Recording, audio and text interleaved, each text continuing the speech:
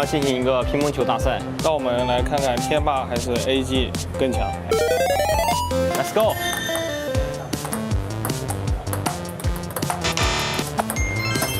哎，你要不要接？你还我一下。哦呦！这么好，来你放。来现在。他们，哎，但是如果他，他这发球很难接的，有专业的哦。6颗。来了，我来。好，那我来。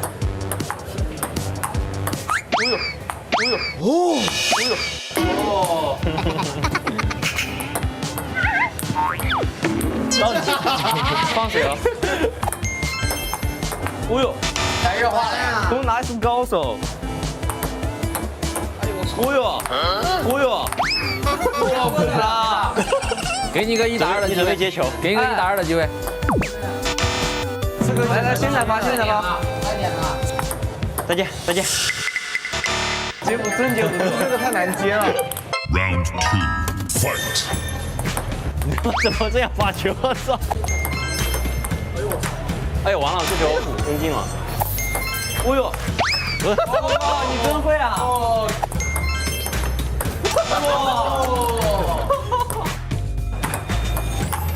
哎，我知道怎么接了。你知道吗？方哥真的呀！哦呦，太点了他们。完了。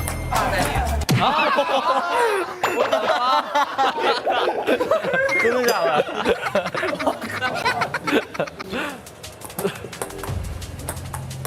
哎，没接住，比赛了，没住了，这是我们没有他们的，他这个是弹到他那，你们打自己桌上去了。对，我们再加一分，翻盘的呀！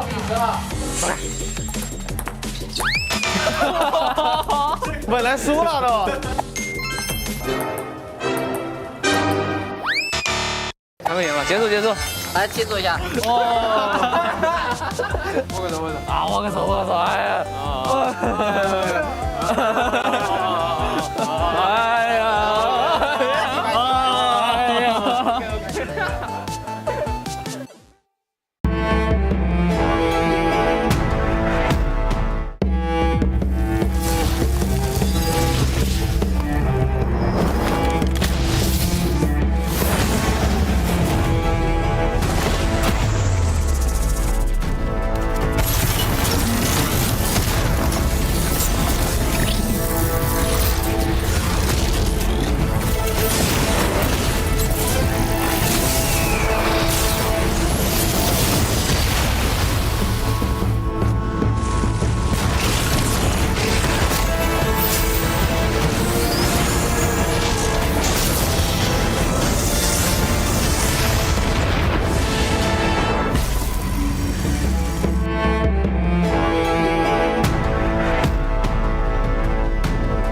Today, our players are taking on a brand new challenge, Drop Hunt. Each team will be split into 2 pairs, with each pair receiving their own map. 5 locations are marked on the map and hidden in the player lounge area. At each location is a mystery envelope. The mission is simple: find them, grab them, and bring them back. But there's a catch.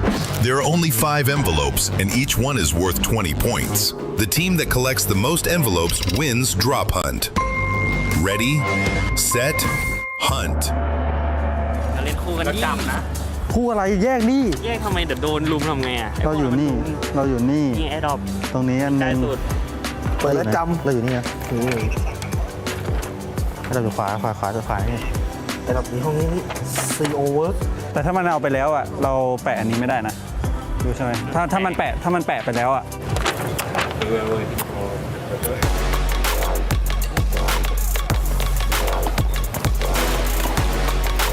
ขวานี่ไม่เห็นขวานี่ปะเอาขวาที่กูดับอ่ะ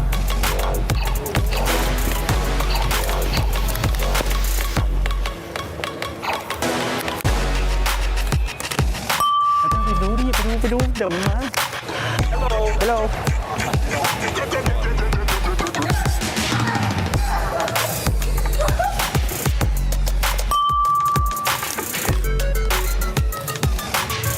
เ จะเทิร์นโซนแม่งโซนนั้นเลยเหรอ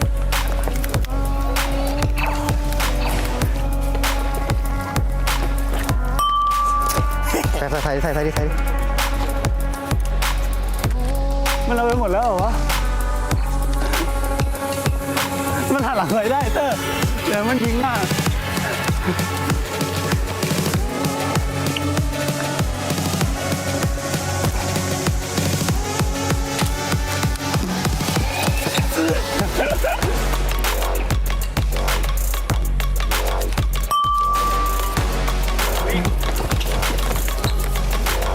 โอ้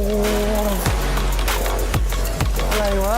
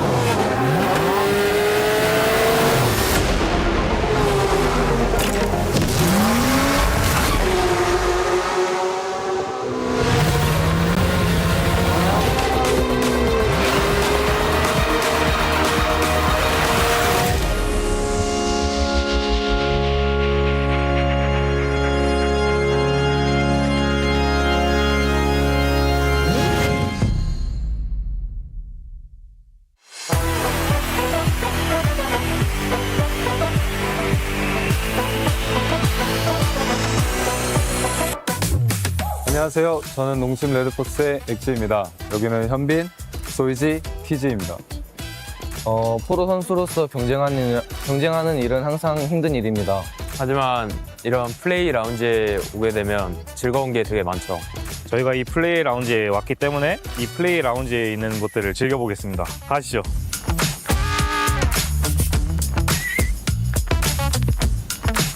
이 공간은 협력 공간입니다. 대회 측과 소통하거나 협력해야 될 일이 있으면 이곳에서 해결하실 수 있습니다. EWC 공간에 있는 한 공간 중인 탁구장이 있는데 저희가 한번 재밌게 해보도록 하겠습니다. 오! 연습반이네 완전. 어이씨 뭐야? 여기는 여러 가지 즐길 것이 있는데요. 저희가 한번 다 체험해 보도록 하겠습니다.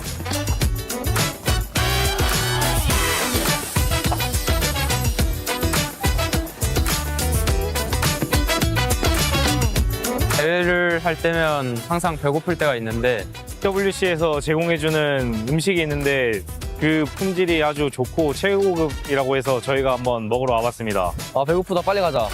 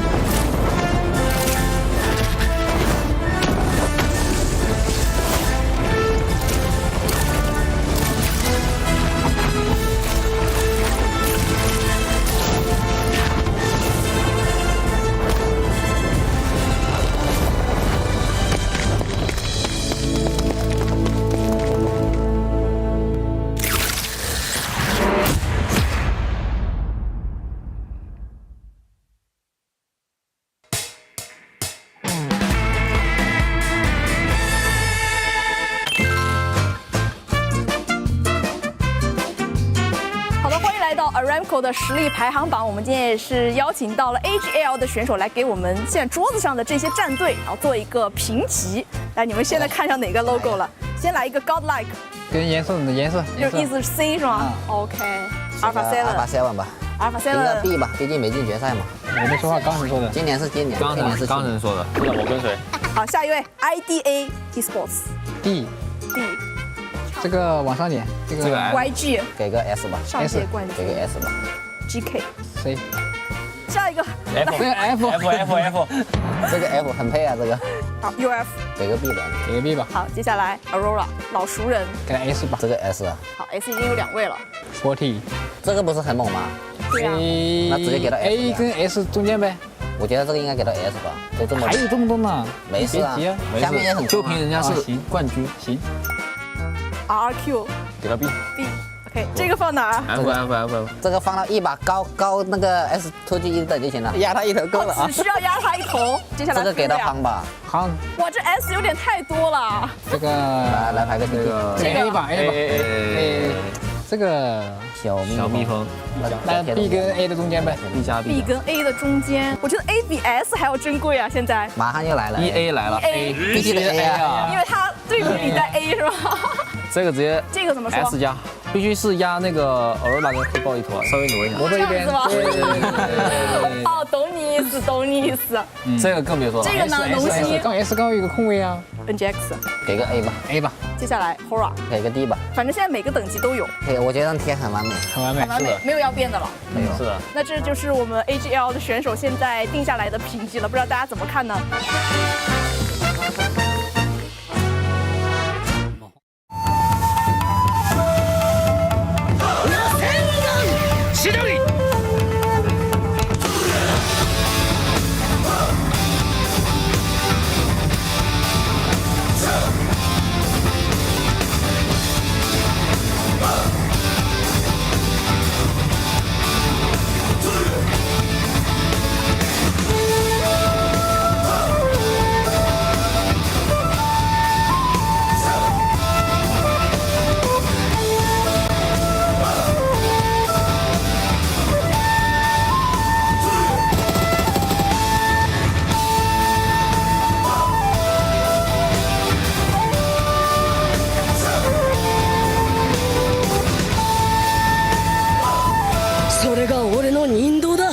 雷鳴とともに散れ。しっかり見ててください。俺は畑かかしって名前だ。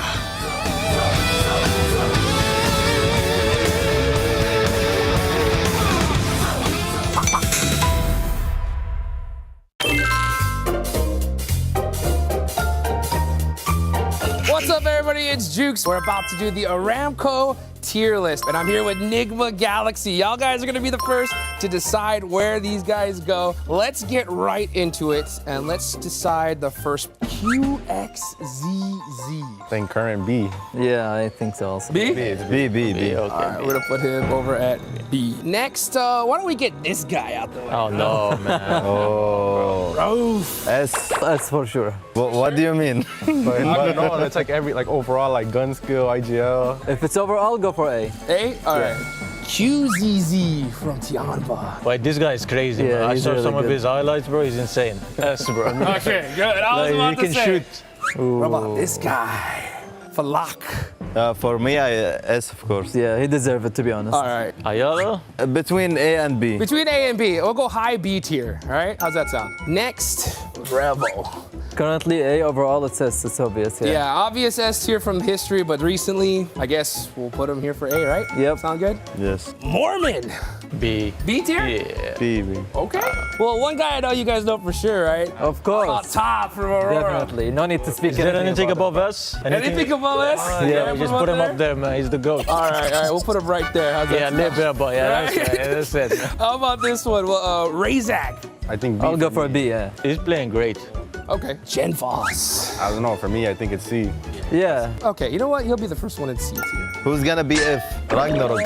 Put him No. B. Okay, we'll put him at B. Put him right there in the middle. How about AJ? Well, let's put him in C. We don't put much, yeah. How about we go with Soul K next? B for me. B, going up one. Now B is getting pretty full here. Yep. All right. Goat Team Force. D, you can put him D. D, okay. Aaron here. Yeah. Sky. Sky is great, bro. If B wasn't full, he should be in B. He's A then. No, Put him instead of Ragnarok. Okay, how about that? Yeah, you want to swap somebody? Yeah, switch. Okay, so we're going to switch Ragnarok out. Sound good? Yeah, it's okay. All right. XZY. I'm scared from him, you know, outside the game, in game, everywhere, bro. Yeah, he deserves That's it. a big dude, too. Yeah. I saw him at breakfast. I was I'm like, not gonna talk bad about him. And Mino. Put him next to Raul. Put him right here? Yeah, it's right there. Okay, next we got Smile. Global champion. Yeah, he's Okay. good. He's really good. But what happened after? I don't That's know. the question. We will give him the chance. We put him A. Being a global champion, you deserve to be at least A. Yeah, like, he's minimum, good. like. A tier. All right, and then Acarino once My again. friend, I'll put him at C. C tier? Yeah, C. All right. Can remove that guy from D? I feel bad, man. Like, Yeah, he's the only one down in D tier. Put him at C. Put him at C? Take him Okay, all right. Good. No bad teams coming over here. All right, guys. Hey, thank y'all guys so much for joining me, Thank and you. good luck here in the Esports World Cup. Thank you. Thank you so much.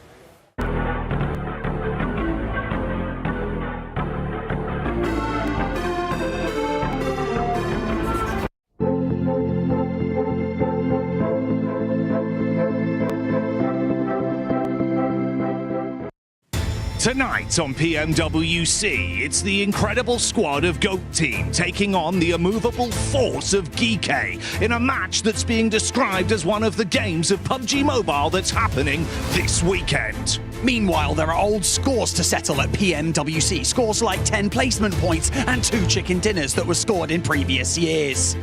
Who will win this between Alpha 7 and Yangon Galacticos? Then on Sunday, it's Vitality taking on 4 Thrives on a match that's already being described as on this Sunday. Coming up midweek, we've got the Giants of Enigma Galaxy taking on the Titans of Godlike Esports, making them both look normal-sized. S2G play against Tora in the same lobby for the second time to see who will win that.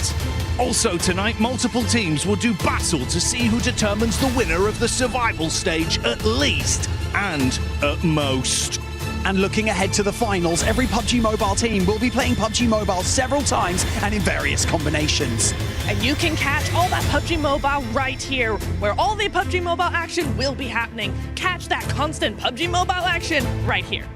It's always happening all here. PUBG Mobile is constantly going on forever with multiple chicken dinners that probably matter to someone, presumably. All here, all the time, forever. It never ends. PUBG Mobile here, always, constantly happening. So that's PMWC. Watch it. It's PUBG Mobile. Watch it. They're gonna drop in. Watch it. It starts now. Watch it. PUBG Mobile! Je suis prêt, c'est parti, voir on m'emmène la vie. Chrome sur mon green, tu m'entends quand je respire. Top le veston, jamais fait trop de pas. Big plan, j'ai fait changer toute la piste. Regarde ma page, je sais pas, j'attire. Je coupe la line, laisse la qui laisse frémir. Nouvelle état, new name, toujours fluide dans le move. Main en l'air quand je rentre dans le groove. Garde ce regard, je suis déjà posé. De part je tourne, glace dans mes yeux figés. Beat encore, puis je prends tout ce qui est à moi.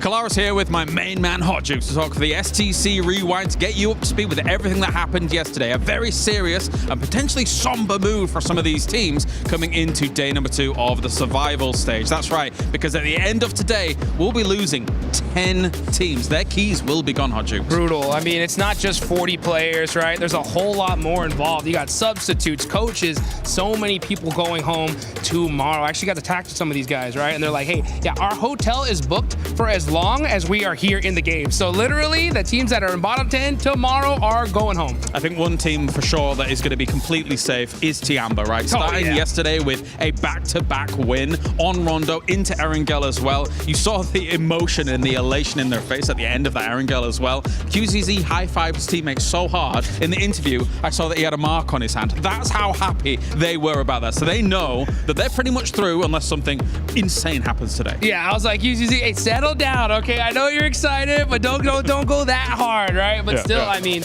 it makes sense why. Literally, their first chicken dinner, you like you mentioned, you saw their faces of just, straight relief. And it's about time because they shouldn't have even been here, in my opinion. They're that good. So it's good to see them finally true to form when it comes to at least day 1 of survival stage. And yeah, day 2 should be a breeze for them. Nongshim Red Force, and then obviously Geekay was able to follow up with some victories as well, kind of keeping them in the race. But what's interesting about some of those mid wins that we saw yesterday is that now the mid pack in general is almost every single team, apart from maybe KRX in a little bit of a slumber at the moment. But any win, a single win alone, will push you straight up into that top 6. It's going to be brutal today. Oh, it's going to be insane. And it's going to be insane right off the rip because we got to talk about the importance of Rondo going into today, right? I mean, we've seen in the past E-Arena bust out 39 points. They're here. They honestly need that. They should have waited for that today, right?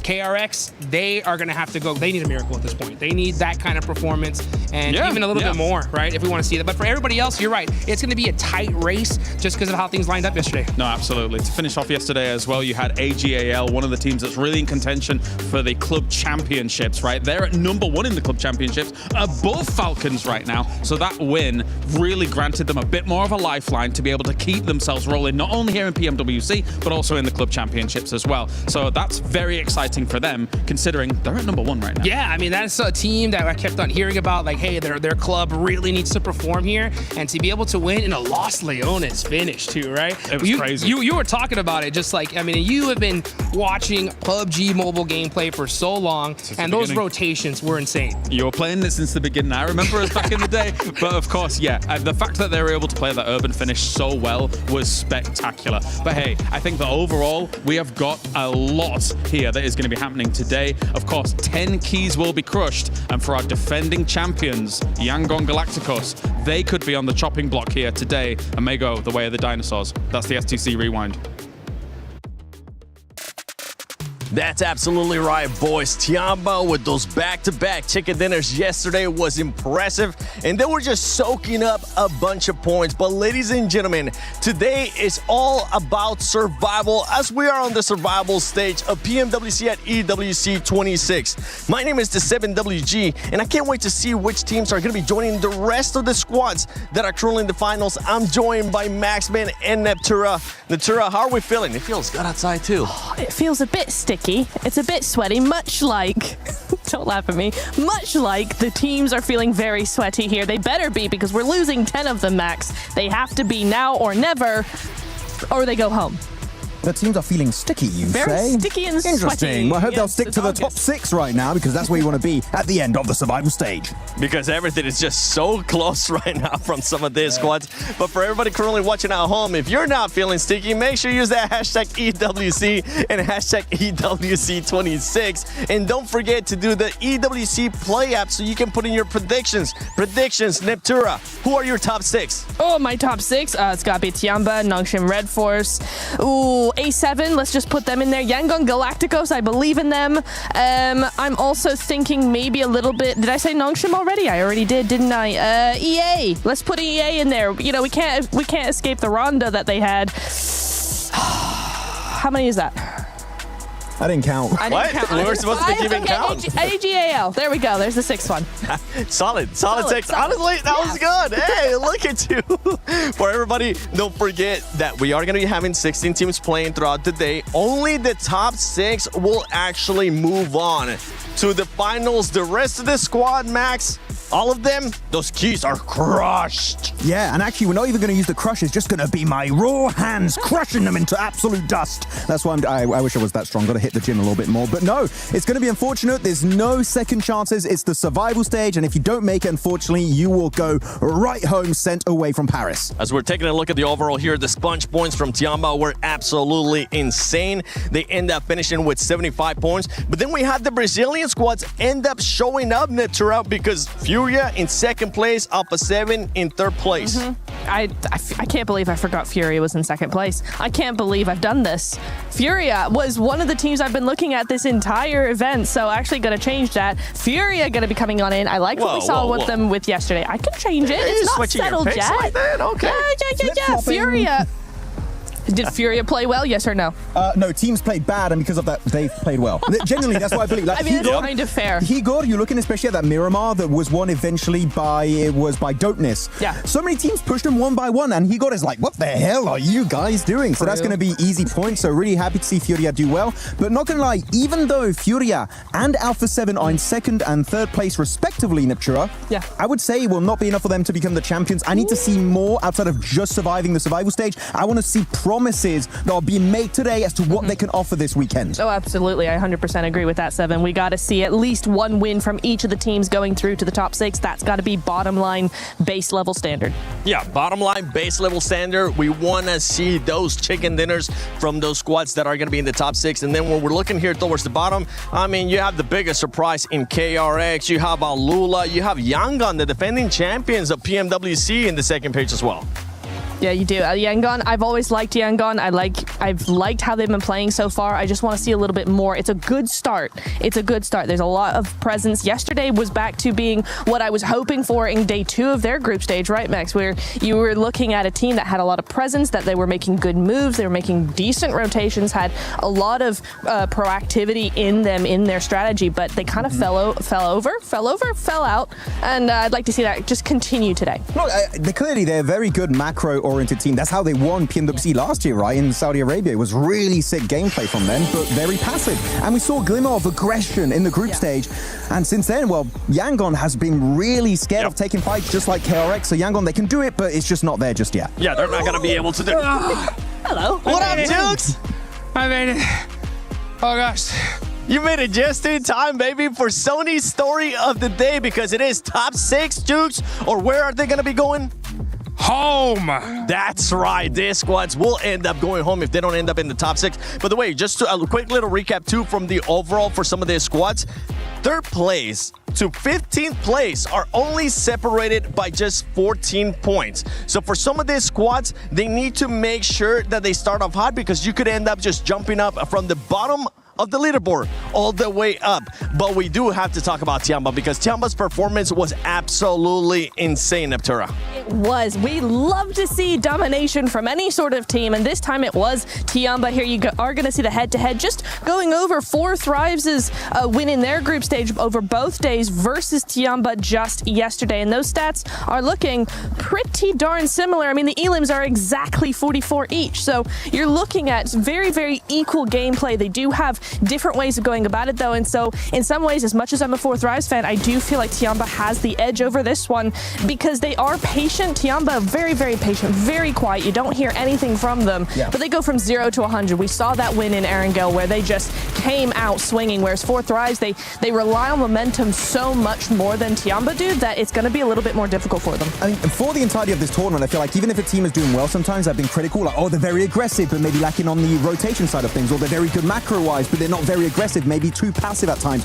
No, especially on those 2 wins, they drop on the opposite side of the map, go and find their way into the play zone, and they just start obliterating people. QZZ putting up numbers, but I know you in particular, Hot Jukes, you were casting that Melee 1v4. He was showing up massively on that opening day. Oh, it was about time, man. And, you know, I was talking to James a little earlier about, like, just look at their faces when they got that win. You know, they're high-fiving just a little too hard, because I saw QZZ kind of was like in his hand, like, what just happened? But that's what it's all about right here. Milu has been crushing in the day 1 of the survival stage. He had 18 eliminations, 3,400 damage. Hot damn. That is insane. And then you got QZZ on the other hand, 15 eliminations, but 4,000 damage. So he's putting down those shots range. I like what you said, Niptura, right, about the difference between Four Thrives and them. You know, there is a difference between Group A versus Survival Stage, but it's about time, Tianba. Let's go. They should be a lock for the finals. It's about time for some of the other squads too. We're going to be looking at AGL and ULF because these squads are currently middle of the pack max. And as we were talking about just now, there isn't really that much of a gap point difference unless you take into consideration first place, which all you need to do is just be in top 6. But for these squads, they also need to make sure they start being proactive and aggressive. Look, I know I usually shouldn't be making predictions, but if I had to predict 2 teams I genuinely believe can escape those bottom ranks and make it last second in the top 6, it would be All Gamers and ULF. They've shown absolute promise in their past tournaments, especially looking at All Gamers. PMMI had a big step up, and ULF, man, PMGC last year and especially PMGO Season 1 of this year, they were looking very impressive. But ULF, what annoys me, you can even see in the replays here, they don't have strong positions. They keep getting these central positions. They're sometimes even favored by the circle, but they don't have these strong holds on those positions whatsoever. They get surrounded, lose that foothold, and then just get completely swept under the rug. I feel like ULF is a team that has some of the best fragging power in the world, and they're just not making full use of it. And even with the likes of All Gamers, you look at their placement points, they have 12 placement points total. 1 chicken dinner over the course of 5 matches then. That means they got 2 placement points. That is abysmal if you compare it to their Chinese counterpart of Tianba. Yeah, and when it comes to AGAL, this isn't just huge for them, it's also huge for their entire organization as a whole, because, you know, we got the ESPORTS World Cup going on right now, and they are really pushing their PUBG Mobile team to pop off. So the fact that they did, especially here towards the end, was so crucial for their squad, right? And if they can continue that here today, they should be a lot for top 6, but it's so dang close in the middle. It's literally anybody's game. Super close. Honestly, super close. Even if some of these teams don't end up getting a chicken dinner, if they're able to manage a top 5, especially in Rondo with what we have seen from some of the other squads where multiple squads are able to get 10 or more eliminations, that leaderboard is going to be shifting throughout today. And before we actually keep on talking about some of these teams, I know Lace back in the studio just feeling cool, calm, and collected. They want to talk about some other teams. Yes, thank you so much, Seven, and welcome to the Cozy Corner, where we're about to spill the tea for you, joined by Kalaris and Jackie. Now, Kalaris, you had a nice little conversation with Yangon Galacticos. Spill the tea for us. I'm concerned for them, Lace, honestly, because coming into today here, last day of survival stage, they are the defending champions. However, when talking to Smile about how things maybe go from last year compared to this one, they want to try and mix in some kind of aggression in order to be able to keep up with this lobby. I don't think it's kind of mixed in just yet at all, and I think they're going to have a very hard time mixing it in when they won the previous year off some passive play. So it's going to be difficult, I think, for a return championship performance. I mean, I have to agree. And, you know, a lot of the teams that we sort of put in that passive play style have been kind of gifted zones, and I haven't seen really YG get that kind of zone gifted opportunity. So I must agree with you there. Oh, the tea has been spilled. Now, Jackie, we have E-Arena. They were heavy hitters in our group stages. They've kind of gone like that middle ground now. Bit by bit, yeah. Spill the tea. All right, yeah, I've already poured mine out when James was doing his bit, unfortunately. It's all over the floor, so mind your step, guys, especially if you're in the arena here in Paris. Yeah, I think you're spot on, Lace, right? It's one of those where they are a good team, and obviously this was the Rondo game where it really opened our eyes to this event. We're thinking, oh my God, no one could even really contest them. I think all of the eliminations they got, if I'm not mistaken, none of them were respawns as well. Basically, yeah. Right? So it was pretty much a clean run of just pure dominance. They weren't contested. That's the difference. The longer the tournament's gone on, I feel like teams are just clapping back against them, James. When you kind of have these incredible high highs, again, to break record in terms of all of PUBG Mobile history, to then have the kind of wishy-washy performances that they've had so far. It's funny because when I spoke to them right after this, they said, lucky. And I was like, no, not lucky at all, not lucky at all. But now that I'm looking at it, I think to myself after all the other games, I'm like, okay, maybe there is some truth to that. And I don't want that to be the case because the arena has been able to show this incredible kind of performance. I agree. And after like an interview that they had yesterday, and they were saying like, you know, we're not really getting that kind of, that gateway to be able to take it. And I kind of compared it to Furia. Furia were aggressive and they're making those sorts of plays and they're getting those points. If we can just see E-Arena return to the aggressiveness, because the only other team really doing that, I believe, is Furia, where they're actually hunting down their plays. I think if E-Arena can adapt to that, they'll be the second kind of team doing that aggressiveness. The main concern is that right now they're currently in that top 5, right? However, the mid pack is so close and all the way down to 15th place, basically, Jackie, that anybody from those positions could quite easily jump up with just one game alone and knock them out of that top 5 instantly. And I think that is why it's so tumultuous right now, because obviously we've seen it's not that consistent from them, right? So how do you fix that in the space of one day? 6 games left to go. Fear starts to kick in when other teams are rising their skill level as well. It feels like everyone's getting a bit better the longer the competition's gone on, especially in survival stage, with our top squads out of the running. Yeah, it's just a bit hard out there, Lace. You can cut the tension with a knife. And we can cut the tension with our teas. Guys, great job. That's been the tea from the Cozy Corner. We're going to throw it over to Glitter with the CC update. As we head into the last day for survival stage, it's time for another CC storyline check-in, because we're focusing on 2 teams today. We've got GK Esports, who are in the top 6 right now, and if we were to do some quick math, hypothetically, if they could win the entire event, they would jump from 17th to 6th place on our CC leaderboard. But the even bigger storyline is, of course, AGAL. The team at the top of the CC leaderboard right now finds themselves in survival and in 9th place. So not only are they not safe, they haven't guaranteed their place into finals. It's very close, though. We have them at 32 points right now. They're only 7 points behind 6th place at 39 points. And GK Esports, like I just mentioned, they are at 41. Suffice to say, it's a very close lobby right now, which means the 6 matches they played today are very important. We're going to be checking in all day long to see how they're doing, keep you up to date with all these storylines. And at the end of it all, we'll see how it plays out. Thank you, Glitter, for that CC update. Yeah, the CC update is going to keep on getting even spicier, especially as we get closer and closer to the weekend.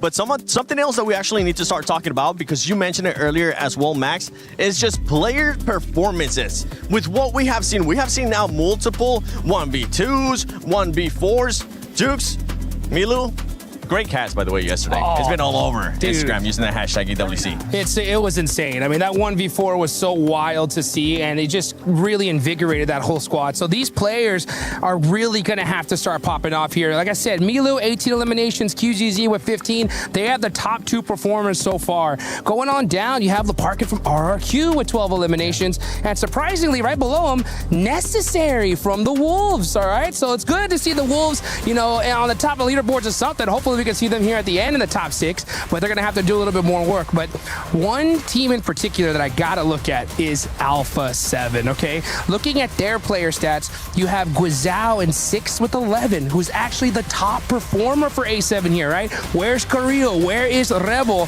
They're down in 11th and 19th, so these are 2 squads that definitely need to start popping off quick here, Neptura. No, they really do. I've been looking at A7, right, because this team, we expect so much from them. We know so much about them, and yet they're doing nothing of what we expected them to do, to be honest. They're so hot and cold, and yes, the stats do match up to a fairly decent day, right? I mean, we did see some great stuff here from Revo, Guizhou here with a lot of damage, a lot of elims coming through, but it is just so sad that we're seeing a hot and cold situation coming on through here, because yeah, you've got those splits and the defense is really good. You've got, you know, good opportunity taking, good rotations, but when they try and take these fights, they just go in one by one, and it's odd decision making from such a top tier team.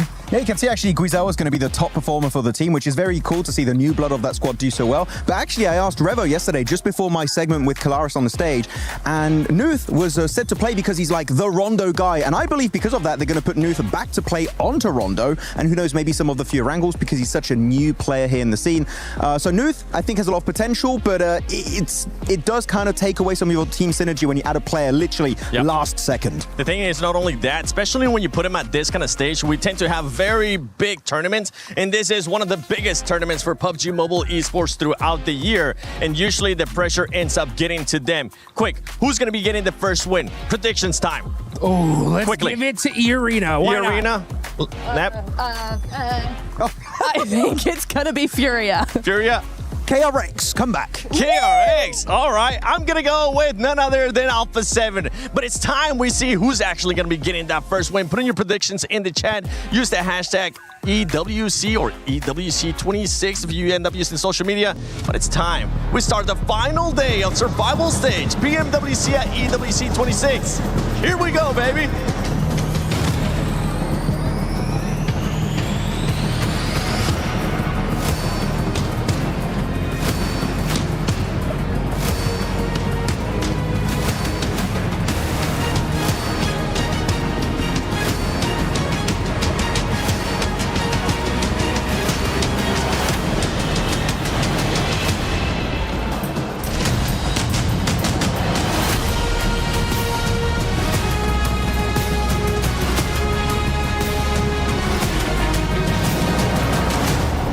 Mesdames et messieurs, welcome to the last day of our survival stage. Today, there is no chance for like a second chance, basically. Today, it is do or die.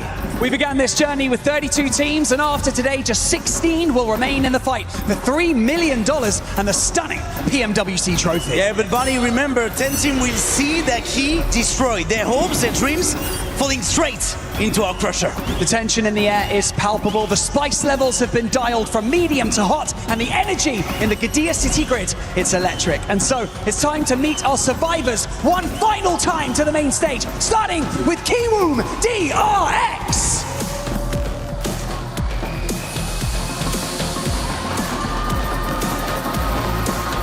Seven, 2, 1, GS Esports.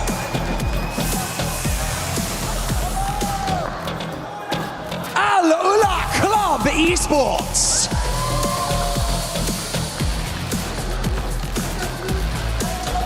Your defending champions of PMWC, Yangon Galacticos!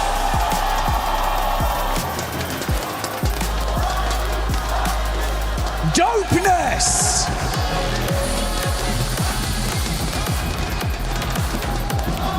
Go team!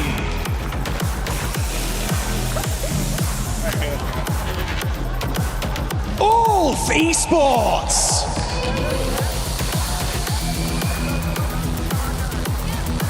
AGL!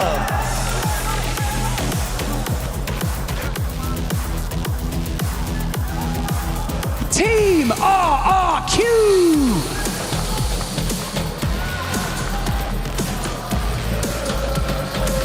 Wolves Esports!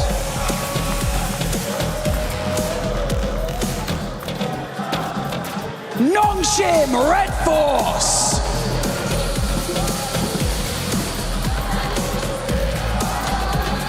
E-Arena!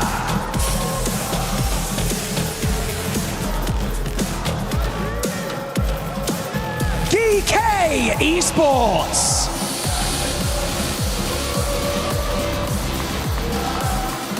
Alpha 7!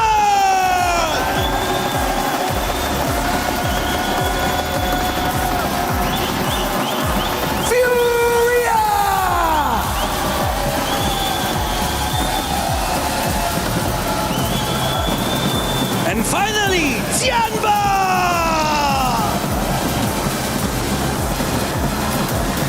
Every decision, every clutch can change your team's fate.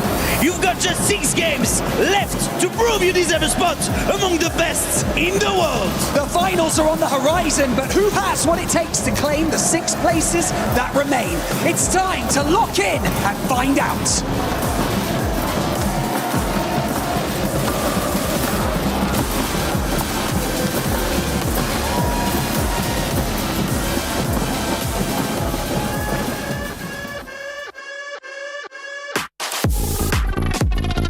16 teams live to fight another day, but now there are no safety nets, there are no second chances. Today is survival stage, so the points are reset, and basically, Barney, anything can happen. With a big chicken dinner and a side dominance in the lobby, it's not going to be so easy. Today, you won't survive by hiding. Fight smarter, adapt faster, and deliver when the pressure is at its peak. Welcome to the survival stage of the PMWC at EWC 2026 in Paris.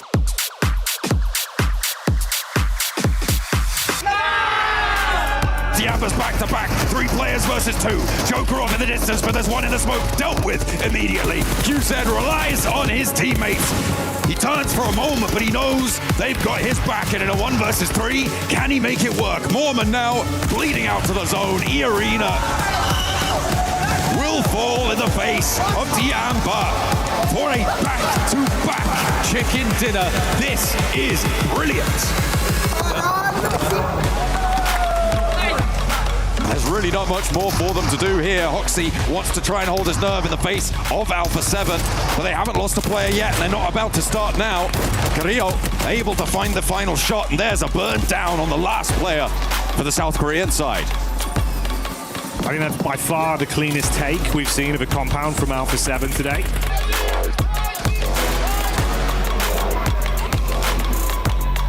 7 moving up with that almost blown up vehicle here. They know that they are bleeding. Obscure up, trying to make a play all by his lonesome self. The Revo goes down, and now they're gone. DK said, it's done. Yeah, see you later, Alpha 7. This is our game to win. But again, like, Alpha 7 takes so long to even do anything in that situation. They could have helped along that fight with E Arena a lot sooner.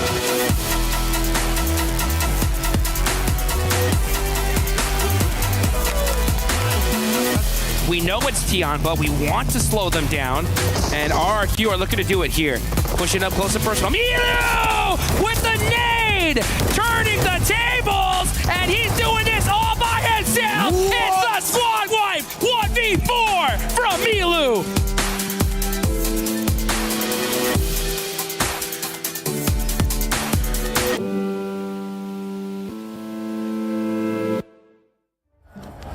A desperate last-moment dash coming in now for our teams with 6 more matches to play. We are going to be heading straight into Rondo to kick things off. It is all to play for. More 1v4s? I hope so. I hope so too, man. I mean, the 1v4s yesterday were pretty mad. Milu made that one look incredibly easy.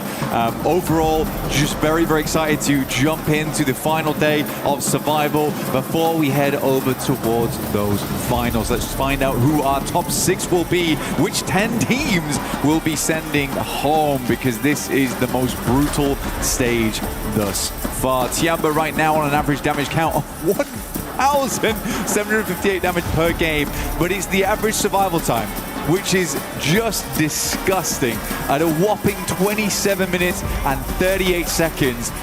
When roughly most games end at the 30-minute mark, we are making it pretty much right to the end every single time. Slightly different story here for E Arena, John, making it fairly far in, but we're lacking on those elims. It has been less aggression coming through from E Arena. Yeah, and I mean, those 2 minutes are pretty important as well. Yeah. Towards the end of the match, always those 2 minutes equate to maybe like 5 placement points, essentially, when you're getting down to the wire. Every single team will know the importance of just going those few minutes further, deeper into the game. Alpha 7, they definitely want to try and get up towards the top 6, break into it solidly. Well, they are there currently, but, you know, keep that momentum going to be able to sow the seeds of victory. Yeah, they were able to penetrate into the top 6 yesterday, which is fantastic for them, but it came at a cost, right? There was a lot less aggression coming through from them. They were relying on lucky games, and I think for them, I'm hoping that yesterday was a bit of a wake-up call. I hope they got back and they weren't happy with that top 6. That's what I'm hoping for right now for Alpha 7. I'm hoping they go back to their old antics, a little bit more aggression, a little bit more speed, velocity in these matches. That's what makes them them. And I truly believe if they continue playing like this and they do make it through to the finals, it is going to be a bit of a wash for them. This team has a lot more to give, but this year it's just not been it. Anyway, let's drop in with some of our other teams. Wolves right now, it's just not working. It really is not working for them at the moment at all. Again, that cohesion talked about yesterday, not quite there. Feels like some of the rotates towards the end game feel a little sloppy. But honestly, I do think that they have some strong players on side. I mean, Elementrix really impressed me yesterday overall. I still think that this guy is one of the strongest players from that team and is a really strong contender here at PMWC, at EWC. But the individualistic nature of teams just does not work anymore. Everyone needs to step up. That's the thing of the past. Yeah, I mean, absolutely. It's something we've been saying for the last sort of probably few years now at this point, right? You do need to have all cylinders firing to make sure your engine's pushing as hard as it can. And it's potentially something for a couple of our other teams to be considering. We talk about star players quite a lot, and I feel like Ulf and Nongshim both have their star player on side, and Eren and Hyunbin respectively. They do need to have the rest of the team with them. We have seen that from both of those two rosters, though. I'm hoping for a lot more. I like the brains on Nongshim, and I feel like Ulf can step forward, but it's the top 6 as the target as we break into the day with our first match. It is brutal as always. Rondo ready to roll.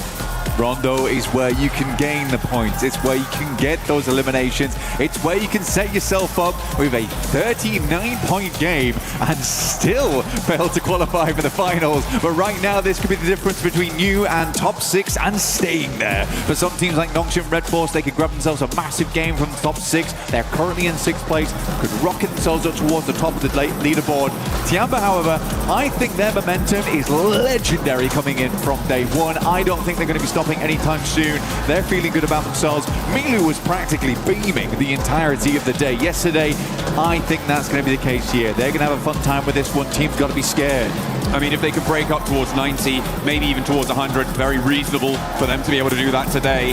They are going to be locking down one of the spots, and the question will be who the other 5 teams will be going with them. I mean, already as it stands, it kind of already is the question. And we'll see if they're going to get stuck in nice and quickly here, because Yulin is very close to this plane path flank. Neox Factory a little bit further afield, but could still be a target if teams don't want to get stuck in right to the thick of it. Yeah, Yulin definitely in the position that most teams will be dropping towards here. Neox is a bit of a meander, right? It's a bit of a walk to get over there, so Yulin's going to be very hot at the moment.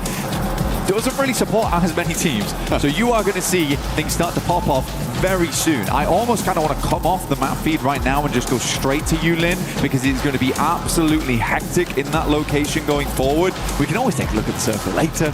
I think right now we want to see what happens there. Who's going to profit the most in that location? We're heading down towards Nanjing. Come on, I beg. Come on, guys. Let's get off this. Let's get towards Yulin. People are already going down. All right, Nongshim Red Force, Tizzy, first of all here. But it's Tiamba opening up over towards Wolves already, and Alpha 7 looking to profit. Furia going at it with the 9th there. Taken that strike over towards Nongshim Red Force. I think the majority of Nongshim Red Force have gone down. They're going to look for those recalls on the outside. Wolves going low. Furia similarly cut down to 1. We've already had 3 teams basically fully lose on this hot drop. It's looking like we might get another one with 721 GS going low, going down, and AL want to get stuck into Maple, a powerhouse on side. Already stepping up to the fight with Goat Team as Poopsman goes down on the off angle to a shot from, I think that may have been from Scarface. Oh no, Catch. I mean, Kedge as well as the rest of Alpha currently taking down 2 separate teams. This is why I wanted to get off that map feed straight away, because this is an incredibly dense hot drop over towards Yulin right now. So many teams on the outside. RRQ also looking inwards, but they are trash looting for the time being. Yangon Galacticos defending champions here, now looking to get a little bit more done. But it's AGAL who came off the back of a big win yesterday, final Miramar, now looking to set themselves up for success towards the end game. They've already got themselves 2 elims. They want more than this. Getting a big points buffer at the start of the day, where they had kind of a shaky start yesterday, is going to be a really big boom for them going forward. Hopefully trying to levy that one, get that one on side. Scarface stepping out for Ulf, gets across, uncontested right there. Sportsman at the back line. They didn't see him cross over and he was caught unawares. A lovely layer down on the DP there. And pushes him back, leaves them a little bit worse for wear. E-Arena just took down their outpost, honestly, for Ulf. So Solus actually out over towards that northern side. That leaves Ulf in a kind of an awkward situation now. It's do or die for them. They are all inside of Yulin. There is no one on the outside edge. Ulf could go down right now. They're starting to play a little bit more passive now. This is a good approach for them. They're going to play over towards the pagoda and figure out an exit. They can move out towards the east here, though, John. That's a possibility. It's in the direction of the circle, but you're going to have to give up eliminations for that. Are they willing? And they also don't have vehicles here, Blank, right? They got stuck straight into the hot drop. They were expected to be able to regroup later on as Maple goes down. Thierry able to hop in through the window and get that flush. But yeah, for Ulf, it is pretty dire. Aaron has managed to find a vehicle there and does get on the road heading south. Might crash in towards Kike as they move up to potentially pinch this one through. So danger for Ulf on all fronts. I mean, you're absolutely right. That arena flex out works really very well, and that's going to slow things in Yulin down. But that feels like a bit of a misread coming through from Ulf. Honestly, for E-Arena, it was clear before the tournament ever started. They tend to go for this big old trash loot drop over towards stadium side. They don't just stay in stadium. They like to have outside outposts. And for Ulf there, that's a little bit of a poor read, in my opinion. And Solus pays the price for it. And for a hot drop there, which could have been absolutely monumental for them, because Scarface was certainly feeling it, suddenly you're having to leave some of these eliminations on the table. Quizzout finds A-King from Tiamba.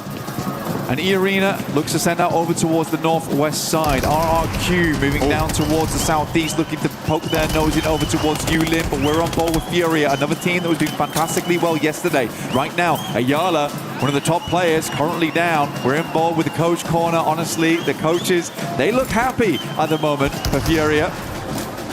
We'll see for how long. They're going to be holding on the inside. E-Arena, I was pointing at it for you there, but out they were jumping onto the Alpha 7 solo, who they've just taken down as well. So Alpha 7 now in in this Yulin hot drop, in a crucial route out. They need to try and find it, or it could be all over for them. A very, very difficult spot for them to find. E-Arena been playing spoiler. A jump around the corner, those were back in with Furia. Chief trying to find the shot, and he will be able to shut it down. Furia keep themselves going. The engine is roaring. Once again, Igor's a great approach here from him. Keeping things going, like you say. Guizao on the exit. GK, Ragnarok is in front. Lepar takes a lot of damage. Ragnarok just gets fully melted, just crushed underneath the bonnet. We'll just get the reset on that one and go for the revive, but all right, I mean, that's how you do it if you're Guizao. 7 eliminations. What a dangerous game right now for Alpha 7, yet they've come away with 7 eliminations. But hell, John, this is good for Alpha 7. This is what we want to see. I don't want to see you guys going center early on. I want to see you flexing that close quarters combat. And this is very, very promising. Very, very promising. E-Arena have been an absolute nightmare to the solos on the north side. They've gone and sent a duo down to 1 recall tower. They took a solo out. They've sent it to another recall tower, another solo gone. That has changed the dynamic in Yulin so dramatically. It looks like they might have been trying to catch out a player from Alpha 7 again on that egress, but Guizao does manage to slip on through that net. And E-Arena now sending a duo in towards Yulin itself. Massively playing spoiler here for E-Arena. I mean, it's a good play, right? The closest res beacons on that northern side where the approach is good outside of Yulin is around stadium area, and they maintain most of the control off the back of those drop spots. Pulling this out on day 2, interesting strategy as well for E-Arena, because they clear out suddenly a lot of space, and then they can wrap into Yulin, start taking down teams, and they might just be getting rid of full squads. Trying to find the dregs, the remnants. Interesting that Guizao heads up to their original backup recall tower on this spot, instead of going a little bit further west or maybe even breaking further south. But Alpha 7 will be able to get back to full 4, and already 8 eliminations on the cards for them. Blank of nice early bolstering. Revo very much trapped inside of Yulin at the moment, but as a solo, he will be recallable. A lot of teams, they needed to get themselves going. They need to get those wheels spinning, and you can spin at home yourself with the Lucky Spin here at 2026 for the PMWC. You can draw off the exclusive 2026 PMWC tournament set, which you'll be seeing all in game. Fantastic set overall. Very, very cool stuff. But make sure you do get those spins in whilst they last. They won't last forever. Make the most of them whilst they're here. Here's a little replay. Okay, necessary with a nade. Okay, just steps out for the spray down. Wolves have been piecing themselves back together here. They are in currently 4th place, and a lovely 2-piece coming through from Necessary on side. It's been pretty good for the squad. Next circle comes on through though, Blank, and it shifts up towards Danqing. For Dopeness, they've pretty much been here the entire time. This feels like a very, very classic thing coming through from Dopeness.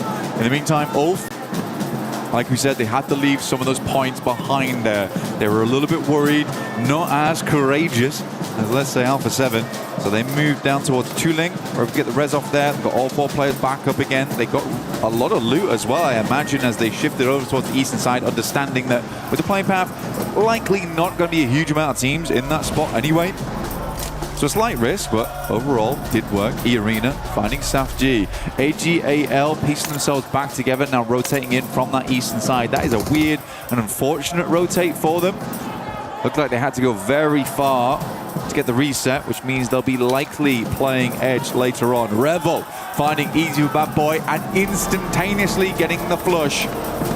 9ing them so far. The team is bruised and bleeding, but they are still going.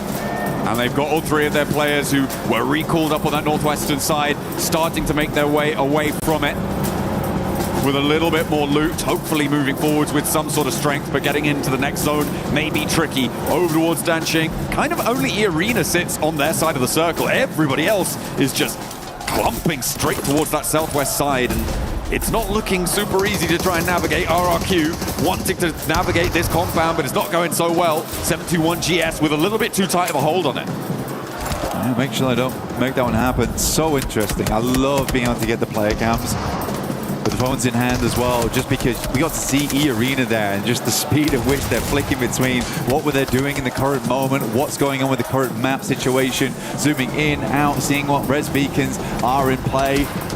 It's a lot to take in on Rondo. Very, very difficult map to play, especially at this level where everyone is going to give you grief all over the map. They are not going to let you get that aggression going, not going to allow you to push in without any kind of clap back. RRQ does move over towards the northern side, gets that reset. We'll start to move down towards that south side. But you're right, we're over towards Dansheng, Chuling. Moved out from Tenlong Gardens, have a little bit of a dip down towards the bottom here. The south edge. And on the south side with one Elim, it's Tianba at the top of the table still. They've been a lot more reserved over the course of this match, not wanting to get stuck in. Well, actually, they were forced to be a little bit more reserved because they did go down in the hot drop earlier on. Yeah. So they are now playing, not necessarily on the back foot, but certainly not from a big win on this engagement, like Alpha 7, who have managed to transition away from their game. They're all the way up on that north side there. You can see the backstop for E-Arena, who spent a long time getting away from Stadium. But the circle sends to the north side of Dansheng, and all of those teams that committed south flank, they're now going to have to reconsider. Yeah, there's a lot of position to play on this north side. Actually, I think the most interesting spot at the moment is sort of that dead land, which has a fair few compounds that sit through it. You can kind of fight down. You can have, I would say, probably 2 teams there, and then you can play out towards the northern edge slightly, where the forest currently sits. Claus does find QZZ. Kind of an unfortunate timing on that one. Tiamba's going to look to try and just break out and through towards that northern edge. But oh my god, it is clustered right now in Dansheng. Lots of teams want to get a move on. Control that res beacon over towards the north side would be a big deal. But you've got Yangon Galacticos. They are flying in towards that. RRQ are looking for that position. As well as Alpha 7, who did get themselves a little bit of a lucky break. The fact that this circle went north. But I think that they've battled for this. And I don't think that I'm too unhappy that they get a little bit of luck here towards the middle of the game. Don't think they're going to be able to get to that recall tower before Yangon Galacticos. Unfortunately, it is pretty closely fought though, and they might want to just set up for it. RRQ could third party, but the brunt of it will fall on Yangon Galacticos right now. And Yangon may be actually looking to send even further on and not get stuck into this fight at all. The recall tower being available for just under 4 minutes now, blank remaining. It is going to be a powerful asset on side if you can keep control of it. It's a very big deal. Like I said, though, you can see here you've got Alpha 7 controlling the northern portion of these compounds, and then down towards the south side you've got Yangon Galacticos. Outside of that, though, it's very open. It actually is very open, this area. Most teams would probably like to play over towards that northern edge, where there is the woods that you can play around. There's some ridge sides in play that you can kind of LOS off the back of. But oh my god, a lot of teams just hoping this ends up over towards Dansheng, because they have committed. It is very, very packed in there. At least 5 teams in Dansheng right now. The Wolves making GK's game really, really difficult. I feel like GK have been punished at every single turn of this match. I think that if we got a count of who's been eliminated the most, it would be fairly populated by GK players in this game. They have come back time and time again. Pretty sturdy stuff. But the Wolves looking to try and guard them out on the northern flank. Alpha 7 in the meantime still just holding on. GK, the undead in game, now looking to slowly march, shamble towards the center. Sink their teeth into it, see what they can get done here versus the Wolves, because, you know, all things considered, honestly, Wolves are having a decent game. I mean, 8 Ilms so far, depends how quickly they go out in the near future, though. They send a little bit further towards that north side, maybe try and isolate the western portion of the circle by LOSing off the back of this small mound. Teams are happy, though. Teams are very happy, in fact, that we are heading back down towards Dansheng. Goodness me, all that work to try and find a position there for it to only go north, you would be fairly upset. Egos, though, will crash in towards a building. Not a care in the world for the vehicle either. He just wants to get inside, get a position to play. and work off the back of this. They've got AGAL, though, in the vicinity. Yeah, the inside negotiations from Danqing are tense, but it's the south side that we've hopped on towards here with Goat Team and Alula that is going to have to move. It's going to have to get dynamic. Ulf could potentially bear the brunt of the pressure, could get third-partied. The west side as well with Nongshim and 721 GS have to move on in as well. But I feel like that may be a little bit of an easier approach. In the meantime, GK continue to tear limbs away from themselves. They drag their form in towards Danqing. And they lose Ragnarok. That's the price they pay. But with 3 players, it's still doable from the inside. Easy Van Boy looking for that cheeky angle around the aircon unit. Poking the barrel through the window there. Ooh. Bit obvious, almost. Safji underneath. Ulf taking a little bit of punishment over towards Goat Team. But they have the inside edge. So it's quite surprising that Goat is taking the fight to them so well. Alula, R3B will find a shot over towards Speaker here. Dopeness was here very early, but I feel like Dopeness, outside of some of the good games they've had, which have got a little bit lucky at times, they just don't have that firepower. The defensive capabilities. Not quite there. Not quite there. Can't hold off the onslaught. Alula went for a wild crash, by the way, from the area near Goat Team on the south edge. They just went straight in and they've managed to land on their feet. And Goat Team similarly have pushed it towards Ulf, and it's not going well kind of for either team, but Ulf right now on their last player alive on the fight on the south side, and they are bleeding out. Something awful. Those recall towers are shut down now, Blank, as well, which means that you are not getting players back to their feet if you go down. And with Ulf just on Solus, Goat Team getting those reses on that angle, it looks like they may be able to stay alive as 4 after a crash onto Ulf. For Solus, I just don't see him as the guy anymore to get that 1v. What is it now? Yeah, the Goat Team didn't lose a single player. Very, very interesting stuff. I'd love to see a replay of how all that went down, just because Goat Team versus Ulf, you'd expect that to be a much easier fight there for them, but they have had a tough approach into this game. A lot of it has been on the back foot so far. But now Goat gets to move on as a 4-man. A massive boon to them on that south edge. The north side starting to get a little bit more tense as well, with Nongshim Red Force, Alpha 7, Yango Galacticos, RRQ all starting to try to figure out how they can step forwards.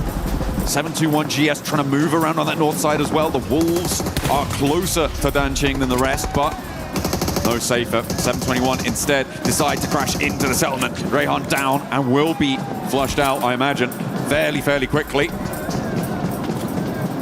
And they're trying to crash onto the GK position, as well as Lufa. It's really weird to me right now. You see RRQ, you see Yangon Galactus, you see Alpha 7, you see Nongshim Red Force on this north side where the circle now shifts towards. That becomes a very prevalent area of the map. There was not a lot going on. And I mean, I can understand it when you're about 20 seconds out from the next circle. You don't really want to get into a big engagement just so you can quickly move out. I believe that Alpha 7 was trying to hang on to this location on that northern side while still pressuring out Nongshim Red Force. However, this required a hard shift over towards the north. I am confused. I sort of want to see a little bit more firepower. You want to start clearing out this northern edge so you can just start peppering the entirety of the teams in Danqing if it does move away from it, which right now it absolutely is. There is so little movement happening on this northern side at the moment. No team wants to get involved with one another. I mean, Alpha 7 and Yangon Galacticos have been here for quite a while, so they're feeling fairly entrenched. This is 721, who were able to crash in, but GK are starting to turn the tides of this game around. They have been through hell and back so far, and they are looking to bring back some mementos for the rest of the teams around them. Kevin does get knocked, but that looks to put themselves back up. 5 eliminations now for GK. They are holding on to the western point desperately. Milu finds Alula Claws. Helico kind of whiffing one of those nades there. Alula will back off, try to get Claws back on his feet, but Safji is fully flushed out in the meantime. Goats are moving in. Get a good amount of damage done, but E-Arena's already sent out over towards that northwest. They get into an altercation with E-Arena. Where is the aggression? This is... Goat, honestly, is doing exactly what I want to see. They should hear this engagement over towards the northern side. Would not be surprised if they try and push this one. Well, that's the arena cleaned up, and now it's just Nongshim who stepped into the firing line of Goat. Alpha 7 looking to flex out as well. Maybe able to find it. Some emergency cover dished out by Hyunbin, and Alpha 7 okay on up to the ridge. Okay, this is good news. So we have Guizhao. Guizhao leading the charge. It's very confusing for me. But I'm glad he is. He gets something done. The airburst does no damage to him. He's going to try and move the vehicle out just slightly. Goat is another team trying to pincer over towards this one. But they're recalling him. They're pulling him back. Carrillo has managed to get himself knocked over towards that northwest side. They're looking for the save on this one. Quick smoke out the window. Guizhao doing a lot for the team right now. Yeah, it was RRQ who managed to find a knock over towards Carrillo, and he will need a little bit of a pickup. If they hadn't happened, they could have put more pressure forwards, and I think that might have been the end of Nongshim Red Force. As we hop back in towards Danxing, you've got Alola now at loggerheads with 7-2-1, who were able to crash in successfully. Alola, as well, similarly capable of getting in and amongst it. But everybody's holding their corner. Next circle, very likely to push a lot of this one out. And I feel like AGAL may have the better time of it. A nade over the road from R3B is able to connect. And that opens the door for Alola, or at least it gives them time to get the res. Some more damage, and now they have to hold off Furia on an off angle. Fury going to try and move out here. Next circle comes through. We'll head over towards that eastern side. Yangon Galacticos, defending champions, right in the center of it all. Looking now to begin the tornado. Sweep through all the rest of the teams. R3B does go down for Alula. The 7-2-1 GS try and hold down. It's a good double. Back to back here, very low. Can he make the 1v3 happen here? No. Won't quite get it done. Didn't trust in that last shot, and Quick is quick to finish it. Understands the demon inside that building, and he needs exercising. Goodness me. There was a moment there, it felt like maybe Malik was going to do something magnificent, but was put down. Alola losing 3 of their players.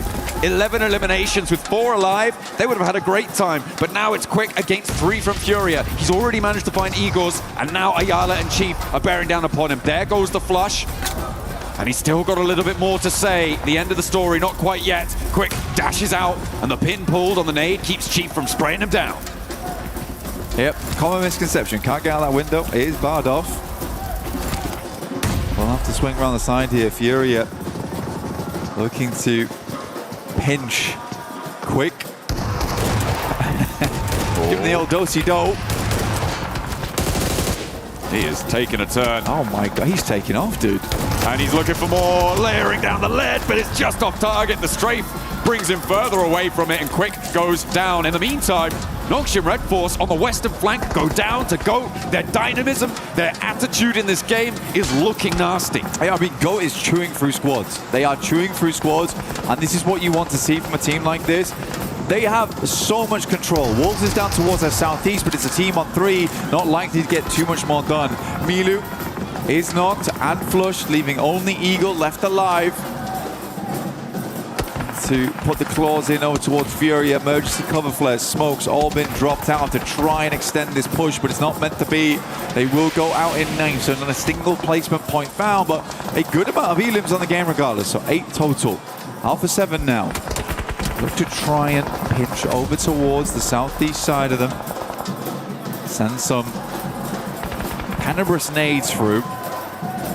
They lost Grisao in the middle of all of that. I feel like at the moment the story of this game is Goat Team going God mode on this western flank, rotating in, crashing into Ulf, disengaging from Danching, taking the initiative to move around that western side. You highlighted it, you said it's what you wanted to see. Eagle wants to see red as he's spraying the shotgun shells up the staircase, but it's not going to work. AGAL currently still as a 4-man. Said yesterday they were able to get themselves a nice little chicken dinner at the end of the day. We expect so much more from this squad. Coming off their performance throughout the year, PMI was not meant to be though. It's been a bit of a rocky start for them. XZZ, now looking to pinpoint those shots, but right out into the open. No smokes available. It is free pickings. They had to go on a 2-2 split here, so at least 2 of them will survive in Liu as well as Flower. Alpha 7 is taking heavy casualties on this northern edge, but it's Yangon Galacticos got themselves in towards these buildings quickly. They were fast on their approach too. It was that early push that really solidified this position. They've been playing a 2-2 for a long, long time. RRQ just hasn't given them much grief whatsoever though. But I would genuinely be happy to see a GOAT win. On that eastern side, RRQ being a little bit tentative. As you say, not putting too much pressure onto things. Yangon Galacticos with only 3 elims at the moment though, with 6 teams alive. Going down here would just not be a good enough performance for them, frankly, because they do need to jump up towards that 6th place to keep themselves in the running to defend their title here at the PMWC at EWC. And they are 2-2 split right now. GOAT team resetting, lining up their cannons, trying to find a broadside. The question is, where do they go? Or are they going to wait for other teams to move around this one? Try and pick up some of the drags, because they've already done a lot in terms of isolating teams, in terms of moving this circle and being a playmaker within it. They've pretty much been the sole playmaker, in my opinion, in this match. Like the way these teams are playing right now, it just feels like they're waiting for other teams to struggle against the circle. I mean, for instance, right here, Alpha 7, they have to move. RQ's not done much this game, but they're happy to punish as they have to head over towards the dip. AGAL now punish over towards Wolves, who sat in this location for a long time as well, not really done much off the back of it. They could have easily attempted to get in on the action as GOAT went over towards Nongshim Red Force, but AGAL, some good nades over the top, will take out the remainder of Wolves. It's a weird endgame, John. A very, very weird endgame. Yeah, so much commitment to the south side of Danqing so early on, but they are now looking for it to continue out in the open and knock over towards the Yangon Galacticos position on the south point. This 2-2 split will make it reasonable, but Alpha 7 going to get pushed over the hill, and with an opening, they might be able to find something. RRQ descend from that eastern side and take on AGAL. Head-to-head, 2 versus 4. They like those numbers, and they will be borne out in the result. Lepar goes down, but that's going to be pick-upable. Maybe. That's a real word. Pick-upable, potentially. Down towards that south side. Put him in a vehicle, moving forward. Loot crate in play here, but as I told you before, it's very open. Emergency cover players are almost essential at this point in the game. Alpha 7 has to figure out something and figure it out right now. Yangon Galacticos on this 2-2 split, they should have been able to realize this by now. I don't know if they have any vehicles. They need to smoke train over towards one of these buildings. A 3v2, very doable here, and will close off the sightlines from the rest of the Yangon Galacticos squad. A nade, a little opening, and Alpha 7 will descend. Maybe even GOAT team could crash on towards it. But they're content for now. As RRQ start to march forward, Alpha 7 with the cover flares, they can get a little bit closer to this now. Black Revo is spotted though from across the way and will be immediately flushed. So Alpha 7 down to 2 very, very quickly. And how do you make this one work? Shots now being levied over towards GOAT team on the western side. But they can't move. It's a stalemate. RRQ holding out GOAT team. GOAT team holding out RRQ, you're right. Alpha 7 trying to get some shots over towards Yangon Galacticos, but RRQ just have these broadsides, and not for a single second have they just let Alpha 7 move freely here. It has massively slowed them down. I think they were coming into this endgame with very few smokes available. Zone 9 now just hits, and we will be closing to center. Carrillo, last nade. Has to be a big one, but I think at this point in time, it is the final hurrah from Alpha 7. Yangon Galacticos, though, up to 6 eliminations. How do they want to play this one out? GOAT team is just looking monstrous this match. They genuinely have looked better than everyone else. A real wild crash out from RRQ as they try and mount up, get across the open ground and only leave 2 of themselves alive. But in a 2v2 against Yangon Galacticos, it's not all done and dusted. A hop out from Smile. What are you doing, man?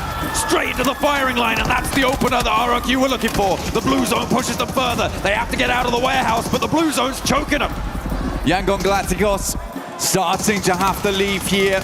Go team will squeeze the pressure on. RRQ moves out, JS9 in play, but it's Go once again. Killer Joe at distance. Yangon Galacticos down to 1 final player. What can Marnet do here? 60 bullets in a dream. A nade over towards Romeo. The blue zone's going to force him over the edge. He drops down, and down he goes. It is GOAT team going God mode. They have to be happy with that game. I mean, the way that they're screaming the end of it, they deserve this match more than anyone else. There was such slow gameplay from everyone else in the lobby. It felt like GOAT was the only one carving their own legacy into this match. Couldn't ask for anything better. You really couldn't. They climbed themselves up to the top of that mountain, and it was a tough road for them. Their positioning on the south side, as you were saying, they were the only playmakers in this circle. Their move to Ulf, their decision not to try and just stumble forwards, creep towards Danqing like everybody else. Instead, they stepped back, they looked at the bigger picture, and they took a big chicken dinner. There was just so much willingness as well to just give Yangon Galacticos those locations. Playing a 2-2 split there, for the amount of time we're in that location, you deserve to be crashed upon on that 2-2 split. Holding those 2 buildings for as long as they did only happens because there is such passive gameplay around them in that location. Everyone is so afraid to get third party right now, and again, that's survival stage, John. That's what happens. The pressure is on. GOAT's feeling none of it, apparently. Well, yeah, they were just unleashed there. They were allowed to graze on any pasture they liked. There was just nothing stopping them. And you're right. I mean, it was particularly RRQ and Alpha 7 on that northeast side around the Yangon Galacticos position that just really didn't push into it, didn't go for those targets until the blue zone forced them to do something that was completely unfavorable to their longer-term point-scoring prospects. It's very tentative gameplay right now from Alpha 7, and it's almost annoying for me because the beginning of that game, my God. Oh yeah. I saw glimmers of the past. I saw the demon that used to be there before the mass descended. I want more of that. Alpha 7 looked genuinely insane at the start, but let's hear more from Kalaris and what he thinks about Alpha 7. Thank you very much, boys. Yes, once again here for the 100th time I am with Revo, as always. Let's talk about that game, actually. Of course, Go Team did get the win, but you guys were incredibly resilient in this game. You actually, from the word go, E-Arena hunted down Carrillo and then was able to take him down. Of course, then you were able to save Gizao to be able to get the res off here. But what's going through the team's mind in that point? Because that's a scary prospect when you're in a hot drop in Yulin. Yeah, I think we know that can happen. Like, it can happen with everyone. So we always have a plan B to do anything when that things happens. So we was ready to that, and we did a great match. Yeah, you guys have already told me, you told me especially, that you're really good under pressure, and that kind of really exemplifies it. And speaking of that pressure to continue on in the game, once again in the late game, you guys go down to 1 player and able to get the recovery back up to 3 to continue things on to eventually, I think you had like 9 elims in this game as a whole or something like that. So when you go down to the 1 again and then are able to recover to the 3, what's going through the team's head in that moment?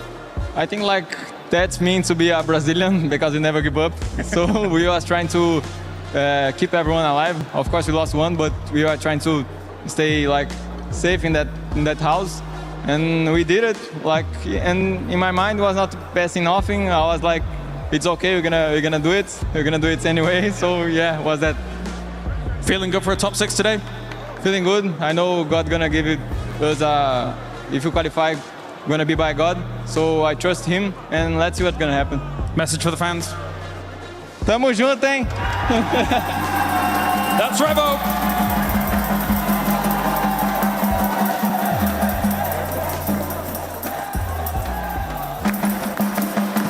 Human body was built to move.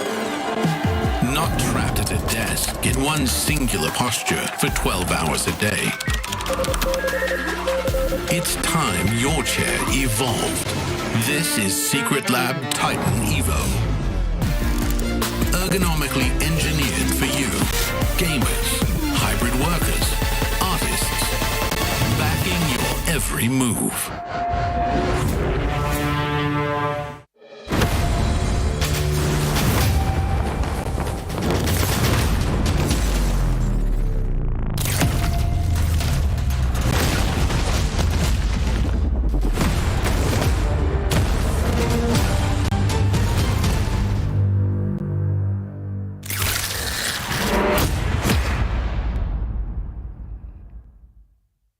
Hi, I'm here with FireH from AGAL from the survival stage. I want to ask them a few questions about the tournament overall and see where they sit so far. So first question is first.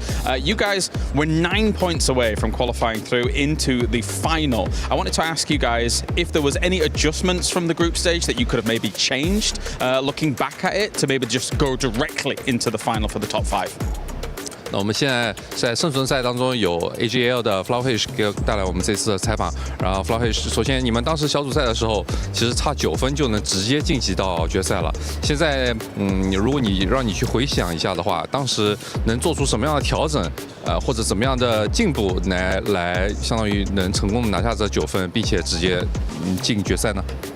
其实当时知道差9分，其实挺可惜的吧。然后因为那人的圈运其实也算很好的。 然后当时也是没打好，心里一直在想，如果少犯点失误的话，是不是就直接晋级了？ It was a pretty big disappointment to lose out with just 9 points, and honestly, like the circles were pretty friendly towards us. I think that like luck was on our side, but we just made a couple of mistakes too many. And looking back, you know, if we only just ironed out some of those mistakes, played a little bit better, I think we could have gotten that 9 points and gone straight into the playoffs. Yeah, I think you're right on that regard. Okay, so let's talk about actually the last game from yesterday on Miramar, and it was kind of like Los Leones finish. Urban endings can be very difficult for a lot of teams to be able to move through, but AGAL performed it masterfully to be able to go from building to building, really get through to the middle, despite having to make a lot of movements. So, were there any big challenges that you felt like there was going to be there when you were making those moves through Los Leones? 那我们先说一下昨天打的最后一张图，因为当时是那个沙漠图，而且那个圈都是在那个城区嘛。然后城区的这种圈通常都是最困难的，因为四面埋伏，就是到处都有危险。但是你们却是非常干净利落的一栋楼一栋楼这样清过去，然后最终成功的直击了。那能不能跟我们说，当时那一张图当中，哪一些时刻特别的危险，以及你们当时做出了哪一些就是比较亮眼、比较优秀的一些决策呢？ 当时的话应该是扎进去的时候风险挺大的吧，然后当时是被两边一直扫，还好没有掉人。然后后面的话就是我们一起抱团吧，然后一步一步清一个边出来，然后慢慢的往前推，往前打。 Well, yeah, when the circle first formed and we saw that it was in Los Leones, it was very dangerous in our initial incursion into the circle because we were getting kind of like flanked by 2 different teams. But we managed to, you know, form as a group. We pushed as a team, and then once we cleared out our own side, our own niche, I think it became a lot easier, and we were just clearing building by building together as one singular unit, and I think that was what clinched us the victory. All right, thank you very much, FireH, for the interview. Thank you for the translations. That's been us here with AGAL. A day where a lot of teams have absolutely nothing to lose. So how about you start improving on stuff that we've been pointing out here? And that's exactly what GOAT Gaming was able to do in this game, Max. Ah, the boys, the GOAT team finally showing up. And you know what? It's very interesting because there's no hovercraft on Rondo, and yet they still get themselves a win. Moxie definitely making me proud in that game. But a great merge of aggression in this game from GOAT team, and also strong macro rotates that I do have this that I'm going to break down the play a little bit later on. So check that out later in this desk segment. But no, GOAT team generally the first time in this tournament. I have hope that this team can actually maybe make a big jump at the top 6. And just to highlight what you said earlier, Seven, on the pre-show, the point gap is so minimal towards the middle pack teams, which is where GOAT are. This game, I think, puts them up in top 6. It was 14-point difference between 3rd place all the way down to 15th place now. Wow, that's fantastic. I mean, it really just goes to show that anybody with one decent game can jump all the way up. We will see that on the overall leaderboards. There we go. But yeah, Goat Team able to just grab this hilltop. I'm so excited that we actually got a zone here because there's some really dynamic terrain to actually work with, and Goat handled it so beautifully. RRQ as well, you're seeing there with Yangon. I was really happy with Yangon. Yes, it's a more of a passive second place. Yes, the zone was given to them a little bit, but they defended pretty well against RRQ, and we could see them take some shots towards other teams in the zone. So actually, I'm very happy with their performance. They were able to get some killer shots, man. There's some awesome shots coming on through there, and yeah, getting the win is finally going over to Goat. But Yangon, GG. Yeah, to be fair, it is really hard for Yangon Galacticos. You just had a fight with RRQ, and then you have to instantly finish the fight with RRQ and go for an exit onto Goat. I understand that getting that win was not possible, but you know what? A strong second place, Yangon. Again, the point gap is so small that could put them really high on those rankings. It is strong second place. And look at Goat Team, 25 points, RQ as well. A lot of the squads that actually needed the points. But Lace, I'm looking especially at one squad. And that squad, it's currently in 4. Damn right, Alpha 7 showing up. And not only that, we got a chance to see Rebel showing what we know he's capable of. Yeah, I mean, look, it was kind of like such a beautiful start for them. They're just dropping slightly northwest of Yulin and not getting into that hot drop scenario. But what actually happened was E-Arena forced them out of their initial drop into the hot drop zone as a duo. But you think that would be the downfall of them? No, Reaver the Beast has been unleashed and has come back to play today. He was able to drop 5 eliminations, holding off so many teams that there's actually, I wish I grabbed the clip for you, scaring away RRQ. Ooh. I mean, he is pushing so much presence onto this team that their team was able to revive themselves, adapt. They cleared a very clear route for them to be able to sit on that northern side. And although, you know, they ended up as a duo at that final against YG, did you see just how much aggression they were showing even as a duo in between a split hold of YG? Like, this is all we were asking for yesterday, and they've turned up today. Yeah, throw away that car once again. Just make sure we stop hitting Max, because everybody's been doing it over and over again. Max, I got you. But just talking about, exactly. Talking about that gap of points, a Goat Team ends up pushing up all the way up to second place. And this is perfectly, this couldn't be the most perfect example for all the teams that are currently outside of the top 6. If you have a good performance here, you will end up jumping up to that top 6 because of how much everything that Tiamba was able to sponge up yesterday. It's so true, but this is where we've got to be really careful now, because it all comes down to the next couple of games. Because look at second place, look at 6th, only 10 points difference. Then 7th with GK 46, E-Arena 46, Yangon Galacticos with 44. The list goes on. It's so close. So Goat may have gotten a big jump into that second place position, but it's not over yet. We still have 5 more matches to actually. It could go either way here. These other teams, they're not going to be happy where they are. The points are so close. It's really anybody's game now. That leaderboard is going to be shifting, okay? It's going to be shifting not only during the match, after the match, and everything in between. We don't know which top 6 teams are going to be going towards the finals, but I do know that Goat Team has been putting in the word. Maybe they've been listening to us, because I know Killer Joe definitely speaks English, and they've been adjusting those rotations and trying to make sure they stay alive towards the end of the games. As I said earlier, this is one of the best rotations we've seen so far this tournament from Goat Team. So I'm going to hold you to hold my microphone. I got some analysis to make right now. Look at bring it over. Thank you very much. Yeah, I was having a little bit of a bad time. So I want you to look at these positions in particular. You see Goat Team on the southern side. They've been there for like a decent amount of time here, just chilling on the outskirts. Northern circle, meaning they have 2 options: or they avoid the fight inside the city of Danxing, or they head to the eastern or western side. And there's a great opportunity that happens later on down the line here. As you can see, there's a big skirmish breaking out between Nongshim Red Force and E-Arena. And this is just ringing the bell. This is your opportunity right here, right now, Goat Team, to send it. And the moment they see the fight starting up, they instantly go for this wide western rotation, which not only allows them to clear some teams onto the western side, and they occupy that as their main playing spot for pretty much the rest of the game, but also avoiding all of the skirmish happening in the city itself. It's literally a two birds, one stone kind of situation. And Goat Team, this gives me hope. They can be a strong team in the finals. I just wish they would make it just more consistently, because this was 10 out of 10 stuff. And that's why Goat Team, out of all of us, with the improvement that you've been able to do on that one, you get a chicken for that one. Hopefully you'll be able to keep on getting more, because right now we're going to be heading on to none other than game at number 2, baby.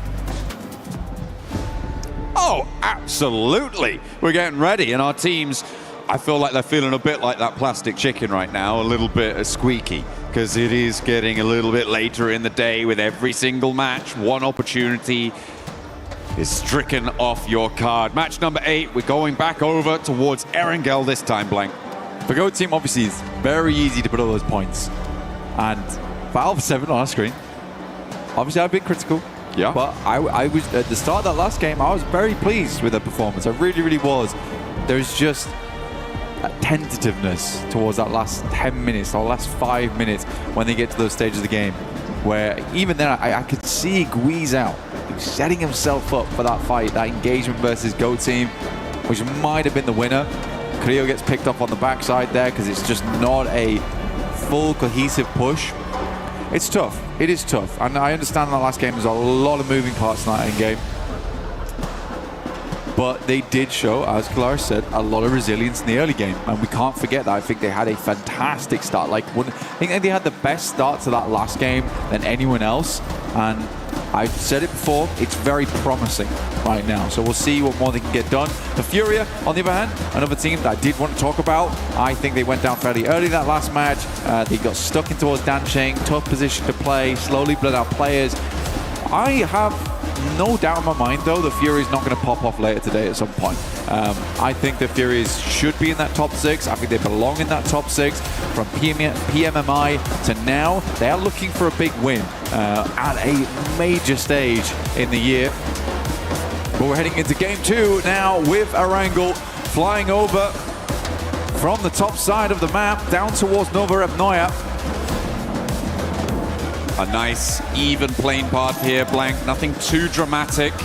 Our circles have been pretty cruel, though, I think it's safe to say. We were maybe a little bit of we were given a little bit of rest from it in that last rondo. Not super favorable for the teams on the south, but it felt reasonable. We have had some much worse circles moving forwards. E-Arena out fairly early, near Alpha 7 there. E-Arena employing interesting strategy at the start of that last rondo, right? Really going on the hunt, like targeting those recall towers and finding those solos in a way that I don't think we've seen so much. It's definitely something that teams have thought about doing. It's some things that we have seen happen, but it felt very much like a very specific game plan for E-Arena to be able to go for those hunt downs. And it was, I believe, it was Ulf and Alpha 7 who lost their solos. It's been happening actually a lot more recently.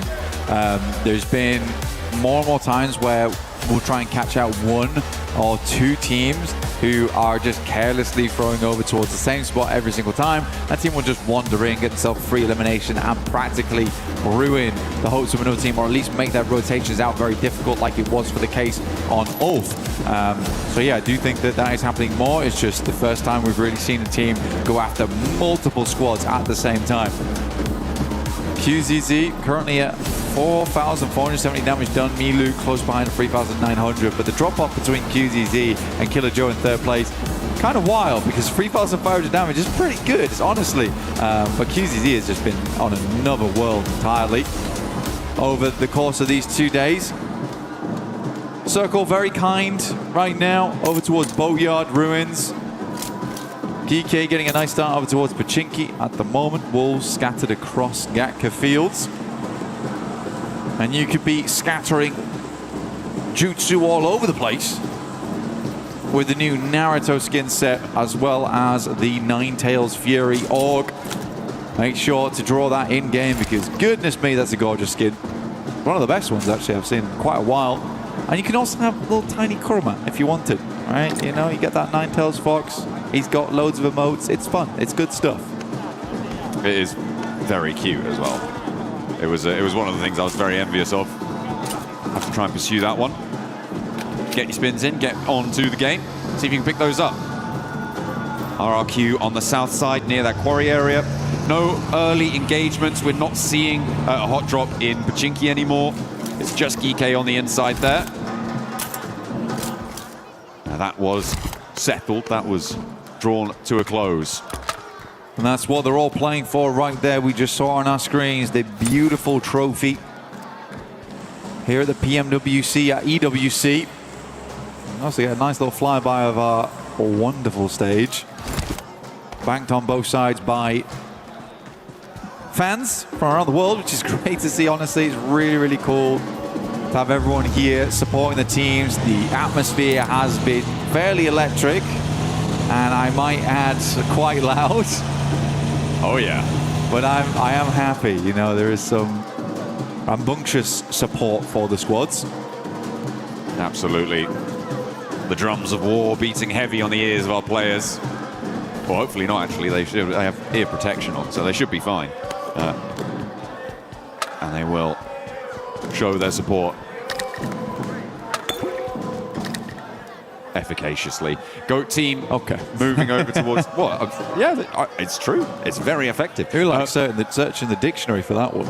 Efficaciously. Yeah. It was good. It was good. I think I came up with saw the you right... pull out the dictionary and start flicking through there. Hey, you know, sometimes I just got to riffle through it.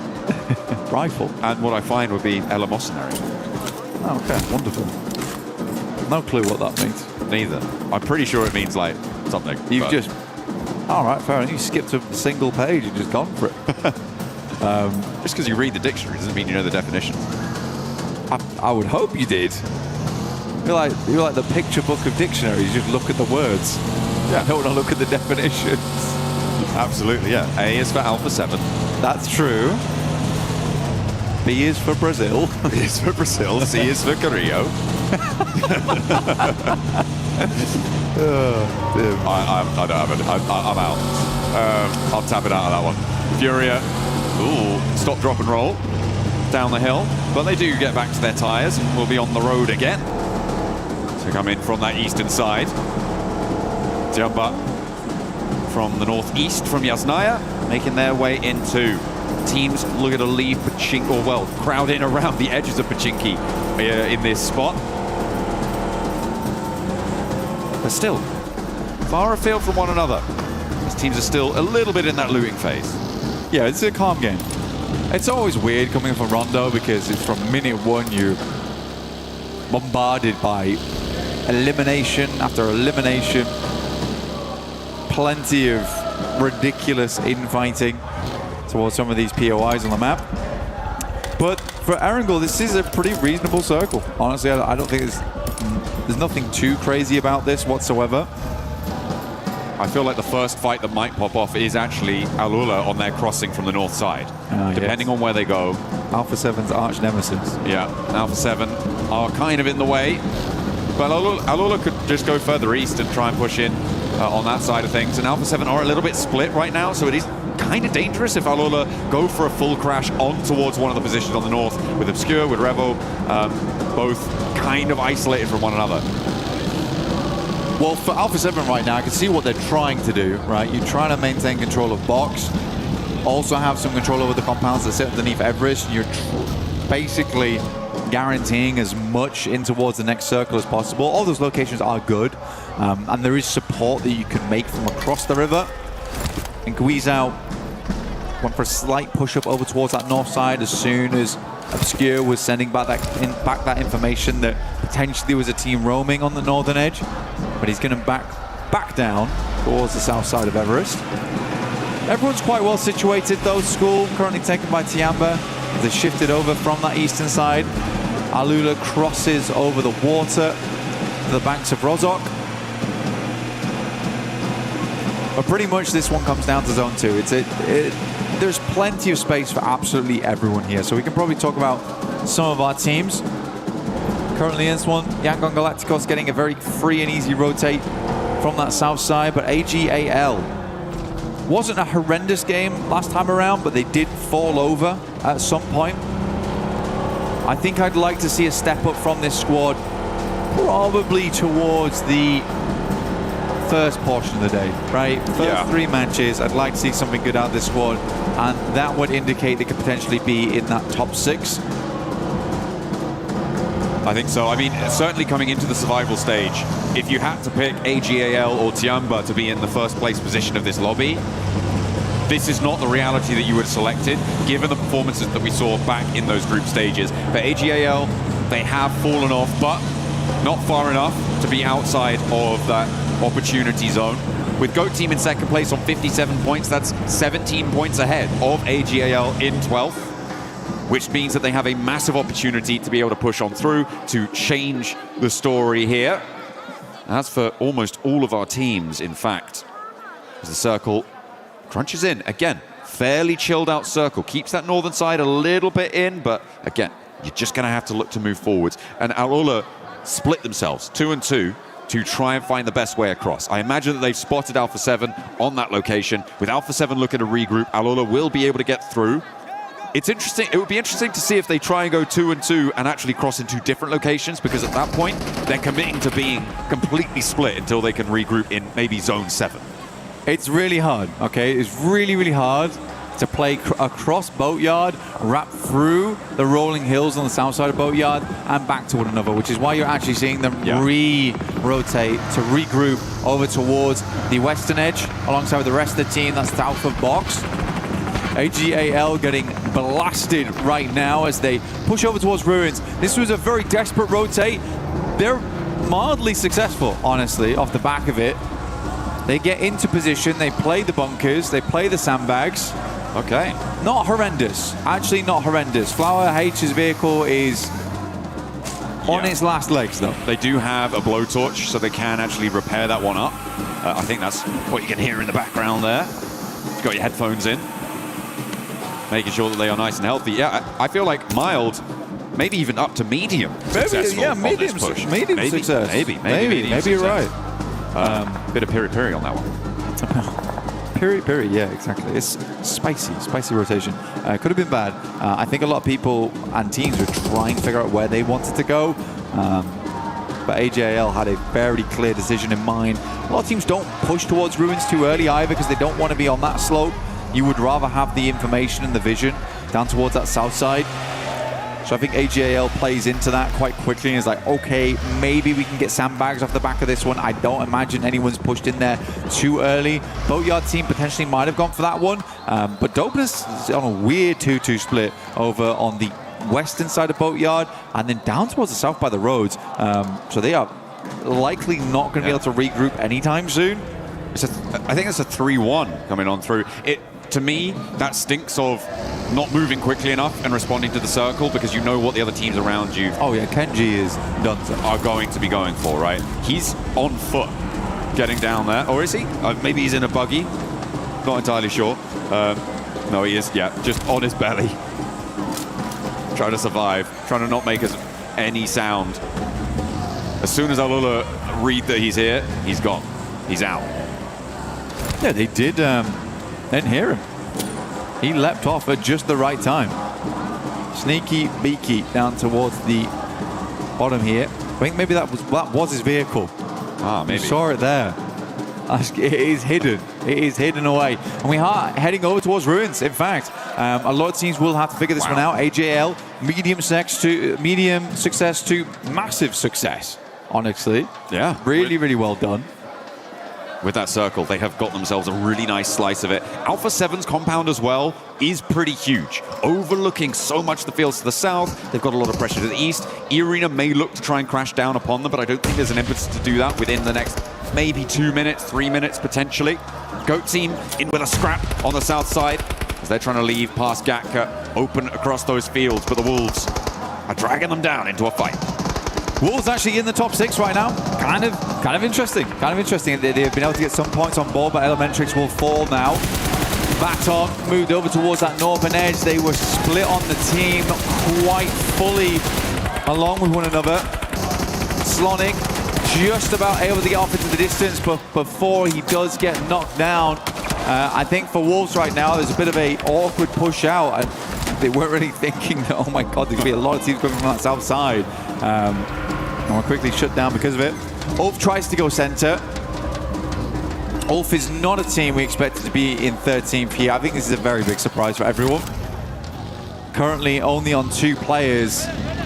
And we're probably thinking that for the guys on Ulf, this is a hard achievement to make happen in the last 4 matches, because I don't think they're getting many points off the back of this game. They would have to shoot up the rankings if they want to make it to the top 6, and Ulf getting sent home today would be a massive deal. Definitely. I mean, it is a team that has had Some ups and downs, I think it's safe to say, over the course of these group stages. Not quite able to make it all the way into the top 5. They were definitely in with a chance here. The lobby is close enough in terms of these overall scores right now, Blank, that they can still make it. It does require them to be pushing pretty hard and fast, though. For Ulf, it's likely they're going to need to see at least 5 points off this match to keep themselves in the running, moving into the latter half of the day. And to be fair, from their position on the north edge, that may well be doable as a duo. If Al-Ula don't commit to pushing out onto that angle, there's really not too many other teams that are going to threaten them. So it's a survival strategy for Ulf, and it may go quite well. They did send all the way from the southeast straight through the middle to get to this spot. That's why they've managed to shed all the players that they had. But yeah, it's a tough game for them. They do need to make the most of it. Yeah, which is why it is a massive success for AGAL on that rotate, because they stopped early enough. They didn't lose too many players.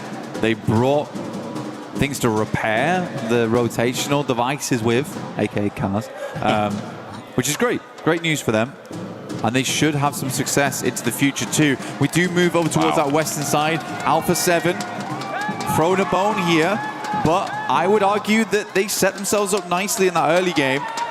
I'm hoping this trend continues. Honestly, I think Alpha 7 looks good today. They do look good today. Yeah, with that pressure on the northern shore to divert Al-Ula away, remove a lot of that. That's what you were talking about, right? With their ability to hold that 2-2 split. I liked they did regroup on the northern side, so they weren't solos. They were very quick to reassess the scenario as well and get back down towards this location. I believe that, although, sure, the rest of the team is very, very good, Guizhou has been this driving factor for the team today. He's been making a lot of calls, a lot of decisions on the fly. And I think it's been helpful. I think it has been helpful. It's just strange that one of the newer players of the squad is the one to sort of drag the team along with him. Furia making a similarly wild rotate in. Yangon Galacticos looking to punish, and Chief is down. And oh yeah, that is nasty stuff coming through. One player now left for Furia. Coach not looking too happy. Gonna have words with them after this one, I'm sure. Trying to figure out the best path forwards. GK, they were put through the ringer in that last match, but it looks like they're going to survive on their compound as well. As RRQ go down to them. Too much damage for them to bear, and Ragnarok back to his feet. The res comes on in. Tianba in the meantime getting torn apart by AGAL. There is an answer a little bit, but the nades over the top just slow things down. And they only have Milu left standing, and it needs another. Let's go for another 1v4. Why not? Great nade from Maple, honestly. Very well done here. Sometimes it can be a little bit difficult to post these nades over inside of sandbags because there's a lot of terrain that stops you from fully committing those nades inwards. Maybe getting a little bit over-aggressive here, forgetting that Castle is in play. Nade over the top, tries to finish out QZZ, does go far enough. Well done. Really good hold here from AGAL, leaving, like you say, Milu, the 1v4 master, alive at the end here. For Tianba, another fairly low-scoring game, potentially on the cards here, with only the single elim found. We said before, it's probably still fairly safe for them right now, but they do need to pick up a couple points here and there, Blank. Yeah. It is unfortunate in this spot. Losing 3 of their players like that is not how you want to start. Dopeness on the south side against Nongshim Red Force. Nongshim Red Force playing with only 2 players in action, and Dopeness similarly losing 1 of their players as well. As they left Kenji in the shadow of Al-Ula. We saw him dropping down earlier on. GK holding. Next circle is closing now. We have a lot of Everest over towards that western side. The arena's trying to bank as much information as possible at the moment. Store that away. Filing cabinets, pull out the secret files for later, where these teams will be playing, how they want to approach an endgame. They have been very quiet so far, very spy-like. Ulf now being descended upon. The duo that moved out there earlier, able to do a little bit there, but Scarface does get flushed. Aaron's not too long to follow. A victim of the MG3 on the northern side, and Ulf will go down, so not what they were looking for here to keep themselves in the running. They'll need something bigger in the next few.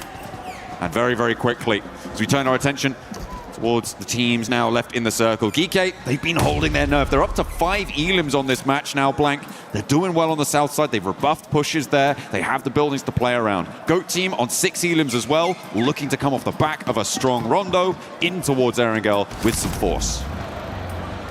Well, they have force with them, so don't worry. He is on the team. We're good to go. But they're going to have to move it towards that northeast side. I think it's a slightly interesting push they'll have to make, and if they want to wrap down towards the south here and play in slow, definitely doable. Alpha 7, they pulled off from that northern portion of the compound and fully situated themselves down towards the south here, understanding the teams are likely wrapped through fields, were in the compound down towards the southwest, which they are right, and that is Goat team. So they're fully focusing a lot of their attention over towards Everest and their southwest. This is a good approach to the game from them. Geek doing something very similar, looking to hold out the teams that are on the southern edge. You just got Milu remaining down there. Ooh. Alpha 7's position gets so much stronger when E-Arena leave the top of Everest. For Goat team, that is good news for the time being, but as soon as E-Arena move, their rooftops become so dangerous against Goat team. They're going to have to a real think about how they want to go for this one. And I feel like E-Arena is starting to peel off those angles. Yeah, start to look over towards Alula again. They have had that information for quite some time now. Noxian Red Force, Hyunbin opens up over towards Killer Joe. That's a backstab coming through here and will slow the guys from Go down. Revo actually looking to swing by in the vehicle, get some information, but Noxian Red Force definitely the main force that is distracting away from Goat. And Goat turns their eye towards them. You could see them just about start to shimmy back down towards that southeast side, realizing they got to get rid of this team. Hyunbin causing problems there. Noxian Red Force again, they're on 2 players alive. They're out of this current zone, Blank. They have to step forwards. So finding these little openings is exactly what they needed. Diminishing the power of Goat team across the way. You love to see it. You love to see it. Hyunbin with another nade over the top. They're not quite connecting either way. Fuchsman starts to get closer with that buggy. Gets the scouting done. Hyunbin putting damage down range, but does have to duck back as he gets clocked himself. He's very, very low there. And in the meantime, TZ is fending off against Geek, who won a third party. Hyunbin falls.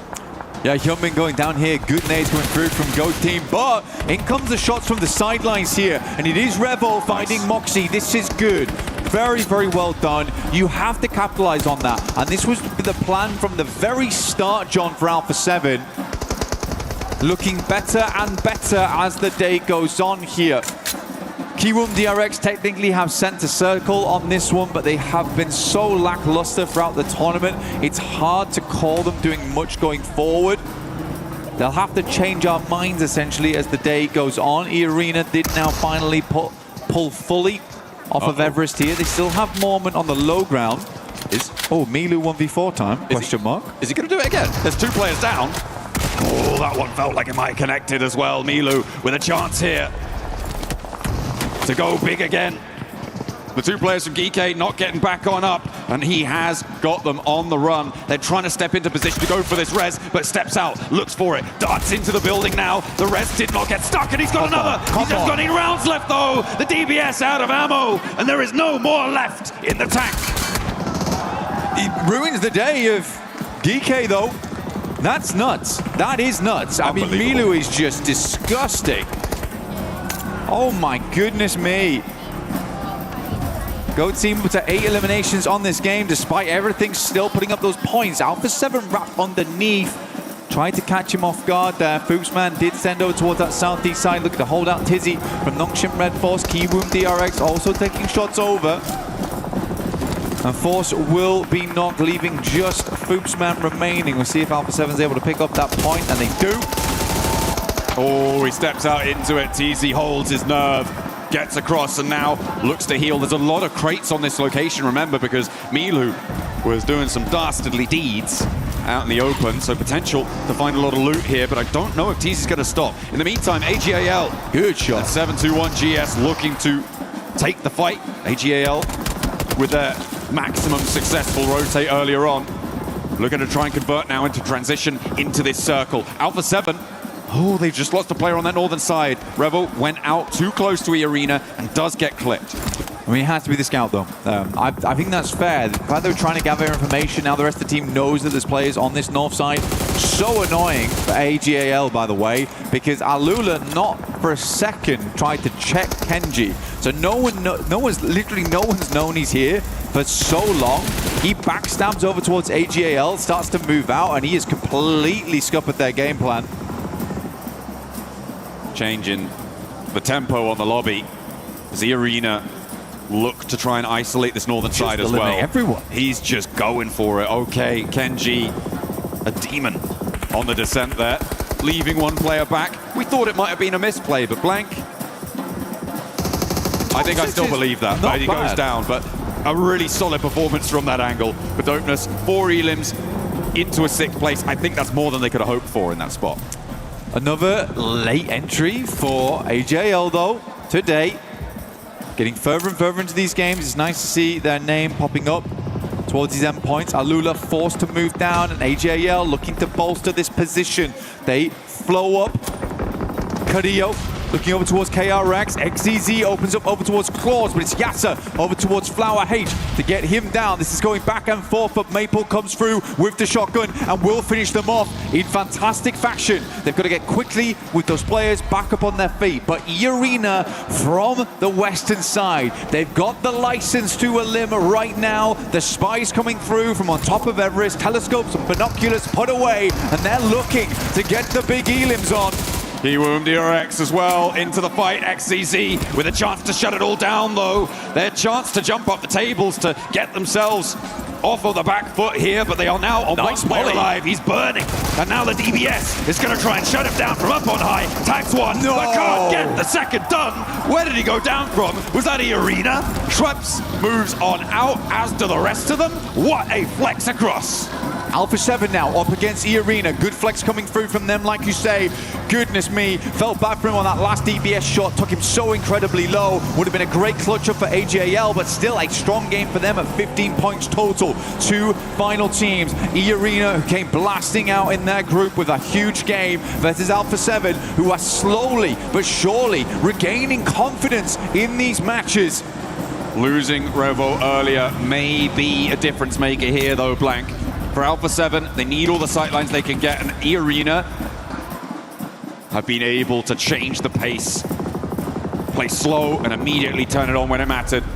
Rolling around on the hillsides, they're trying to get that information, but Mormon with that MG3, a major threat on the angle. Obscure and Guizal pulling up and maybe looking to go trade for trade with the nades. Obscure dodges that one, launches one in response, and Mormon steps out of the way. MG3 to rattle Obscure straight on down on the hillside. Schweppes steps in, and Joker is the trade. Now 2 players have the broadside on Tourniquet, but he manages to turn around the headland and stay alive. A 2v3 now. Tourniquet backing off, comes back around the angle. Moment over the top side, he's flying through the air, might get out of the vehicle, but his eye on fire. Guido goes down to a rundown as he gets out the car, leaving just Carrillo in a 1v3. A hard game from them. A chicken dinner would be great, but this feels like an impossible task. Moves off the angle, 5 grenades. They have to be absolutely exemplary. Cannot get the shots underneath the vehicle over towards Tourniquet. Likely going to be going for a first aid kit. Swings one far, looking for the bounce. Might hit good, doesn't quite grab him though, constantly repositioning. Another Molotov on the vehicle forces him away from it. Just to step into the firing line. And E-Arena, from atop the Everest position, able to descend, control the northern side, and squeeze the life out of the lobby. I mean, they pulled up those files. None of them were classified. They had locked-in info on every single team. And they took the silencer out and certainly silenced a lot of these squads in the lobby. The boys in Alpha 7, though, another good game. A repeat of success. It's really good to see from them. And again, what I really liked is I understood the game plan from them. It felt like it wasn't haphazard from the squad. And even when Revo went down, I didn't really mind that all that much either. I was like, he's doing his job. He's scouting out for the team. Yes, he gets a little bit far and potentially wasn't expecting the sightlines from E-Arena on the top side. But even if you do go down like that, at least you're passing back information. There's a northern squad there. So for Alpha 7, another strong game. I think it is a top 6 today. Okay, all right. Yeah, I have to agree. I feel like that was a lot better. They addressed some of the issues from that first round, though. They were a little bit more dynamic when they needed to be. Losing Revo may be something they can patch up, but it is improvement consistently, which is exactly what you need for a survival stage. So great news for them. And E-Arena able to do a lot of work to try and push themselves back into that conversation as well. Yeah, there have been questions about the consistency of this roster. Of course, Schwepp's the only player here to have that opportunity at the triple title of PMWC. He has been able to win it twice before. So to see him go home in the survival stage would be pretty galling, I'm sure. Yeah, absolutely. Very good stuff so far, though. AGAL looking fantastic. Today seems to be the day of getting back on form, but we'll be back on form very shortly after a very short while.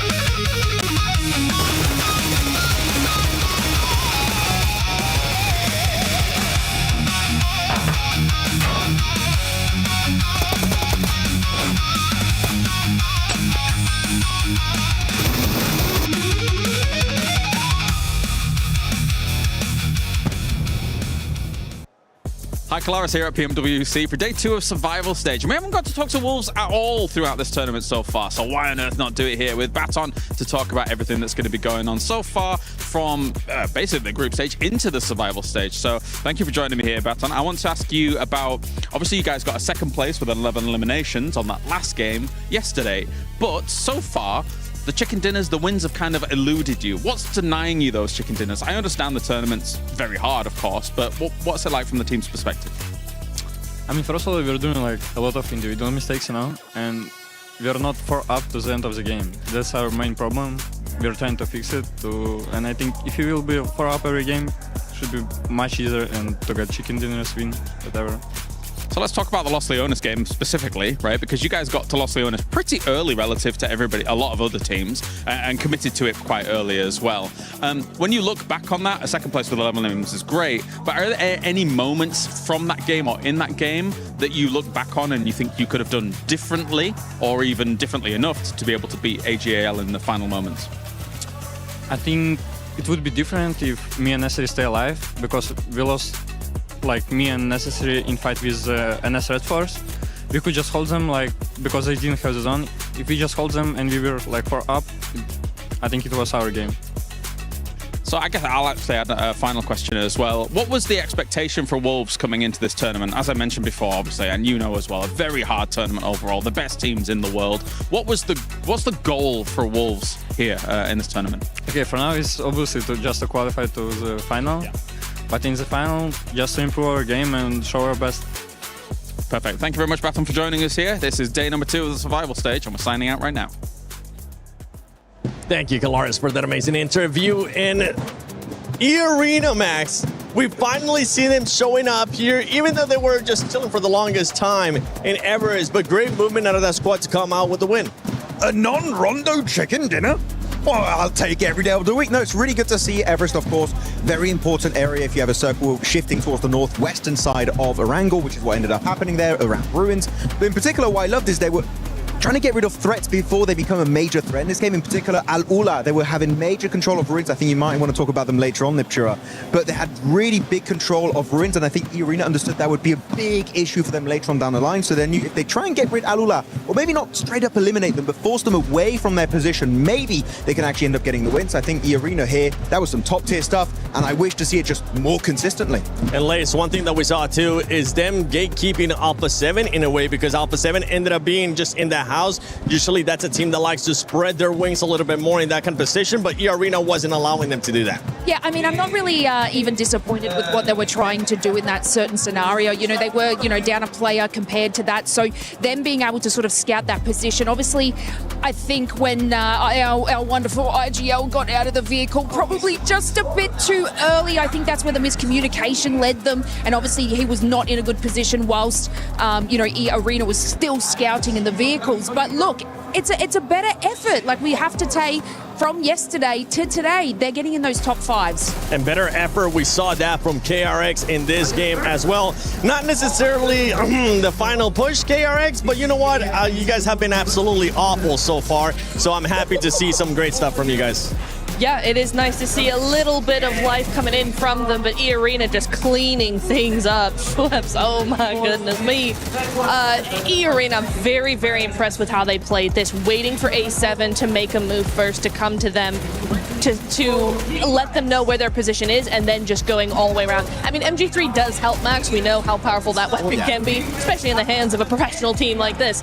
But A7 had a lot of options, and E-Arena just made sure that those options dwindled very, very quickly. So very happy with EA for this last game. Quick positive for all the teams at the end there, in particular looking at Alpha 7 and E-Arena. Not doing these weird drive-bys and just losing all of your momentum. Like, they actually stop the car, get out of the car, start shooting, and then they get back in the car, start driving forward. So I do appreciate that. I'm sure Blank is going to heavily enjoy that finishing moment.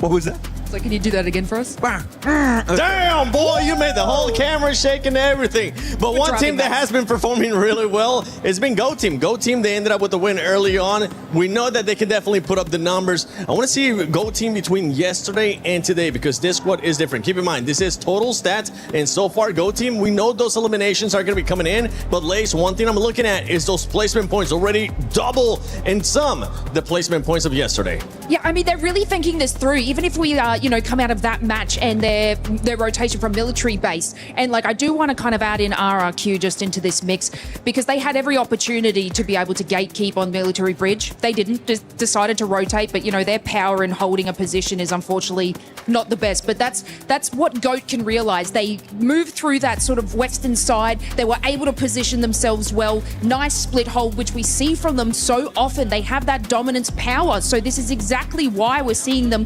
collectively get these good positions and these eliminations. So, I mean, it's incredible work from them, and I do believe that they're going to maintain that top six. I believe it because of the way that they've been playing throughout yesterday and today. It's amazing. No, it really is. I'm really enjoying how they're playing. It's the greatest of all time. It is. It really is. But I really enjoy the zone control that they're trying to keep going forward game after game. It's a nice bit of consistency that we're seeing. EA as well, not to go back to them, but they had a really nice push down off the mountain. They were able to sweep behind really, really well after Alula. Yes, hello, A7 as well. Second place, okay, that's good, that's good. Whoa. But stop that. Stop. No, but for me, Alula was a really, really nice. The way that they split around to surround Ulf when they pushed out the spread across that zone. They did actually try to push up to EA as well, which I did notice, but I think just that terrain was just not going to be really happening there. But for me, Alula, except for the final crash where they just disintegrated in 0.5 seconds, apart from that, really good game. I like it. I like it. Nice, Alula. One team that I know you were keeping an eye on as well, Max, is none other than Tiamba, because Tiamba, what was it that you were looking at? Tell me a little bit more. Not a great push, unfortunately, on their Chinese brethrens of all gamers. And actually, I believe we do have a replay that might be coming up in just a few seconds here. Actually, it's going to be this one. But the thing is about Tiamba, I think the idea of pushing onto all gamers is great. You can see all the players get knocked here. And the thing is, if you want to push in this area, you have to commit. You need to send it and eliminate the opposition, which is going to be all gamers in this case, because everyone got wrecked literally upon entry in this area. It's just a nade funnel at that point. And then eventually, all gamers, Maple in particular, is like, wait, we got a massive advantage here. We're just going to wrap it up, end up getting all of those flushes, and only Milu is left alive, which, no, Milu can do 1v4s, we've seen it before. But Tiamba, sure, they're in first position, but I'm looking ahead of the finals. In the finals, I would say this is a massive fumble, maybe that could cost them the tournament. So Tiamba, position like this, you can't play too passive, you need to commit if you want to come out on top.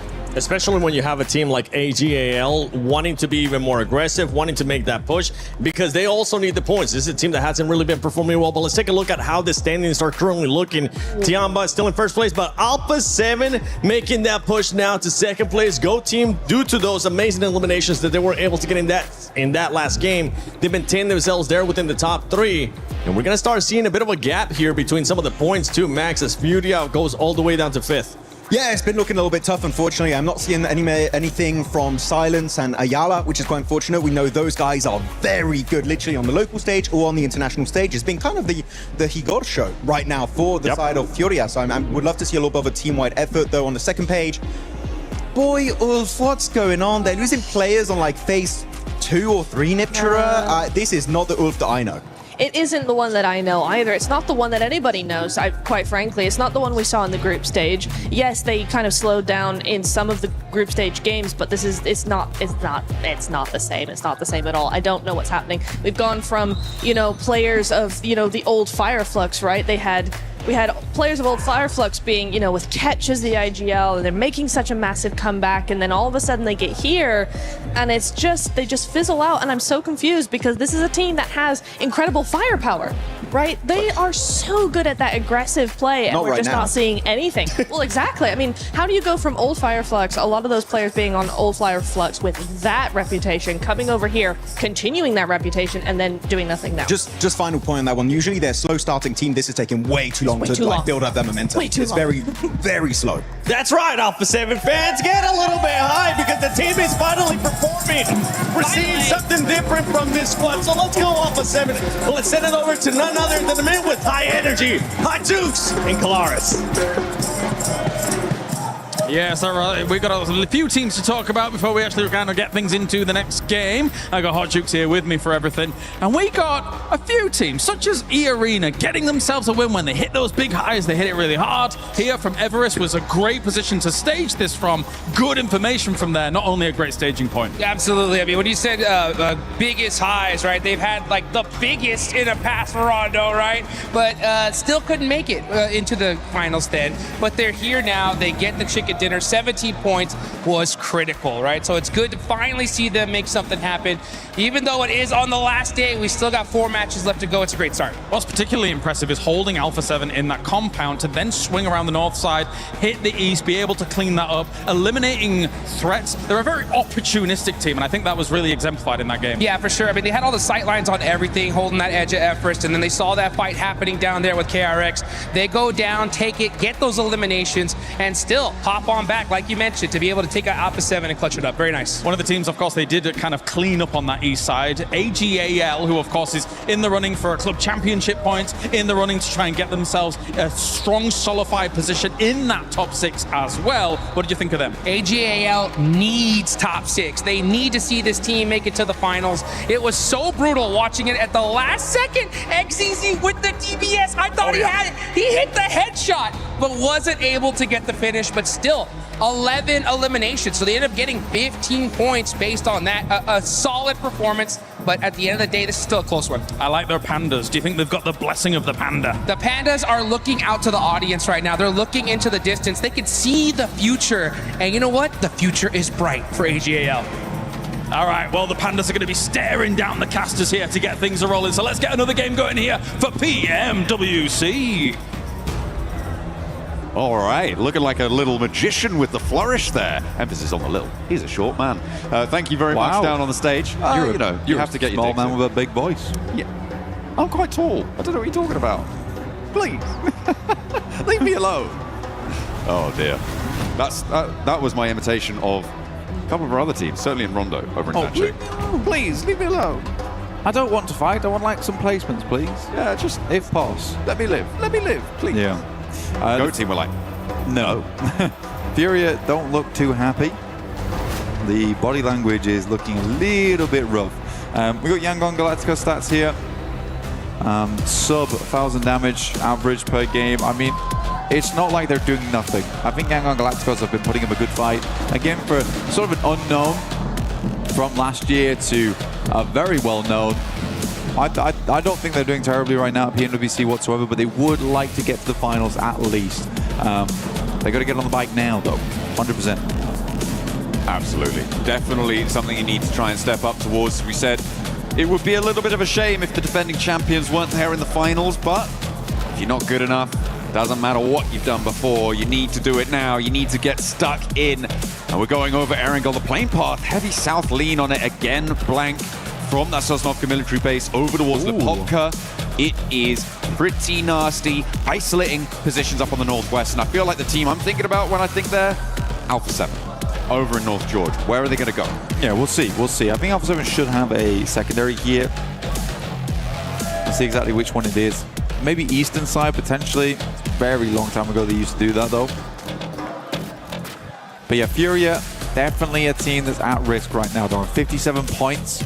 I know they can do more. They know they can do more. Like I said, the body language looks a little bit rough at the moment. I see a bit more energy. They might need a bit of a pep talk between match 3 and match 4. One of the teams jumping out nice and early here. Go dropping in towards Sosnovka. Hard to get towards the north side of the map. There might actually be some, not hot drops, but some contested locations for vehicles, etc. Yeah, I feel like there's a little grouping of players there around where the Wolves are. GK are underneath that. The northern point of RRQ could potentially be a danger zone, and everybody out just northwest of Milta over towards the mansion shelter prison sort of area. There is a lot of players dropping out there, and I don't think there's that many vehicles, Blank. It's going to be tight. Also, we are going back to Lipovka. Lipovka split, actually, for Alpha 7. Okay. They did this quite frequently, so they are going east side. Nice to see. AGAL down towards Milta Power and Mini Milta. Lovely circle for everyone. Honestly, this is probably one of the kinder circles they could have gone for here. It's not fully down towards Sosnovka, but it is around the area where you want to be playing, where the plane path has been dropped to you off. So yeah, fine, just fine stuff. For Ulf, I'm going to say now, if they want to be in the top 6, we need like a second place or a high elim game, top 3, or a chicken dinner. If not, it's going to be a very hard end of the day. They're currently 14th place. You know it's bad when Kiwoom DRX is actually catching up to you. That's a problem. They've had a really rough time of it. Yeah, they are currently 17 points behind that bubble in 6th place. So there is a real gap for them to close. But Ulf could do it. They definitely could. I mean, they're slap bang in the center of this circle. They've got a lot of time to play around with. Hopefully they can find something here. As you said, it's what they would need. And for top 6, it's actually very kind. It's so kind that match 6 is probably going to be comical again, where teams are going in and out from that top 6 over and over again. So we finally settle on the Chosen. Yeah, it's getting very, very tight-knit on the leaderboards. You want to get a tight-knit grouping. Oh, okay. On your spray. Okay. How do you do that? You've got to make sure you have the Ninetales Fury Orc skin from in-game. Oh. Make sure you also pick up the Naruto set. There it is. Oh, okay. Teasers for a while there, but finally we got it on board. Looks pretty. But it does look pretty. It also has an alternate version as well. We're going to show me the spin. Show me the spin. No. No spin. No spin. Spinless. Spinless? None for you. You've got to get it in game to see the alternate. That is really sad, actually. Well, you win some, you lose some. You do. But you can certainly win some lovely skins from the current Naruto event, because it is fantastic. I think it is specifically Shippuden as well. I'm sure that means something. I'll have to get... That's right, John. I'll have to get Maxman on that one. That's correct. Generally, the things you say tend to have meaning, so I'm gonna give you the benefit of the doubt there. Yeah, it's a huge event. Nonsense. It's a huge event. It's a huge thing in game, just like Tsunade. It's fantastic. Yeah. I'm really happy to see it. And again, I really, really am glad we're getting more and more of these skins in game. You guys couldn't see it, but he literally bounced when he said I did, yeah. I'm so glad. JJK, you know, we've had everything. We've had everything so far. I can only imagine it'll continue. So big up to the PUBG Mobile team. Oh yeah. Please continue. Big fan of that one. E-Arena on a wide 2-2 split right now. well, fairly wide, I think it's safe to say, from Severny and South Georgia, although it's very much uncontested at this point. There's really no one breaking out that wide, with the plane path being so far southwest early on. Southeast early on. Nobody's contesting, so they'll be able to push back fairly easily, you'd imagine. The question is direction. Do they regroup over towards Severny or to the west side by Georgia Paul? As Ulf mount up as well. And as we said before, they need to light a bit of a firecracker underneath themselves. That they do, John. Right now, it is a bit of a struggle bus for Ulf. They're going to grab the buggy, get a move on, but they are fairly central already. 721 GS, realistically the only team that is in front of them at the moment. Nongshim Red Force down towards that south side. It is very tight on that grouping. 49 points in 9th.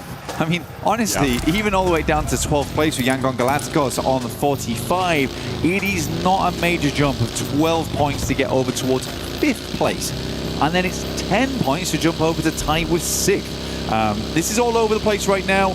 A lot of teams want to stay in. For AGAL, they have had a good day so far. I think if they want to solidify a little bit, you have one more strong game here, and then the rest of your day feels a little bit more comfortable. Tiamba, I think it's looking more and more unlikely that they will drop out. I think they'd like 8 more points roughly to get towards that 90-point area, and then they'll be in much better stead. Again, I am talking sort of very big unlikelies right now that Tiamba drops out. But they have been a little bit slow today. I think they started at 75 points, and over the last 2 matches, they've been able to garner 7. Yeah, not been as much as they would need. And what we are also looking at now is confirmation games from 2nd to 4th, right? If you get Alpha 7, Goat Team E Arena with a good game, they jump up over that 80-point boundary. All of a sudden, they're also going to be an uncatchable target, which just shrinks down the number of teams that can start to play in that flux zone in the middle of those tables. So that is also what we're going to be looking out for those top teams to push themselves over that final hurdle. Tiamba, as you said, a little bit more up to their old tricks, I think, today over the course of it. A little bit timid. There has been some sticky scenarios, I think it's safe to say, but still, we want to see a little bit more. Yeah, they learned a new trick yesterday. They've forgotten it already. Like when you try and replicate one of those card tricks you learned when you were like 14 and it goes horribly wrong. Yeah. And then everyone looks at you and laughs. Yeah. I forgot my cards. And you're in the middle of the trick and you're like, wait a minute, I forgot all of my cards. Oh, well, I mean, that's a really bad start to any kind of card trick. Oh, wait. Oh, wait. Just imagine it. Pretend we're doing it. Pick a card in your mind. Now, pretend you've got the extra space. Was that your card? Yeah, we're heading over towards Dip right now. Mini Dip. Furia taking up location there. We're still waiting for Zone 2 to pop around. Slightly slower game so far here, just with the fact that we've had 2 games so far where the circles have not been egregious. This plane path was pretty bad.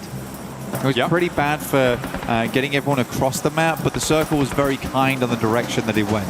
It does mean that we pack a lot of teams in very early towards the center because they were so close to rotate. E-Arena was one of the few teams that actually sent very wide earlier on to get themselves into position and actually could play off the back of Rozok on this one. They could even go further over towards the eastern side if they'd like, play off the bridge side. But man, there's a lot of teams on the south side right now that do need to move further towards the north. So this could be a lot of traffic jams going on, a lot of honking of the horns to try and get on through. Tiamba has a free approach though, free cut up towards that north side of the map. Big access. Ulf as well were fairly proximate to the apartment buildings near school, so they should be able to take control maybe of some of the hills to the south, generally a fairly solid position, or maybe even sending into those apartment blocks themselves as well. Furia may be content to just sit here for a little moment longer. They are kind of fine in this zone. They're probably happy to watch AGAL and 721 GS get into a little tussle off in the distance as we hop on board with that. AGAL losing 2 players, 3 in fact, in quick succession. Liu there, the only player able to clap back, and it's looking very bad right now for AGAL. They are trying to maintain presence. The players are starting to surround them. They've had 2 good games back to back, and I think for Liu, it might be just the situation of leaving, regrouping here with Flower H and playing on as two going forward. What a nasty turnaround there, getting stuck in a fight with 721 GS, who are in 15th place. When you're on that 6th place bubble right now, playing as two is far from favorable. When you may have been able to control such an important central position. Goodness me, what a way to lose that sort of spot. Now Fury are close by, Tianba, Ulf, all will have heard this fight unfold. And they'll be aware of what they could be able to achieve. They'll have counted the player numbers going down. They'll know AGAL are starting to flag. Great news for teams like GK, for Nongshim Red Force and RRQ to look to push past them as well. Yeah, for Nongshim Red Force, looking a little bit better here, moving over towards that northern side of Potato Hill, looking to regroup on this one. Ulf played over towards apartments, but not quite, actually. They have one player inside on the south side, that's Eren, and they're trying to secure a location outside. They don't want to fully commit to apartments just yet. We get this nice replay. It just was absolutely hectic. Luckily, Liu here is able to get some good damage off, try and salvage the situation, but he knows better than anyone that it is better to try and get himself a top 6 at least as a two-man than trying to just live out through there. I think there's been plenty of times where AGAL has made this mistake, where they are so adamant on getting all 4 players back up again. I want to see more of this from AGAL. They're just playing on as two, just trying to see what you can salvage from the match. Those single-digit point games often are pretty make or break. I mean, we do focus a lot on the big point-scoring games, but if you're able, and I've said this so many times, if you're able across all 12 of these matches to get 1 point more per match, you're getting 12 extra points there. It is such a significant difference to be able to play those small ball situations and get some profit out of it, because 12 points could be a difference maker in a massive way. Okay, so it looks like actually PEL is coming to play here over towards this eastern side. Both Chinese teams in Tianba as well as AGAL instantaneously sent for apartments. I think it's the correct send too. A lot of teams likely haven't decided on fully committing towards this location. For Tianba, this is more of a gamble. For AGAL, it's a necessity, right? They have to send here and find a location that teams aren't going to be willing to sweep through, because there are so many other squads in this area and likely will be towards the end game, taking shots at one another. This is an area that AGAL can potentially secure a high placement off the back of. Maybe not a high eliminations, they may be able to steal a couple of elims here and there. But yeah, I think that was a good maneuver from AGAL, because even Ulf hadn't decided whether they wanted to fully play over towards apartments just yet. The arena over in the school as well. Looking to post out on the top there, try and keep control over the surrounding fields, the open areas. North side, you've got Alula and Alpha 7, who are opposing ends of Rozhok. Meanwhile, near Pachinki, Yangon Galacticos trying to take a turn around the town, with Q1 DRX behind them on their south. Goat team out on the east side of Pachinki, as well as Wolves up to the north. It's fairly packed in here, so I feel like for Yangon, they may just have to crash into a fight. Maybe they could find an outpost from Alula, and that could be a really good opener here if they're able to find R3B all on his own. This is multiple times so far that Yangon Galacticos and Alula have found themselves very close to one another on the map. But I will say this, is that anytime that's happened, both Alula as well as Yangon tend to avoid one another. KRX getting taken down. Baton doing some very good work here, in fact, and Finny might just send away on this one. KRX getting absolutely decimated in the face of the Wolves. RRQ similarly getting shredded as they try and make the cross. I think, yeah, RRQ now down to a solo over in the apartments as they try to dart across the fields to the south of school. Not going to work out. As you were highlighting there as well, Q1 DRX tried to crash past the Wolves and there was no quarter given. 3 of them taken down. In the meantime, Goat and Nongshim Red Force clashing on the north side of Potato Hill. You can see the nades starting to fly, but XZY into the hovercraft to keep himself safe. Some nice cover there. Moxie with a nade cooking. Pin pulled for XZY as well. Back in towards that hovercraft. Can protect himself nicely from it. A lot of cover A lot of security found, and away he goes. GOAT team not able to extract anything so far.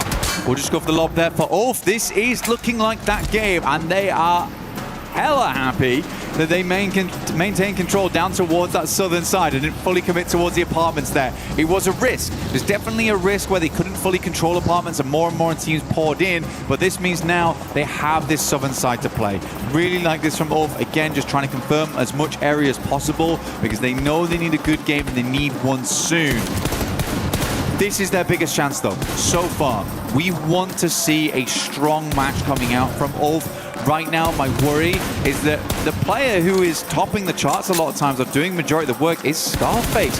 When we sort of know from first-hand experience that Ketch and Aaron a lot of times are the Pistons that are doing the heavy lifting for this squad. So Scarface is definitely pulling up the slack a lot, but he wants to be the player that's enabling both those teammates to really do their best work. So again, let's see if they can get some more confidence on board inside this game, John. I'm hoping as well that they won't be too timid in this center position, right? They would love a chicken dinner, but a good Elim chicken dinner is what is necessary. It's quite easy potentially to just sit back, get a little bit shy, and not get stuck in. Sure, the apartments fights, you don't really need to be peeking out too much. You're worried a little bit about the arena, but once those fights to their south start to move forwards, I want to see them flexing something out. Maybe getting stuck in, scouting those fights and trying to find angles. The arena from school side, still taking shots over towards Alula. Yangon Galacticos took a little bit of damage. They lost one player in Marnet, but were able to carry on. Alula, however, taking many casualties. You can see Ulf on the other side. Really quite like to get rid of Alula. They are definitely invading a little bit here over towards their location. 200 bullets total on 556 here. And a PP buys on the Scarface. So some strange kits here for Ulf. Hope that's not across the board. They did get gifted a loot crate though. Oh yeah. Alpha 7 losing Revel on their rotation. And they take up post above on the top of the hill here, further south. They did move in from that north side, so losing one on this approach. Not the worst thing in the world. Could have certainly gone much more poorly for them. But now they're going to have to face off against Dopeness pushing in. The south side getting crunched towards as well as GOAT look to re-engage potentially over towards Nongshim Red Force. The apartment's resolving in the meantime across the circle, but this GOAT and Nongshim standoff has been going on for a while, Blank. Yes, it has. I mean, Nongshim's just been giving space after space after space, which I think is fair enough. They're just leading GOAT further down this side, waiting for them to silhouette over. GOAT knows what's happening here, but it is making it awkward for them to play out of Potato Hill. But I like the patience on side from Nongshim Red Force. I know there really isn't anyone around right now to cause them too many problems, so they can just play this one out slowly. Next circle coming on through as Alpha 7 is on the move. Ulf still very pleased with their position. Alpha 7 may send over, but it's Dopeness who is fully on the rotate here. You can see from the eastern side, Ulf may have visitors. The south side needs to conclude as well. Dopeness getting straight into the middle here. I don't think this is a safe place to be right now, but somehow they're sneaking through the sight lines and nobody's taking shots. How on earth have Dopeness managed to do that? And where are they going? Are they trying to third-party this fight with Nongshim Red Force and GOAT team? How on earth do they rock up to this fight? And what is going to happen here? Nongshim Red Force caught unawares, and rightly so, because this is absolutely mental. Lufa goes down and Nongshim Red Force trying to hold face, but they just appeared out of nowhere. I understand it. I understand it. We'll go over it later. Wolves immediately rock up to the plate as well, understanding that there is blood in the water. This is a position where they can get some more points off the board, but Dopeness is down. Wolves able to third party onto this one. Furia quickly moving across as well, trying to bolster the position on that western side. They have a peek in. They realize that, goodness me, this has all gone wrong. It's topsy-turvy on the other side of the map right now. But for Dopeness, it's not the most insane play in the world.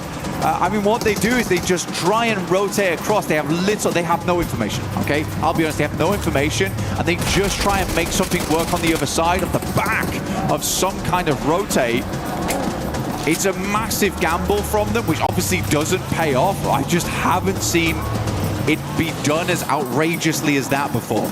I mean, with Alula, Ulf, Alpha 7, all in a position to look to take shots at them. The fact that they got through with big HP bars as well, Blank, is insane to me. And for Nongshim Red Force to go down there, I feel sorry for them. Because I also expect that. It was an outrageous play, right? Yeah. I know why they did it. It doesn't make it any less outrageous. The Wolves are now on 8 elims, though, for it. Geekay trying to survive against Yangon Galacticos, who are starting to falter in the face of the damage pouring out. Geekay have been tenacious today, Blank. I think that they are potentially onto a win on this fight as well if they can get rid of Saycloud. Try and burn this one down. Alpha 7 flex back out to the north. There's the nade to put it to bed. Alpha 7 back out to the north, and they're facing off against the route out of apartments for Tiamba. Tiamba able to clear out over towards AGL earlier. Doing a really good job, honestly. Very, very pleased to see it. Pretty sure they figured out that Tiamba only had the 2 players. Tiamba figured out AGL only had the 2 players there and were just quick to send over. I think they found Liu first and then Flower H came shortly afterwards. It's a difficult game there for Alpha 7 as well because it was an insane shot as well. I'm sad we didn't see it, but it came through from Flower H inside of apartments as Revo was rotating. Like, I actually genuinely feel bad for Revo. I'd be upset if I got hit by that one. But they're just going to play it slow from the eastern side. They know at this point they have done quite a good job today. They just want to keep the point scoring up. They know they're not in the best position to get a chicken dinner on this game, so they're looking for high placements. Alula continue to take damage here, and Ulf's position becomes more and more secure. This circle, on the other hand, fairly disgusting. Yeah, it's pretty nasty. That slope down towards school and apartments, a major feature on that north side. Ulf potentially pretty happy, but they're going to have to face the brunt of Furia, Wolves, and probably Alpha 7 here on the eastern side. They're just going to have to hope that these teams face off against each other first and try and take the fight on that front. The Wolves losing one is good news, but in their stead, Geekay step up as they rotate on the Rap South. Geekay started out strong yesterday, still maintained a fairly decent point scoring. And another team that absolutely has it in them to make it work. Likely will, after this game, leapfrog over the top of AGAL.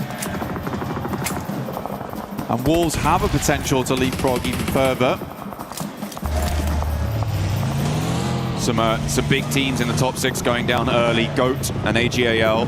GOAT on 66, probably okay to stay in the top 6 after this one, Blank, but real nasty stuff on the south side. The Arena rolling out fast though from school. They're trying to descend on Geekay, but it's not going well. They don't have much more left in the tank. Here is another one of them falls, and the Arena are cut down to size. They will fall in their entirety, and Geekay once again prove their mettle. To be fair, Arena sort of just watched that happen to them though. I don't think there's a massive amount of clapback coming on. Ulf finding shots over towards the south side. Aaron picking up some good shots there. Tiamba once again hits a shot over towards Alpha 7, leaving one low, and Carrillo QZZ will finish that off. So right now, fortunately for Alpha 7, they have been sort of decimated by the Chinese squads in tandem. But it is a hard rotate for them out from that eastern side. Tiamba still looking to grab the remnants of players coming out from apartments. They control this area beautifully, perfectly. And for Tiamba, this likely will be the game that just secures their top 6 going forward. Again, it's Ulf. They are being quiet. I said I wanted to see a little bit more flex out come through from these guys. They are holding their position. They're holding it well. And maybe given the shape of the circle, they did need to stay in, but they are now only on 2 eliminations, and they are starting to be dragged away by the rest of the rosters here. Wolves, Ulf, trying to trade off against the fights towards Furia, and that's where they start to gain momentum. Okay, 3 elims, another knock on side as well. Tiamba starting to step forwards. Let's get you up towards those double-digit elims, Ulf. Awkward result here though for Ulf at the moment. They are struggling to step up to take the shots over towards Tiamba because Ayala keeps taking some fantastic shots from upside the hill. But honestly, Ulf's doing a good job of maintaining control here. RQ moving in. A-King looking to get his boy back up again within the safety of the building. Pulls the pin, the grenade might have been good there, but puts the pin back in again. and then hits the sound cue. Aaron goes down towards a Molotov. That's bad news for Ulf. And you can't be banking an aid like that. That's not going to go in through the window. I feel like there's some panic setting in here for Enkin. Yeah, I don't see him making it out of this one. In the meantime, over in the zone, Furia and Tiamba now forced to fight off against one another. A knock over towards Chief, but it's traded onto Milu. And a nade does manage to shut down the final player from RRQ in the meantime. Tiamba do not have the pressure to move forwards. They were stuck in that engagement, but Milu potential to get back up here, depending on how fast Tiamba move. Ulf starting to step over the ridgeline as Geeke take that tumble on the western side, down to 1. Geeke attempting to make that move. We got pretty much blown away by the likes of Ulf, and Wolves continue to step forward. Wolves who've had such a rough time of it this tournament, starting to step up tall here. And again, most of the times we've seen that happen, there has been much more team play at work at the moment. Yeah, they are a little bit slow at times, but at least they're getting the aggression in. And when they go for these third parties, they go for it together. That's what's been so nice to see. That disconnect between the players isn't there as much. Feels like they're not getting in their heads as much. This is really good stuff. Tiamba finally shut down here, but hit the 19-point mark, and they should be safe going forward. A top 6 fairly guaranteed for them. Last person alive for Furia. Ayala crawling his way forwards with the cover of the crate. Has to step forward, step up, and manages to dart to cover, but he's not safe yet. Still has a further distance to go. A nade over the top. Looking to launch it towards Ulf. Do they spot it? Do they dodge it? Looks good. It splits the difference. Doesn't quite do enough damage to really worry Ulf at all. And Ayala's position definitely known now. 1 nade on site for Solus. And Ulf are starting to feel the pressure of the blue zone. Yeah, good split from Wolves as well. With the fights they took, they were fairly certain that both the north and the southern edge on the western side are free. So they're ensuring both the high ground and the low ground aren't getting pushed on right now. They just want to squeeze the life out of these teams on the eastern side. Ulf wants to clean up as fast as they can. Alula is a problem in the future. Ayala is a problem right now. There's a Molotov, and a second one to follow it up. Ayala being corralled. Alula wants to step in and try and take some shots out this way. Catches up to the ridgeline. They should be able to spot him now. They know where that one came from. Shots. Follow the flames back to their source, and Ketch shuts it out. Now, can Ulf convert? Because the zone moves completely away from them, and Alula are under threat from Wolves as well. Ulf, in terms of weaponry, in terms of utility, it all looks pretty bad right now. Very, very shoddy. Some nades still available. Scarface opens up onto R3B. Now's the time to do this. Wolves haven't quite started to move out just yet. They'll see that not going through. They need to find and finish this fight very quickly. The rest of Wolves start to move in. That looks good. Alula goes down. No knocks on the side of Wolf just yet, and they haven't regrouped. Scarface has 1 grenade. It has to be huge. Over towards Batten. Looks on target. Doesn't hit though. Doesn't quite get around the trunk of the tree, but Ulf step into the zone. Ketch is flexing back out. Looking to get some information, get some scouting done. And with the crates underneath Alula, they may be able to get a little bit of resupply going, but look at the state of the armor on side for Ulf. It is not looking pretty. A 3 versus 4. And we said we wanted to see a chicken dinner come through from this squad. A nice Elim chicken dinner. If they can take all 4 down, it would be a 12 Elim chicken dinner, giving them 22 points on the match. It would be the game that they were looking for, but they may have already found it even with this second place to put them back in the running. It is curious right now, though, because with the players down the south side, they've practically smoked themselves entirely off. I'm imagining they're smoking the vehicles, but they have limited vision over towards Ulf for the moment. Baton and Elementrix will get pushed out by the blue in a little bit. Right now, Ulf is just playing off the back of these shacks, but they've still got vehicles to work with. Can launch them over towards a little bit of hard cover here, if needs be. But you are giving 3v2s right now. Potential to isolate those sight lines. But the smokes are starting to run thin, and the nades on side for Wolves are terrifying. With 11 eliminations already, they want to go up to 14. Ulf trying to scavenge whatever they can. Picking the meat off the bones of those crates. Oh, cheeky spot, actually. Very cheeky spot to work with. Nate goes forward. Has to be good here. This has to be the opener. And there it is. Sent long and wide. There's a shot underneath. The 3 versus 2s are coming through. That's an angle taking off. He has to go for the reds now. Ulf knows that they need to get these first aid kits going through and over towards Elementrix ASAP. They know the smoke is in play. The peak probably won't come through here. Solus keeps them backed off. Make sure that they have to keep focus on that res underneath. Elementrix takes a lot of damage and Ulf is making it work. Wolves, I just think the regroup has to come through sooner. Solus is literally taking the soul out of Wolves right now. And there they go! Down go the Wolves, and Ulf claimed the chicken dinner. The 2-2 split exploited a big nade. The bottom of the barrel scraped bare, and Ulf dig deep. But you can see it's not elation on their faces. They know today this is just the first step of many if they want to get towards the top 6 right now. But it's a good game. It's a strong game. They play it out well with limited resources. With singular grenades, they pull out what felt very difficult towards the end of that game. And for Wolves, it's just sort of a confusing approach. I understood at the start, but as soon as you have information, all the players are on the top side. They have this slight plateau. Why are we smoking ourselves up on the south side?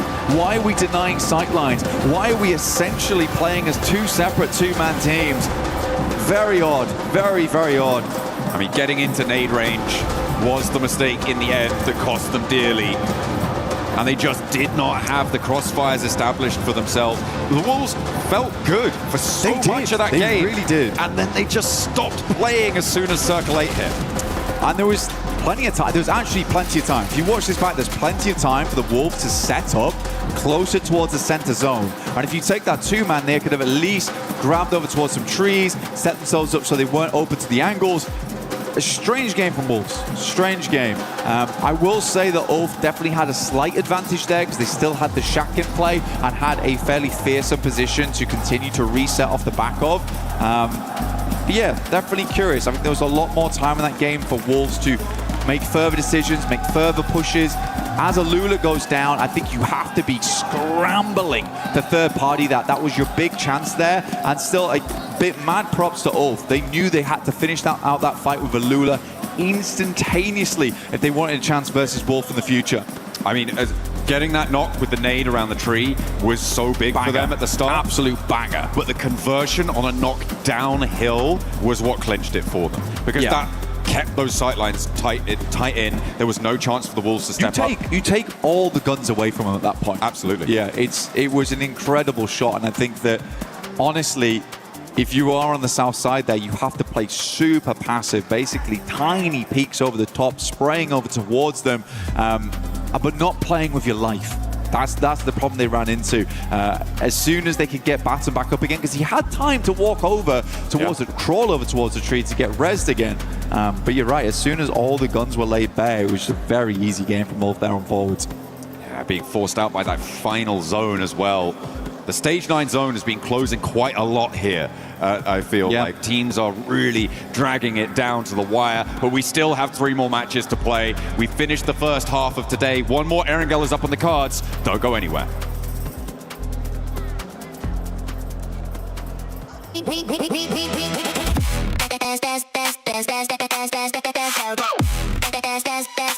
book ESPORTS World Cup.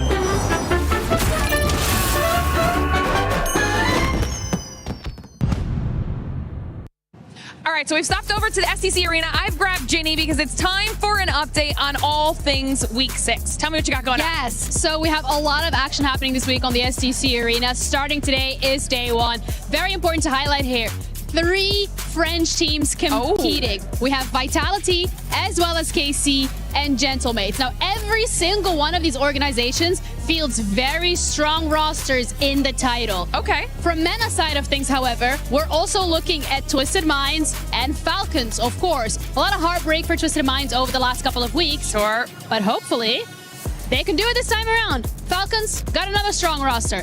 But what is the kicker here is KC and Gentlemates. Okay. Because as much as their rosters are very strong, they need one more top 8 finish to even qualify for the club championship points. Okay, so potential big moments for those 2 squads, but also some of our leaderboard leaders potentially getting some more points. Of course, we're going to have to see how all of it plays out. And when we have some more answers, we'll check back in with Ginny. Our players are taking on a brand new challenge, Drop Hunt. Each team will be split into 2 pairs, with each pair receiving their own map. 5 locations are marked on the map and hidden in the player lounge area. At each location is a mystery envelope. The mission is simple: find them, grab them, and bring them back. But there's a catch. There are only 5 envelopes, and each one is worth 20 points. The team that collects the most envelopes wins Drop Hunt. Ready, set, hunt. Mana kita? Iya, so. Mana ya? Ini bang. Sini bang. Kita stiker di sini bujang. Kita di sini aja. Coba tengok mapnya lagi. Mereka ini. Mana tengok di daerah sini? Kayak mana cara dapat amplopnya anjing? Tengok tahu cara. Mereka mereka.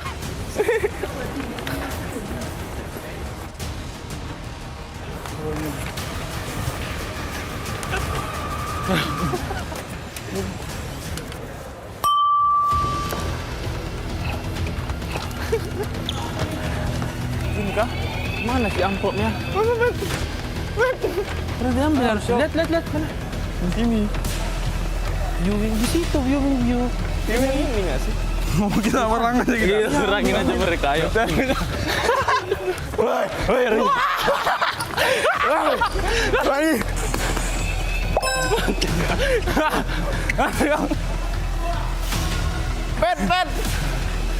Pet. Sini, Pet. Mau mati juga kan jangan. Ini, Pet. Ambil, Pet. Lari, Pet. Lari, Pet. Jam.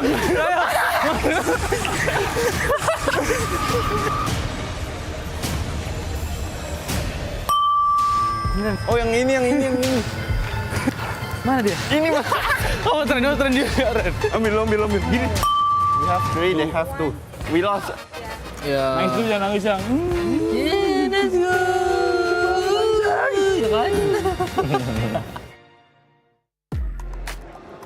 We've been wondering all this time where this team has been, and they finally end up showing up as Ulf is able to get the win. But for everybody currently watching, yeah, we're not back at the same place. We're actually at the fan experience, so make sure you come and check it out. You can check out the awesome collabs that we currently have with Naruto and PUBG Mobile.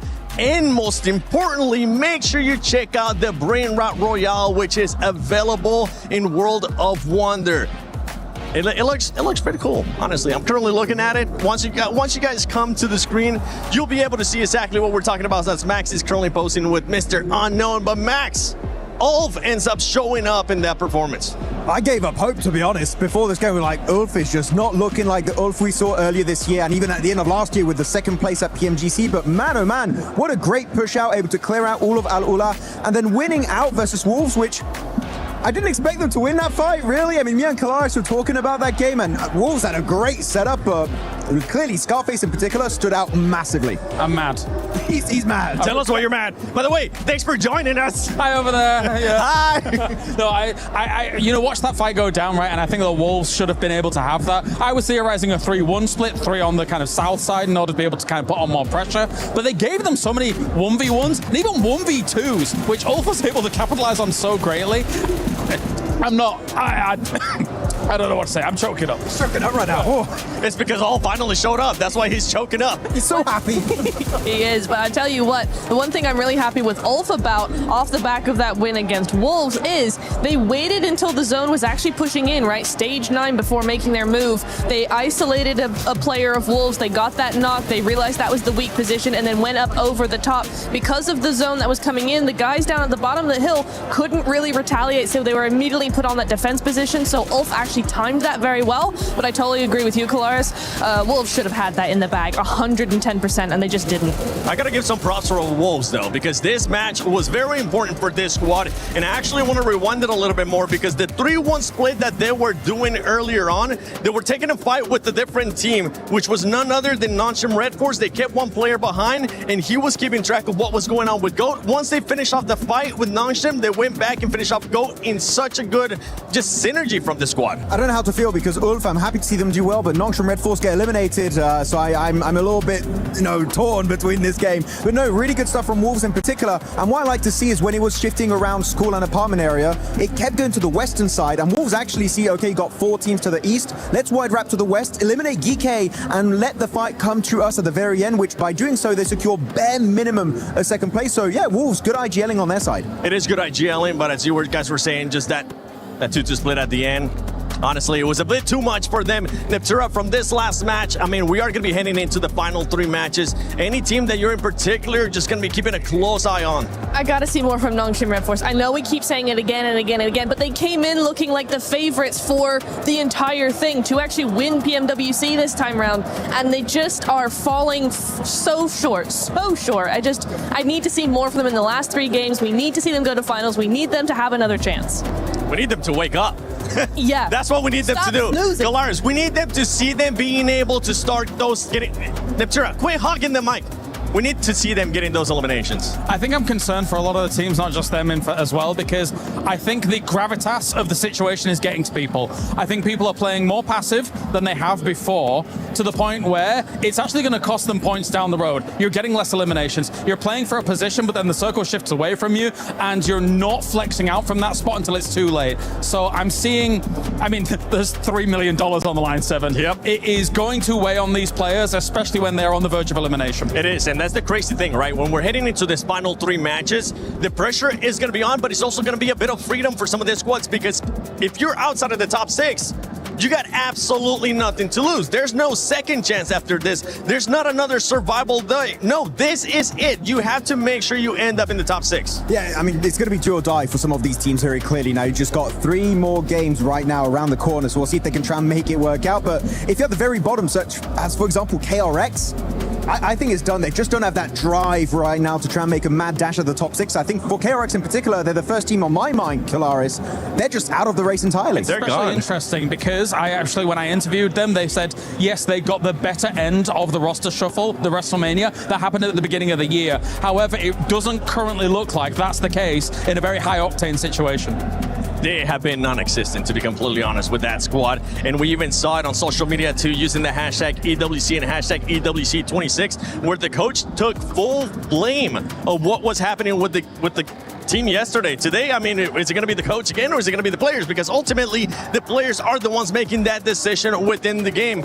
Max, I know you wanted to see something that happened in the last match, especially one that we were kind of laughing at, and it had to do with just Alula and a bunch of smokes. It was me and Kalash who were just going, what the hell is happening over there? And you're looking at the replay from Alula when they decide to actually crash onto a plateau right next to Ulfin. Like, that's a great position. You can see it right now on your screens. And he's like, okay, that's a good send. IGL will say, guys, just put down a couple of smokes, maybe, bare minimum, just to deny the vision of Ulf. But Kalaris, they went way overboard. I've told you many, many a time, having utility into the extreme late game will pay huge dividends. Having no smokes towards the end where Ulf actually did throw those nades over, there's no way you're going to be able to negate them. The lines of sight and things like that, it's just too many. You're not really negating too many lines of sight other than maybe some lines of sight from like the top of apartments or something like that. Yeah. This is too much. You just deny your own vision too. It's too many. How many is it actually? 1, 2, 3, 4, 5, 6, 7. Hey! Hey, that's a great number right there. Hey. But I want to actually take a look at the overall because I want to see what the picture's currently looking like. We have seen so many shifts within that top 6, especially going into the next 3 matches, the final matches in Natura. Those squads that are currently in contention for that top 6, that are currently outside, need to make sure that they play flawlessly. I mean, we know it's what, 2, 3, 5 points difference between so many of these teams. The gap is non-existent, and when you're looking at only 3 matches left, one more Erangel, even if you want to make it even more pressurized, right? We've only got one more Erangel before going to Miramar. That Miramars are notorious for being super difficult. And if you're looking at the overalls here, what do we have? Wolves at 64, GK at 60, Ulf at 58. Ulf making perhaps a late comeback, but it's still close enough to be able to make that top 6. Max is so close, second place all the way down to 8th. We currently can't see 9 in the rest, but they're only separated by just 10 points. I mean, right now, my speculated entry point to the top 6 is going to be about 80 points at the end of the day, maybe 85 if we do go on the higher echelon. So right now, outside of really Tiamba, every team, if they have a really bad follow-up for the second half of today, could fall out of contention for the top 6 and reach in the grand final. So if you're not currently in first place, if you're not Tiamba, your spot is not locked in just yet. And for Go Team, we've seen them being able to get those eliminations. They need to get those placement points as well. As we go here towards the second page, I mean, Yangon Galacticos, they have a chance to make it once again to the finals, but Yangon, the defending champions of PMWC, are struggling. I think it has to happen in this game. I think that if they do not gather the traction, but again, they're one of the teams that fall under that passive mark. And they even accepted it last year that they were a passive team. They were able to get the championship because of some of that passive play, because of some of those circles. They needed to ramp up the aggression. We spoke to Smile. He said, yes, we need to mix some of that in. It has not happened fully yet, and it needs to activate right now. It's starting to look like last year's PMWC for this squad. They were able to make it into that final game as well for PMWC survival stage. Could it happen again? All we know is that we're going to be playing some Brain Rot Royale, and you should too in-game. Make sure you log into PUBG Mobile and check out that map in World of Wonder. But let's send it over to none other than Barney and Luti. What are they up to? Ladies and gentlemen, just 3 maps remain in the survival stage until we'll start closing things out, and things are starting to heat up on the... Luti? Yeah, I'm here. Dude! Yeah. You made it! You survived! Yeah, I did Nicely survive. done, bro! Hey, can I have more chicken dinner, please? Oh. Can I have more chicken dinner, please? Yeah, I can get you more chicken dinners. We've got 3 more coming your way anyway. Can I get you anything else? Oh, yeah, I miss the French cheese as well. French cheese. Yeah, I'll see what I can do, man. I'll see what I can do. Hey, look, I meet him. It's Chicky the chicken. It's Chicky? Yeah. Really? Yeah, it's disgusting, so it's mine now. It's my friend. It's disgusting? Yeah. Okay, yeah, okay. I'll see what I can do, buddy. No. I'll see you later. No, we're losing him. Cast us back to you, Chicky. Chicky! Save him! Save him! I'll tell you what, there's a lot of teams that need to be saved here, Jackie. What's up, everybody? How's it going? I'm Hot Jukes here with the legendary Jackie Powers. Gonna be on the mic casting these last 3 matches of the survival stage. The intensity is in the air here because after these 3 matches, 10 teams are going home. It's very true, Jukes. You're kind of setting the stage perfectly there, Luti. Obviously, he's been doing a good job of surviving himself, but for some of these teams, it might not be the same. Although there is one thing that's going to be exciting for all of those fans at home, of course. It's Yangon Galacticos' really quite commemorative skin that they've got there in-game, that ancient charm set, off the back of their win last year. But in 12 months, a lot can change, Jukes, and that's the landscape we're looking at today. That's exactly what we're looking at right here, man. This is getting so intense. And you can see Alpha 7, they got some smiles on their faces. They're feeling confident going in here to the rest of the day. I know they have tons of support for their teams. And just every single time I see Alpha 7, I could hear the drums of victory ringing in the background as we get into the final Aerogale of the survival stage. Let's get it going. Yeah, let's see what they've got in store for us. How loud those drums are going to get, ringing in the ears of competition. But will it fuel I can still hear him now. Success, mate? Yeah, it's tinnitus, I think it's called now. Oh, okay, all right. Let's get it going here. Oh, we got a plane path going all the way from Novo up to Severny. Okay, we're gonna still see some teams stretch on over to Sosnovka. But look at the overall rankings here, folks. Tiamba, a lock, obviously, to go into the finals of the top 6. But looking at the rest, man, it's still anybody's game here. Even E-Arena in 2nd place, they are not safe, especially if these teams in that 8th place going all the way on down to, I'll put it even at 14th, right? We can still see Yangon Galacticos in the finals, but in my opinion, it's going to take a win right here, right now. Yeah, they've got to come out swinging, right? It's got to the point where there's only so many times we can say all these ifs and buts of, oh, maybe they'll start to wake up, maybe this is the point. It literally is cutthroat territory of do or die now. They were saying themselves it's way harder because you were a bit more of an unknown quantity before. You came out hot, played the blinder. Like last year was ridiculous in how they were able to just show up and give it their all. Very different landscape this year, Jigs. Feels like competition across the board has gotten way better. Oh, mate, you know what? Take everything we were going to fear, right? Just get rid of it. Yeah, don't worry about that. Just focus on this. Are you kidding me here, folks? It's going to be a military base finish.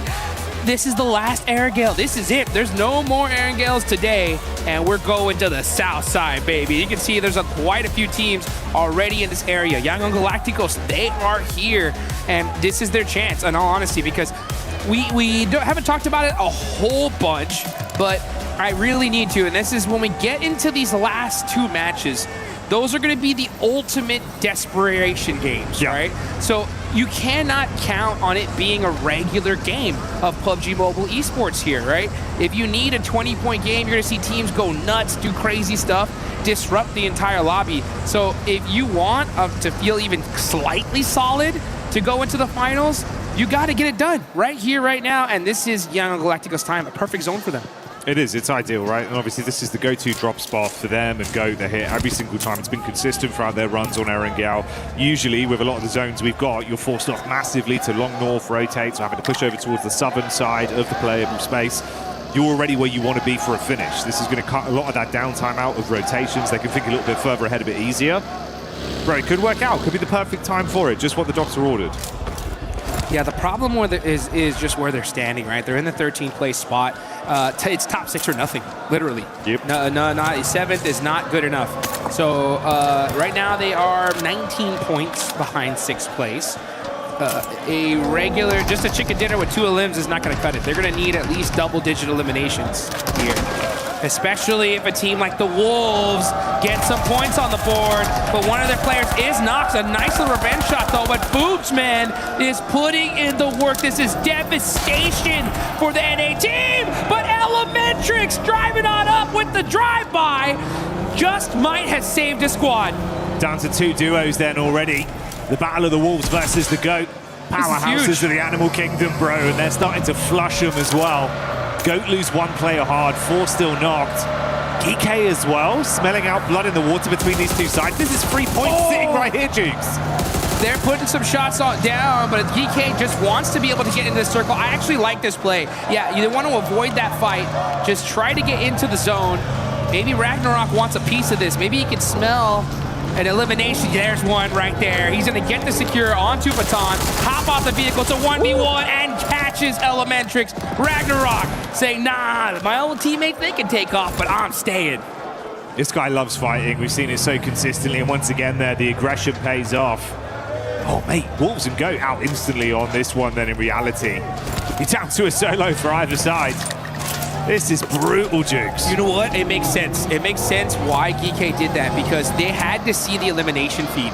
And with all those players knocked, they knew who it was. It was Wolves. It was GOAT. These are 2 teams that they need to pass up on the leaderboards. So I understand why Ragnarok says, I'll solo take the risk, because if I do end up winning that fight, this is huge for our squad, and it worked out perfectly for GK. Yeah, you're right on that barrier.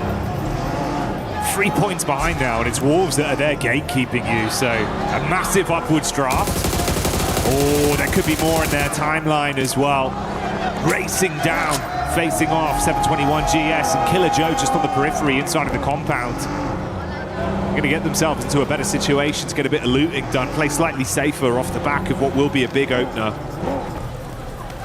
What a crazy start to this game. GK really coming out on top there. 3 eliminations, destroying both the Wolves and GOAT. For a second, I thought the Wolves were going to get away with that. But no, Ragnarok risked it for the biscuit. And I mean, it's little risks and plays like that could be the difference, right? From going home or going into the finals. So a huge, huge play for Geeky. Cannot state it enough.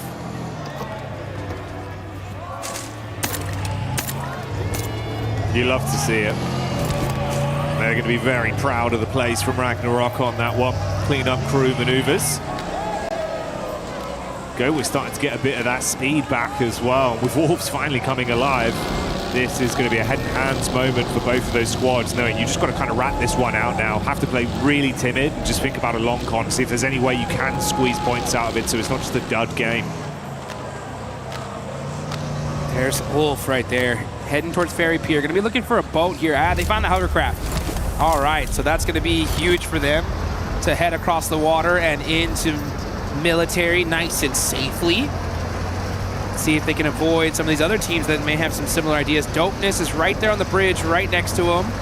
But it looks like they're not even looking in this direction. So very fortunate for Ulf to get here safely. Another team that's going to make that boat take is going to be E-Arena. They're heading on over to Primorsk, trying to hunt down one of those aquatic vehicles. And as far as, I think there's a few other teams as well that need to be making this rotated here late. Yeah, you got to get that push down from the northern side for Alula. Tiamba as well, still the top dogs in the lobby right now to be top of the totem. And then a later wrap in towards the southern side as well for Alpha 7, with potentially a late passing over the bridge, depending on where this shifts for them and E-Arena. You see their POV on screen now. Here they come, man. 68 points on the board. Again, this is still a tight race here. Beauty driving that Serpentine left and right, trying to get away from Young Galactico. Silence is forced out of his vehicle, abandoning it on the bridge for now. And that's going to be Igor right next to him. Ayala may try to put some suppressive fire here. Silence playing it pretty darn silent here. He's got the buggy, so he can actually drive underneath the railings and get out of here. But instead, he's going all the way on down. All right, so he does end up getting there nice and safe. Good rotation for Furia. And they make it safely into military base. And you can see just how fast these teams are rotating here in this last Erangel. They know how important it is. They are not wasting any time.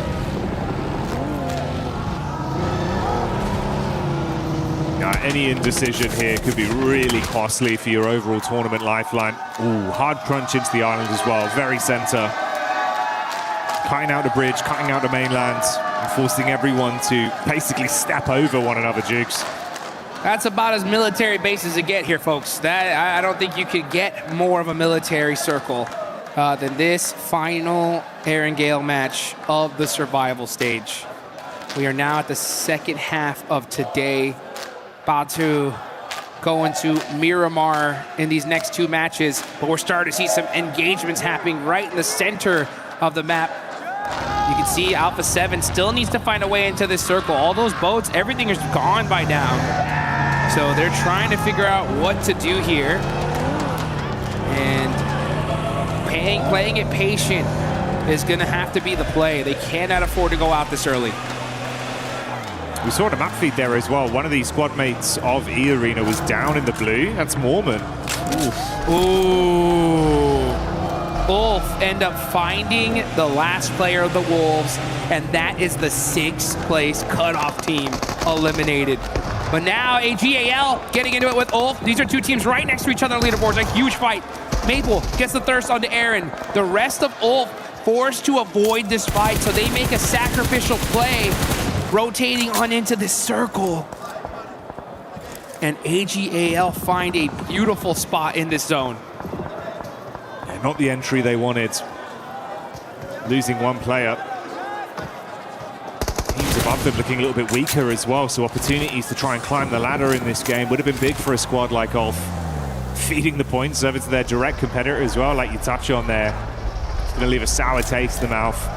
A few shots were dumped into the hovercraft, but it still stays alive and in play. Scarface is closest by, but effectively left on an island. Man, this is going to come down to the last match here, folks. I can already tell. I mean, this is getting crazy. Let's take a look here. Oh, necessary. Trying to find a cheeky play on the plane, and he gets taken out. Oh, they try to get to the circle just a little early. They end up getting into it with GOAT, and that rotation costs both these teams a whole lot. They're going to have to make a play in Miramar to survive because GK are looking strong. AGAL have a beautiful position in the zone. And the one team in the top 6 that's not looking too hot is Alpha 7. They are still on the north side trying to find their best way into the zone. They're eating a whole lot of blue damage here. They're going to waste quite a bit of utility. But you know what? It's better to stay alive a little bit longer than just make some crazy rotate on a bridge and get taken out early. Yeah, they didn't really have that many options with the way this went. That wrap down from the southern side just kind of left themselves isolated. So they'll just have to cross their fingers. They can eventually find a way in. Shift on the zone comes in as well. This could be huge because, I mean, we can see it, they can't, but that bridge is completely open right now. And with that circle shifting in that direction, it could be a play, but it's so risky. Let's see what they do. Maybe even look like they're trying to do maybe even 2-2 split. Not too sure. It seemed like they were debating it, but maybe doubling back now towards the southern side where Alula are stationed just on the exit to the bridge. Fury are in the midst of this. Do take a few shots into AGL. Seems like they've gone able to actually open this one up quite nicely at least. Tough for AGAL. They got a little bit antsy and they wanted a better position to zone. They get a decent one here, but they end up sacrificing XZZ in the process. A huge player for the team. Fudia ends up picking up that point, which is devastating considering that that is the 4th place team. Right now, though, the team that I'm really excited for in a zone like this is Yangon Galacticos. They have the observatory. They have all the high ground. And we've seen plenty of times in PUBG Mobile history, if that zone shifts in that direction, they could possibly walk away with a 20 elimination chicken dinner here. So this is huge on the side of Yangon. Speculative right now, but if they put that into facts and forge a path for themselves, it'd be a huge game. That's what we're saying, right? They're the perfect drop location. The zone instantly goes their way towards Snovka. You're set up for success. You've just got to cash that in and make sure you get the most you can out of this game. With the other squad slightly beneath them, or slightly above them rather, there is room to climb. E Arena going down to 3 players quite early with Mormon falling inside of the blues. He was trying to swim round to get onto the island. The rest of the squad went for the wide rotate the whole way down. So they're up by the coast right now. It's KRX and Ulf that are ahead of them. Alpha 7 still not committing for the wrap over the bridge just yet, Jukes. Alula would still be the guards that are defending that entryway if they commit to this. Let's see what plays they're going to make here. Alpha 7 need to find a way into this circle. I'm looking at the crowd right now. I see some of the Yangon Galacticos fans, and I see a whole bunch of nail biting right now as they are really feeling this one. I see some smiles on their faces as well, because this is a perfect circle for them. We'll see where the next zone does go, though. If it ends up going a hard shift to the west side, that's going to be pretty rough. But we'll see for now. As Alpha 7 roaring into this next circle, trying to find a safe position. Their fans are excited, and dead silence in the arena here. One of the few times it's been quiet from that side. Ooh, crunch in center as well. Set up around Nonshin towards the middle. Yangon still in play from the bridge they've got here. And Alpha 7 following the roadside around with Tiamba, guarding towards the top there. Burning a whole bunch of utility. This is stage 4. The blue zone definitely starts to chunk you down here. So Alpha 7 are going to have to wrap in here pretty quickly. The north side is pretty open, so they might have a good rotation on in. They do end up holding this building for now, and it is wide open. Very, very fortunate. But now we're starting to see Yangon get put in some work. Revo ends up catching Alula, though. Here we go. The fight is starting to ring out. Obscure trying to save his teammate Guizal, looking for some angles here to buy his squad some time. Got to get him back up. Shots are coming down, though, and Obscure's getting peppered, mate. He can't commit to it easily. They've got limited cover here. Throws out a smoke to see if he can actually save his mate. Quick has the nade primed and dashes that one down. If it's on target, could be lethal. Alpha 7 is just trying to get this reset here. They don't want any more of this fight for now. Rebel does get picked up. He still has his vehicle in play, and they do end up getting the recovery. So a perfect play on the side of Alpha 7. Now they're going to start realizing that, hey, maybe one of these players is a little bit too isolated. They kind of drive up just a little bit just to kind of scare him away. But this is the perfect play for Alpha 7. All they wanted to do was get into the zone safely. They have the gun skill to make anything happen regardless of where the circle is. But to get here with all four was the challenge, and just so fortunate they're able to do so. Yeah, that sense of safety could have been taken away very quickly. So they're going to be quite chuffed that they've been able to stay alive as a full squad at this point. Tiamba are still nearby though. In the meantime, So Easy taking pot shots over towards GK, and their numbers have been dwindling rapidly. What looked like a good start coming into this one off the opener we saw from Ragnarok has unraveled to only a solo player remaining alive. You've got Dopeness taking shots over to E Arena as well. They were weak from the start, Dukes. Now they're down to just the duo. Pretty crazy here that the 7th and 8th place team are so dang hurt. Could be a huge opportunity though, right? For even a squad like Nongshim Red Force, RRQ, Yangon, right? The fact that so many of those cutoff teams went out early opens the door for the rest of the lobby to kick them out of one of those precious golden tickets to the finals, that top 6 slot. Here goes Alpha 7, getting a little bit closer to Tianba. That's gonna be a tough fight, especially considering that Tianba are sitting pretty on the leaderboards. They are dead confident, not a single worry. Alpha 7 have everything to lose in this battle though. Oh, it's a big ego fight. You've got to pull it off if you're going to go for it. Aggressive scouting from Revo as he charges straight up towards them to get a read onto the setup. Like you say, man, you mess with a beast that is Tiamba right now, you better be ready to back it up. Good nade. Milu getting hurt, Obscure getting peppered as well.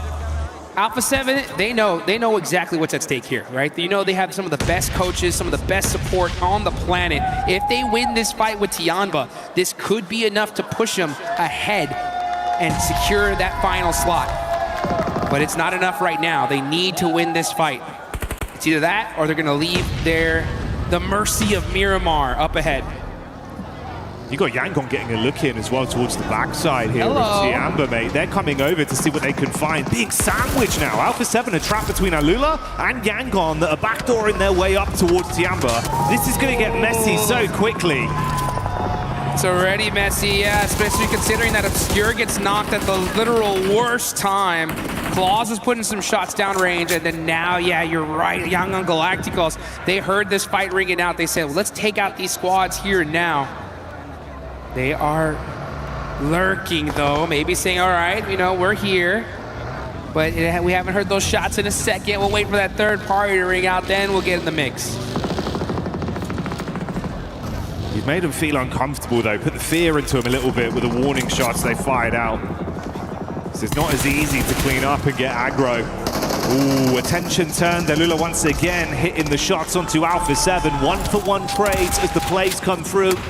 Carrillo up close with the shotty. Switches back to the rifle, ready to let it rip on the peak. Dopeness even trying to find a steal from distance with damage done onto Alpha 7. Yasser hard flushed out, Quick replies back. Scrapes his way through them. Claws comes out swinging, the shotgun gets it done. Introduces him to Big Papa Pump, but how much more punishment could he do, Jukes? Tiamba with the steal. And the save! Alpha 7 save for now, but Tiamba looking to finish him. It's Quizal all by himself. Gonna have to make a play, and it's not good enough. Tiamba crushing the dreams of some of these squads. It's gonna leave Alpha 7 with 70. Furia right behind him though. 3 points so far, and their whole squad alive. Furia looking to seal the deal here now.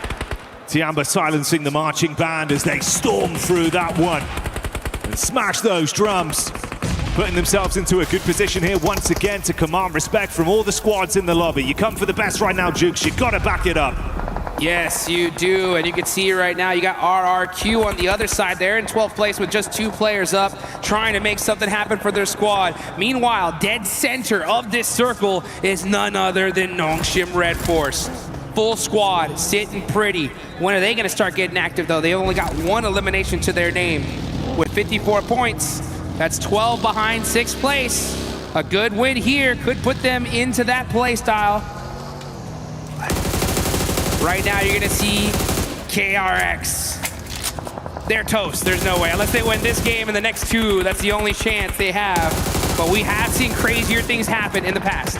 Yeah, so far down the ladder, realistically, it's more what damage can they do to other teams that are trying to progress than remedy their own disaster that they've had in some of these matchups here for our survival stage. Going to be a lofty challenge. Furia, though, still sitting pretty. They've had some great games. And once again, lining up to do more damage. Nonshin Red Force with a backline there. The Org of Hyunbin hitting heavy. It will punish Ayala so far away as well. They're going to have to wrap in to grab him as the zone comes in.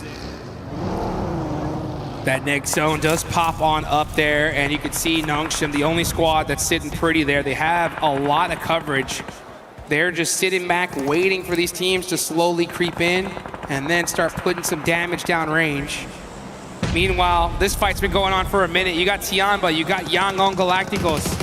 Yangon not getting that hill, that mountainside that they so desperately wanted, and it's none other than QZZ popping some shots. Actually, it was Milu that actually getting that knocked, and now Smile up close and personal with the S12K, but just a little bit too greedy.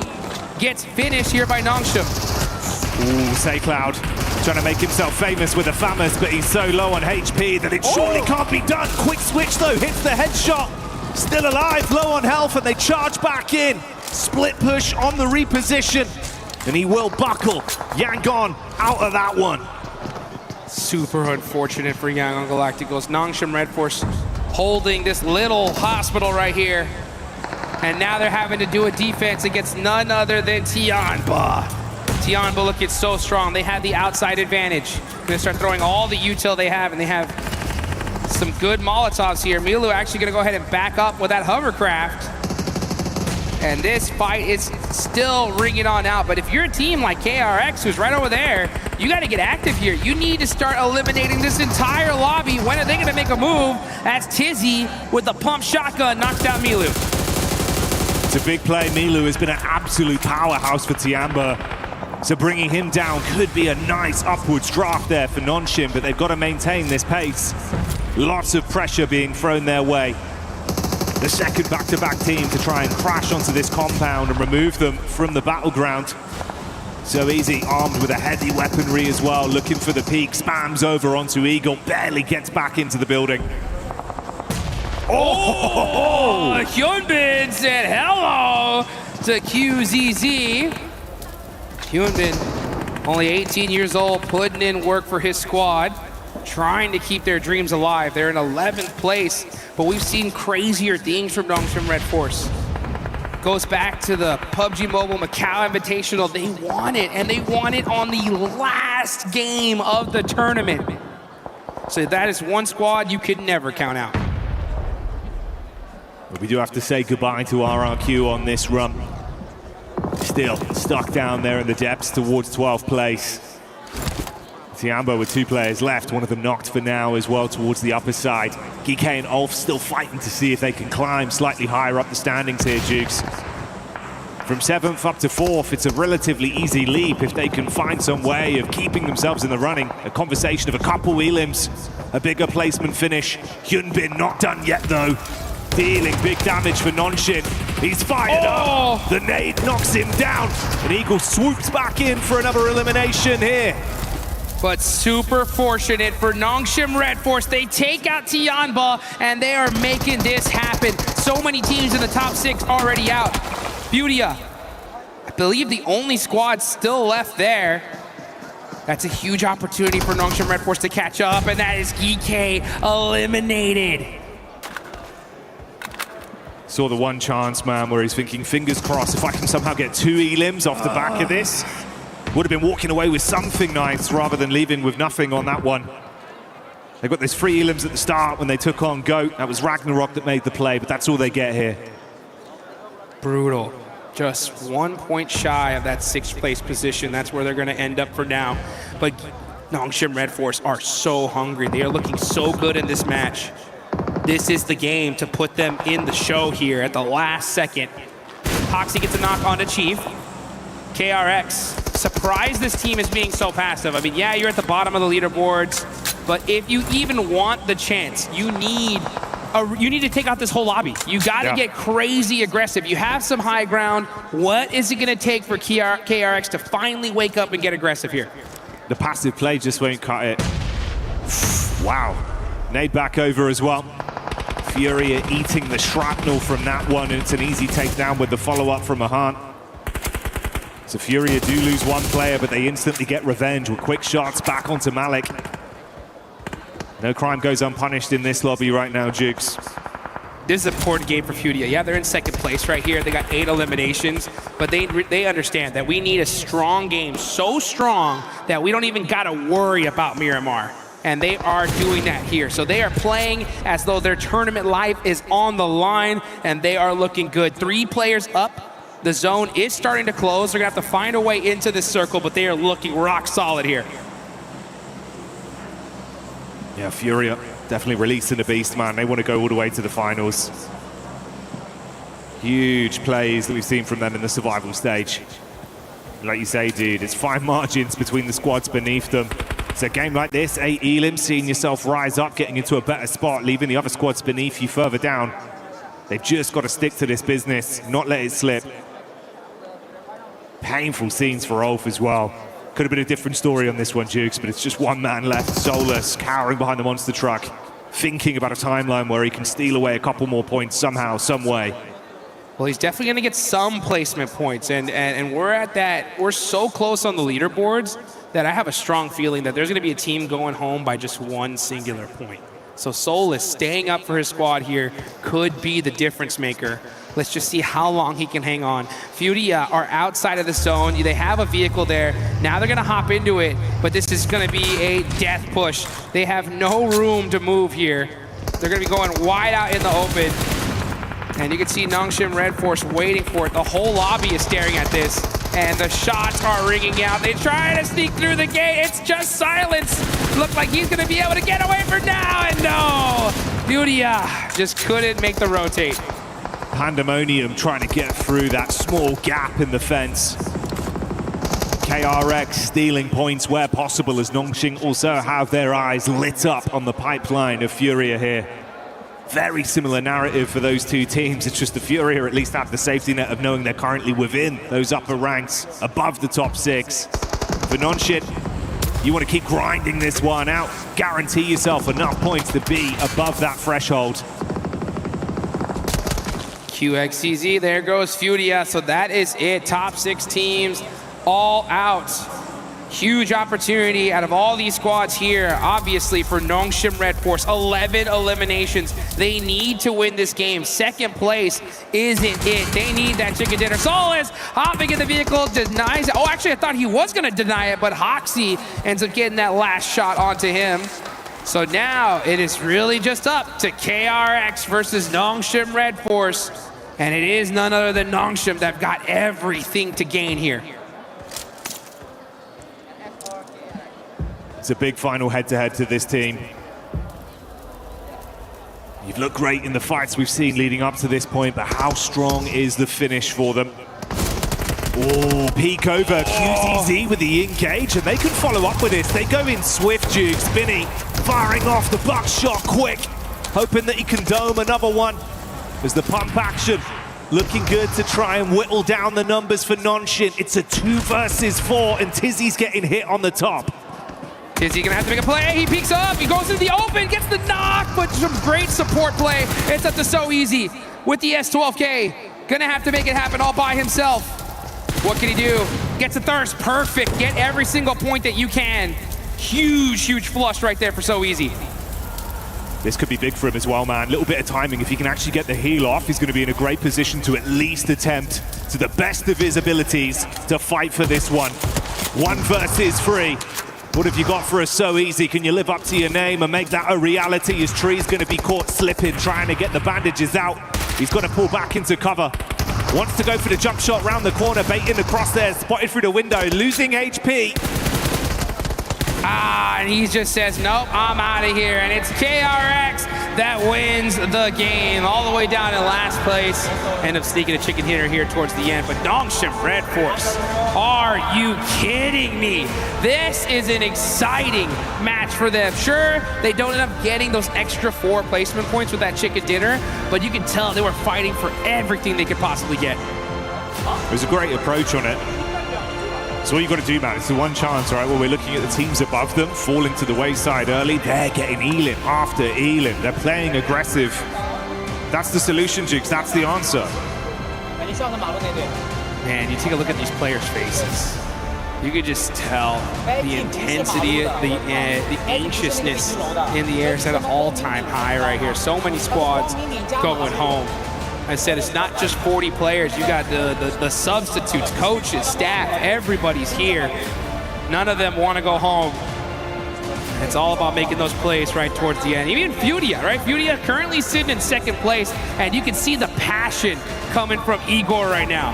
He wants to make sure that these guys are doing everything they possibly can to win. And let's listen in to this victory from KRX. 이거 우선 기어갔다. 동현아 왼쪽으로 벌려도 돼. 왼쪽. 온다 동현 쪽. 왼쪽 1평 좋다. 집안에 집안. 한 대 더. 과감하게 한 대 더.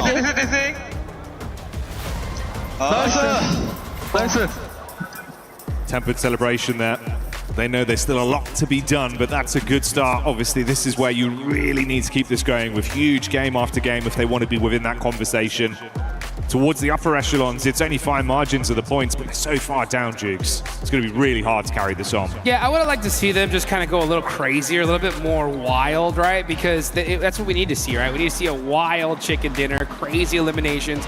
But maybe that was the one, right? Maybe that was the one to kind of really give them a little bit of confidence. They literally need to win the next 2 with double-digit eliminations if they want any chance. Now, anything less than that ain't going to cut it. So you still got to give it up for them, right? I mean, the South Korean team, we know what they can do. Is just they've waited till the last second. That's why we're so doubtful.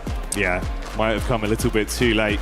But hey, a win's a win. They're still going to be proud of themselves on that one. They were taking some decent fights as well. Yeah, you know, this is what gets so tough when you're at the survival stage towards the end. If this was in the first day, right, or something like that, we'd be like, oh, let's go, right? Like, that's how you do it, right? That's perfect gameplay, literally, for KRX. It's just they're at a stage now where it's got to get a little bit more wild. But you know what? I want to hear from Geek and Cal Aris. Let's go ahead and take it on down to the stage and hear what they got to say. Yeah, you do, because I've got Ragnarok once again here. You know what? He gave such an amazing interview last time. We had to pull him again to talk about some of these games. So let's take a look at what we've had today, right? It does feel to us, some of the pundits, the experts, that it's been a very passive lobby from a lot of the teams here throughout the day. Does it feel like that when you guys are playing it in the lobby, or what's your perspective on that? Yeah, to be honest, it feels like harder than the 3 days that we played before. 2 days in the group stage and 1 day here. The lobby is being very passive, like you can reach the zone 3, zone 4 with 62, 60 players. That's so fucking... So much, Kilaris. I've got Ketch here from Ulf Esports. We've got to talk a little bit about map number 3, managing to secure the chicken dinner. To put you back into the conversation, you're in that bubble, just a few points shy of getting into the top 6. What were the comms like after you managed to secure that chicken dinner? Did a bit of self-belief come back into the team? Üçüncü maçtaki wininiz hakkında konuşmak istiyorum birazcık. Şu anda böyle işte puanları yakın olan birkaç tane takım var, onlar arasındasınız. Top 6'ya girmek için arada çok küçük farklar oluyor. Oyun aldıktan sonra takımınızdaki atmosfer nasıl oldu? Size bir push verdi mi? Yani win almamız tabii ki bizi çok mutlu etti. Daha çok motive olduk. Çünkü bu tarz maçları elimizden çok veriyorduk. Bu maçta biraz şanssızlık oldu ama gene hani puan alabildik. Yani finale çıkmak istiyoruz. Kendimizi göstermek istiyoruz orada. Yeah, of course, this gave us a push as a team because we many times we just fall short of like winning a map. So it was definitely a big motivation for our team. And now also we collected some points by becoming top 3, and we hope that we can still make it. Well, 2 more maps before the finals 6 are decided. Now, these last 2 maps are going to be on Miramar. You've got a good track record on Miramar so far, especially in the group stage and yesterday as well. Are we thinking that this is going to be you know, a more promising run. How do you guys feel going into this last Miramar? Because it feels like what you guys are lacking at the moment are eliminations, because you're typically, you know, quite an aggressive team. So what's going on in these next 2 games? Top altının belirlenmesine son 2 map kaldı. 2 Miramar haritası. Hem dünkü maçlarınızda da grup aşamasında da aslında Miramar'da iyi oynadığımızı görüyoruz. Sanki takımca böyle biraz elim puanla eksik kalıyor gibi. Yani öldürme skoru az kalıyor gibi geliyor. Nasıl bir stratejiyle giriyorsunuz bu oyunlara? Yani biraz dengemiz bozuldu. Bunu düzeltmeye çalışıyoruz. Bu 3. maçta kendimizce düzelttiğimizi düşünüyorum. Bunu bir şekilde üstesinden gelip finale çıkıp bütün hatalarımızı fixleyip önümüze bakacağız. Yeah, I kind of feel like we lost our balance somehow, but we fixed this with match 3, and we just want to focus on these last 2 games and do our best. Time for the last 2 games to come over onto this main stage. Ketch, I appreciate it. Thank you so much for joining me. Don't worry, he's not injured. For those of you at home freaking out, it's not an injury, okay? We're going to go back over to the studio to break down everything we've seen so far before we go into our final 2 maps of the survival stage.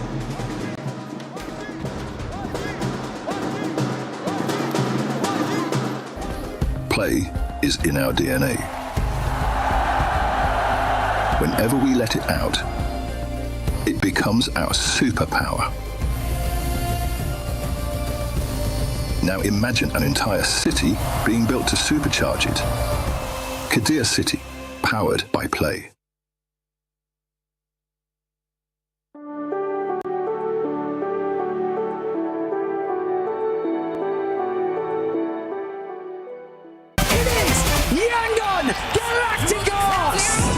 Chasing the sunrise, boots hit the ground, hear the battle call. Loot up, lock in, we're ready for it all. Every street, every door, searching for a little more. One squad, one dream, nothing's ever what it seems. The circle's closing in, can you feel it on your skin? Heartbeat like the drum, the final fight has come. Fight till you make it, never gonna break it. Stand your ground and take it, right into the fire. Fight till you make it, every move can change it. Higher and higher, we're reaching for the winner, winner, chicken dinner. Fight till you make it, fight till you make it. Exciting things happening over at the Allianz Vault, so I've grabbed Trev to break down everything that's going on in chess today. Well, at the moment, we've got Magnus Carlsen taken to the stage for Team Liquid, a team very in need of points, to say the least, at the moment in the Club Championship. So a lot is relying on Magnus Carlsen right now for them. It would get them their first place, it would get them their 2 top 8s, so a lot riding on him at the moment. We've already had a few of the big organizations when it comes to the Club Championship playing. Okay. Denis Lazovic has got through to the next round for AJAL, and we've got Hikaru going through for Falcons as well. So it's big news across the board for all these teams. Nobody really making a breakaway just yet. It's as expected so far. I love that, though. I love that we're getting some more Liquid storylines. Still AGAL in the conversation, and still lots of chess action left to play. So when we know more, we'll check back in. Thank you, Glitter and Trap, for that Club Championship update, as AGL is looking to make a push so they can be in the top 6 to actually go to the finals. This squad just hasn't been performing like what we saw them being able to do in the group stages, but for this last game, it has to do with none other than KRX. They finally showed up and they put themselves in a way that if they get another win, Max, they could make that push to top 6. Not just KRX, by the way. It's South Korea for the win. Yes, first and second place with the side of Nongshim Red Force securing that building. But yeah, KRX definitely desperate to get some points on board. And actually, I was going to pick their team to win. But I was like, oh, it's KRX. They're probably not going to win it. But by the way, the match MVP is QXC. Big name over there in South Korea after that big roster shuffle. And you know what? It took some time. They showed promises sometimes of being consistently, but this game in particular, I feel like they took all the right steps, Nipchura, to actually get that chicken dinner. It looked a bit shaky at the end, but you know what? That was just enough to get that win. No, I'm really glad that KRX were able to win that. They made that push across to the north side of zone that I was hoping that they would do like a lot earlier, like 2 zones earlier, but ended up not happening, and it worked out just really well for them. As you're seeing, as we look over the highlights, you know, Nongshim we saw on the match rankings there, they also got 18 points. Oh, Furia. I feel bad for Furia. They had nowhere to go here, Max. One team that was able to get that second place finish, though, Nongshim Red Force lays that squad. We usually talk about how they're not really aggressive. Guess what? All the fights were just coming to them. Look, I actually had high hopes that, well, not high hopes, but like their positioning here and especially being able to take that rooftop from KRX, I actually thought they were going to pull out the win from this position, but obviously, you know, Zone was sort of closing in on that rooftop, which made it a little bit difficult for them to be able to peek over that top, because obviously KRX had a bit of a rotate in with only the trees to cover them, so it was looking really good. I also was a little bit worried for KRX because they didn't make the push on the one player that was left. Even though they win that, they get the chicken dinner, they're still a little bit afraid, and you can see it in their play style right now, but I do hope they can take the momentum to the next game.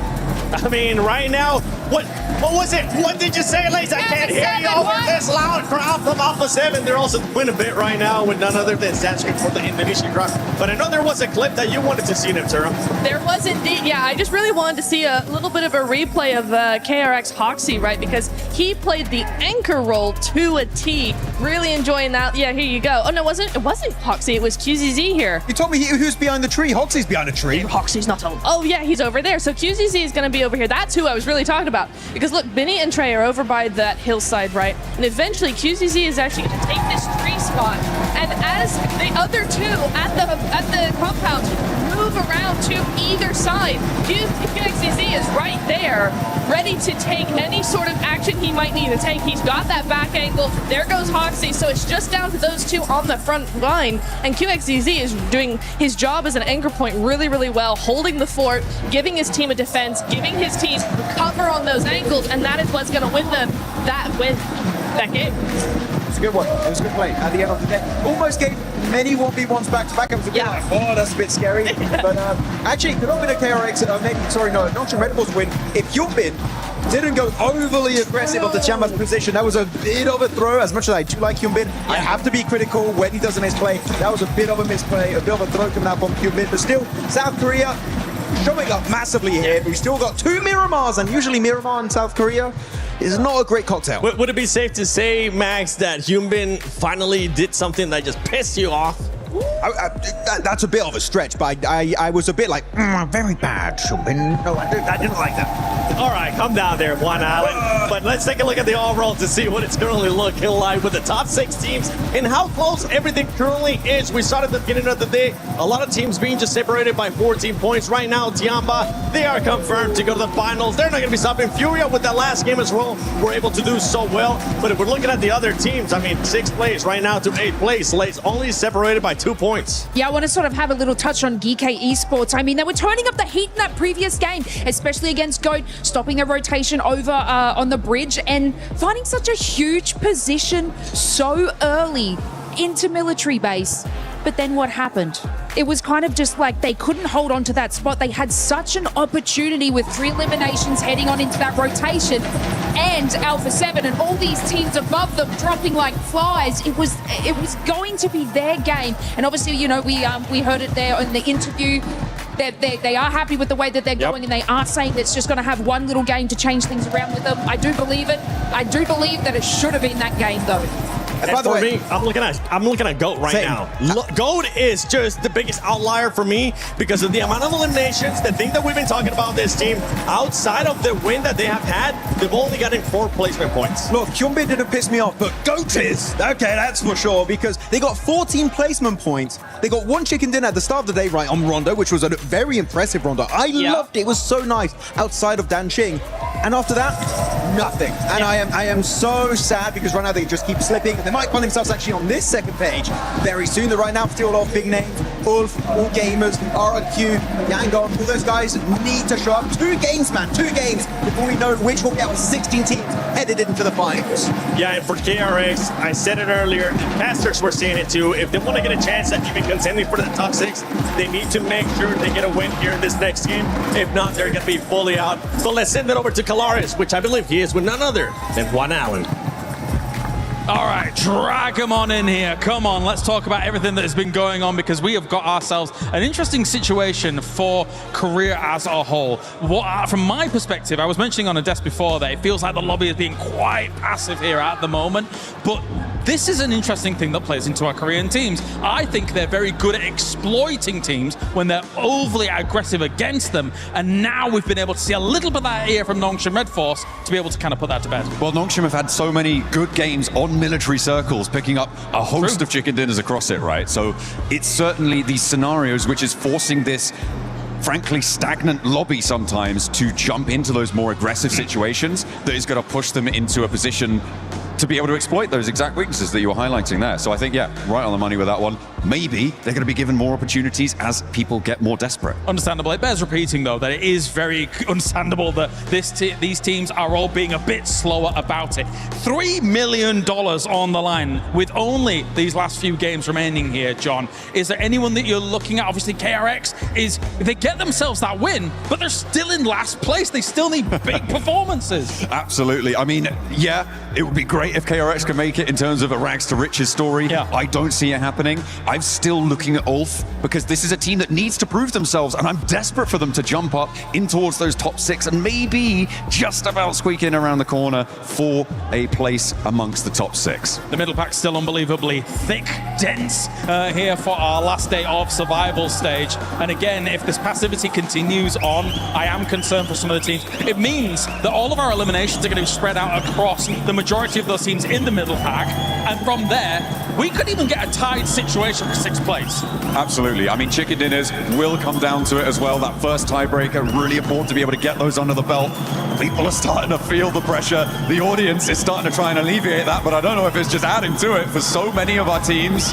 That noise has got to feel intimidating, but I see some smiles here and there around the arena, and we're hoping that they can take that pressure and convert it into diamonds. Yeah, not only is it the Alpha 7 fans, but it's also the Furia fans on over here as well. They are loud and proud. Everybody is really coming out in full force here for their teams to try and get themselves a top 6 finish, and it is going to be very, very close. The only one that I truly in my mind can guarantee is the fact that Tiamba has looked unbelievably impressive here throughout the survival. Yeah, absolutely. They have been far and away the best performing team, certainly on the first day. They've now gotten enough probably to see themselves safe, but there's only one way we're going to find out who's going to join them. Kalaris, let's head over to the casters to take us into Miramar.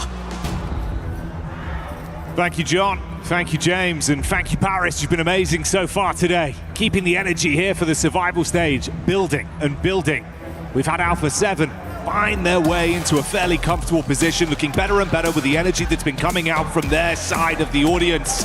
Furia as well, a similar storyline. Everyone's screaming, pouring their hearts out for them. But there are 2 former champions fighting to stay alive in the competition. The other is a current reigning champion in Yangon Galacticos that had so much more to do. For the Yangon fans in the house, let's give them some energy! Let's get it going. The crowd is excited. They are hyped. They know what's at stake as we get into the sandy desert of Miramar. 10 teams going home after these next 2 matches.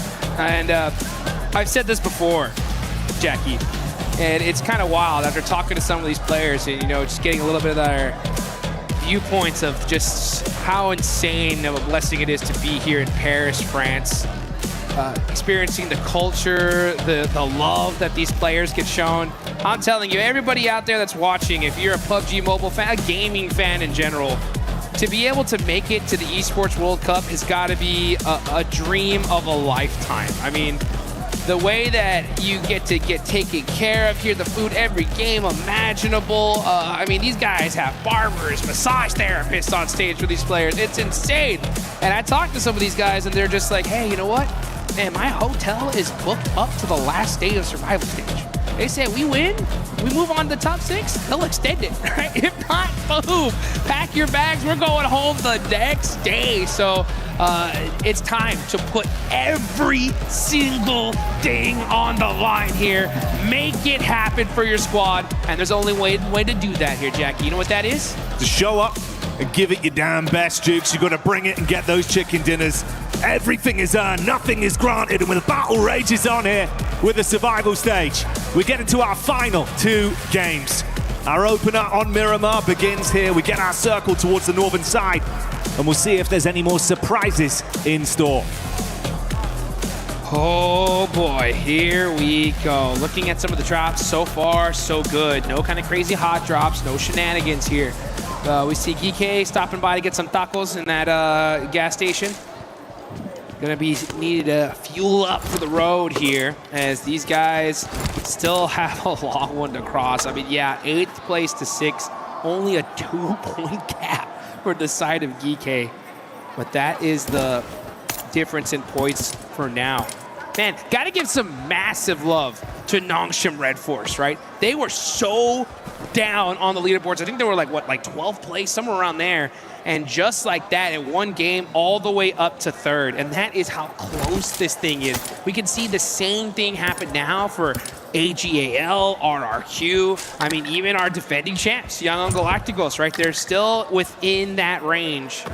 And it is absolutely possible for them to make that run, but they got to make it happen now. And speaking of now, why don't you guys go hop in the game while these guys get looted and go ahead and get that Ninetales Fury AUG. The Uzumaki Naruto event is still happening, guys. One of the most phenomenal events in PUBG Mobile history. Go in the game and get that now, because woo, this thing's about to heat up in just a couple minutes. It will indeed. You're going to want a weapon that can match the level of excitement we got going on here. Live from EWC 26 at PMWC. Remember the name? Get your friends online right now, Jigs.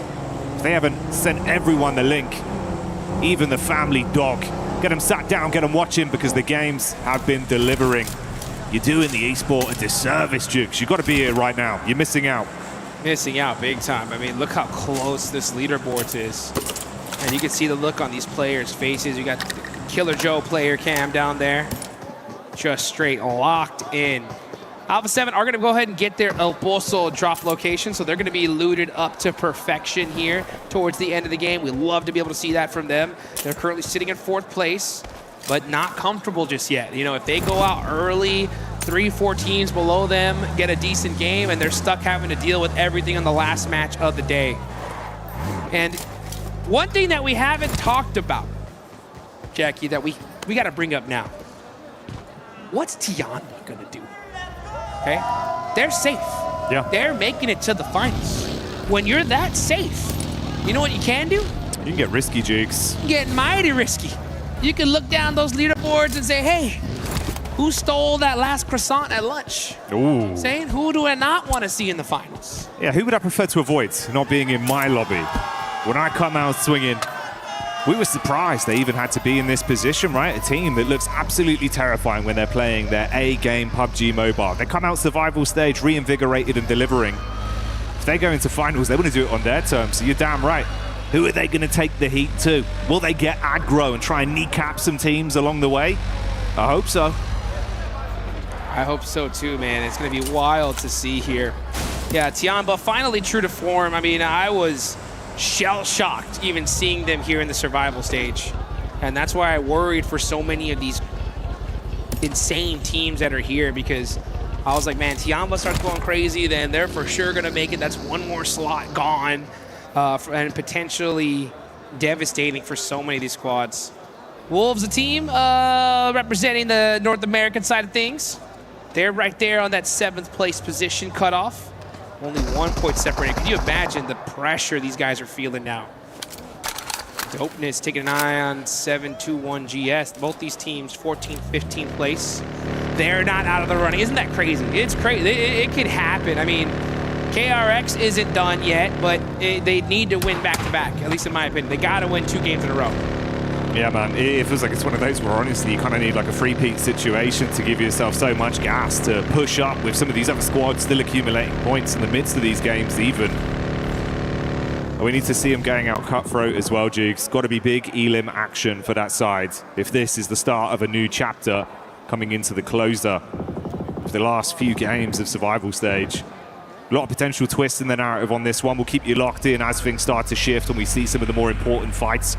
We'll guide you through it, but sit back and enjoy the action for now.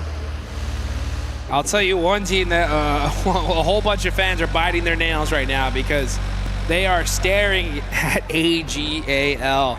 This is a team, folks, that is, or this is an organization, right, that's competing in the ESPORTS World Cup overall, event over event. And their org needs them to make it to the finals. And I mean needs them to be in top 6 right here. And they're not far off at all. They're in 11th place, only 9 points separating them from that 6th place cutoff.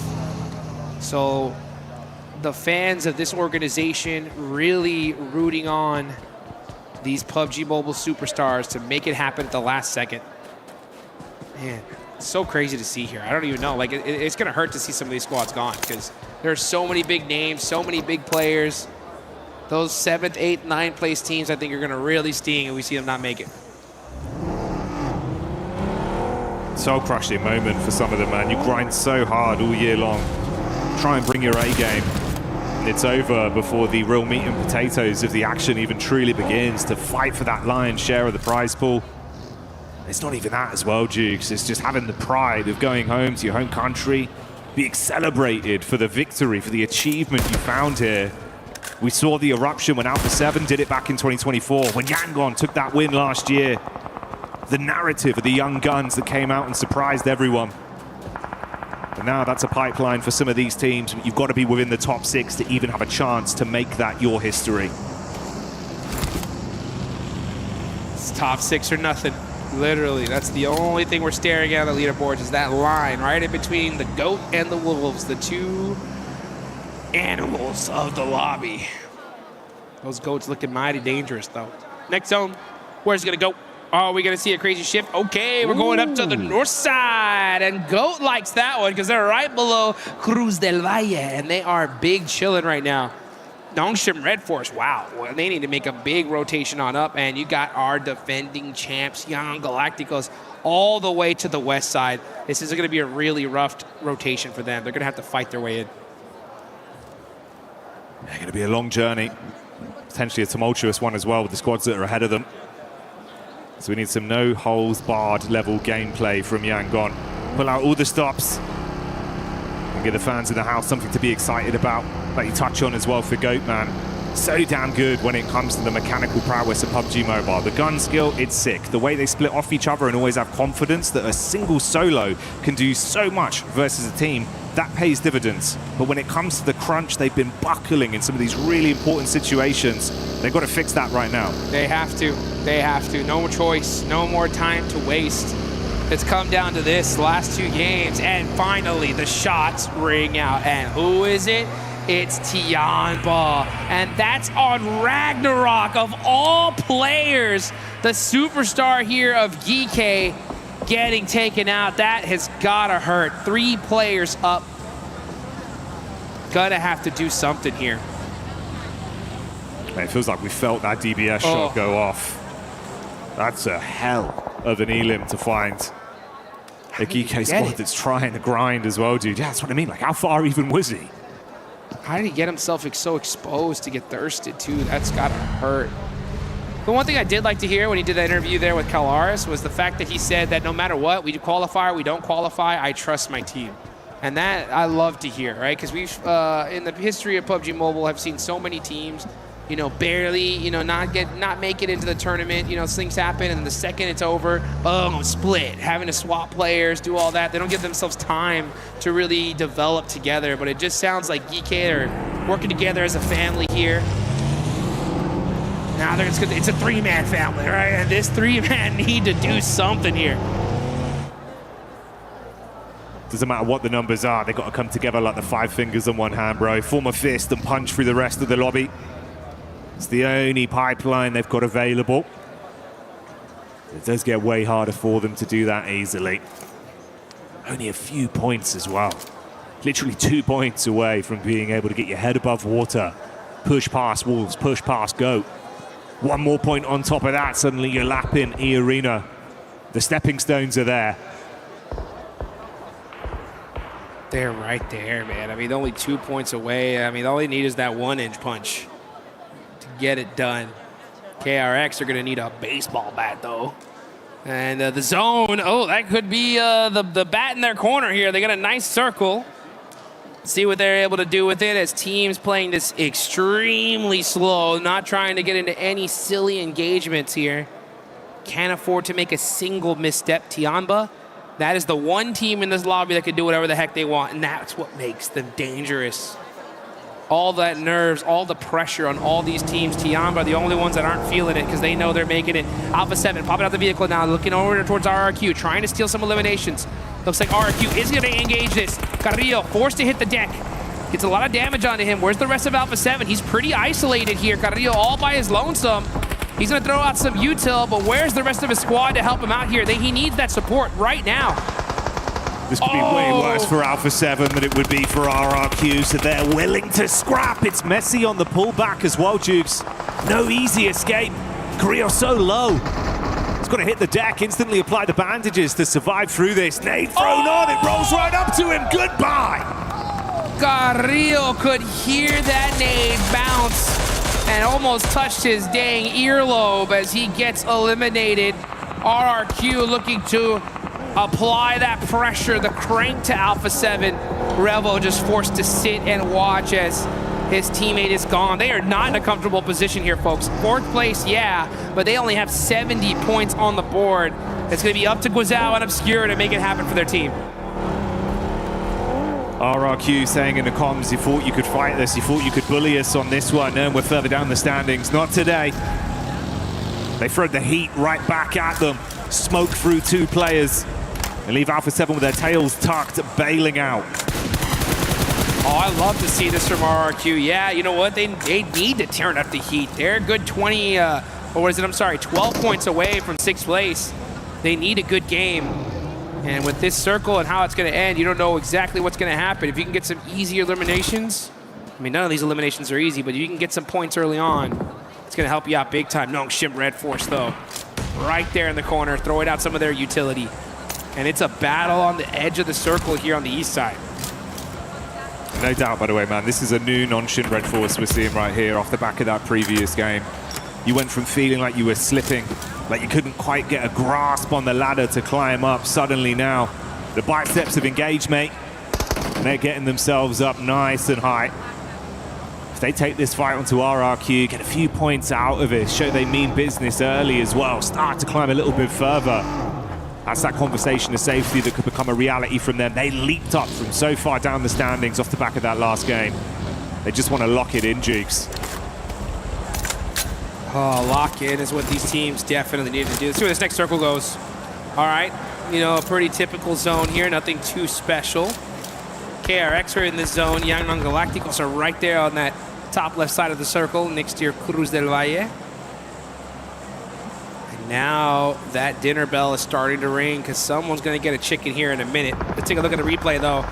Jan Fox with a beautiful nade. Oh, my goodness. He didn't even move a muscle. He's like, I'm gone. Ooh, saying I'm gone as well. That could be something that's ringing out for AGAL as they're getting hit from 2 sides. This is looking messy, mate. Nade line up as well with Milu holding the front door if they try and push him. Oh, no. AGAL eliminated. This is devastating.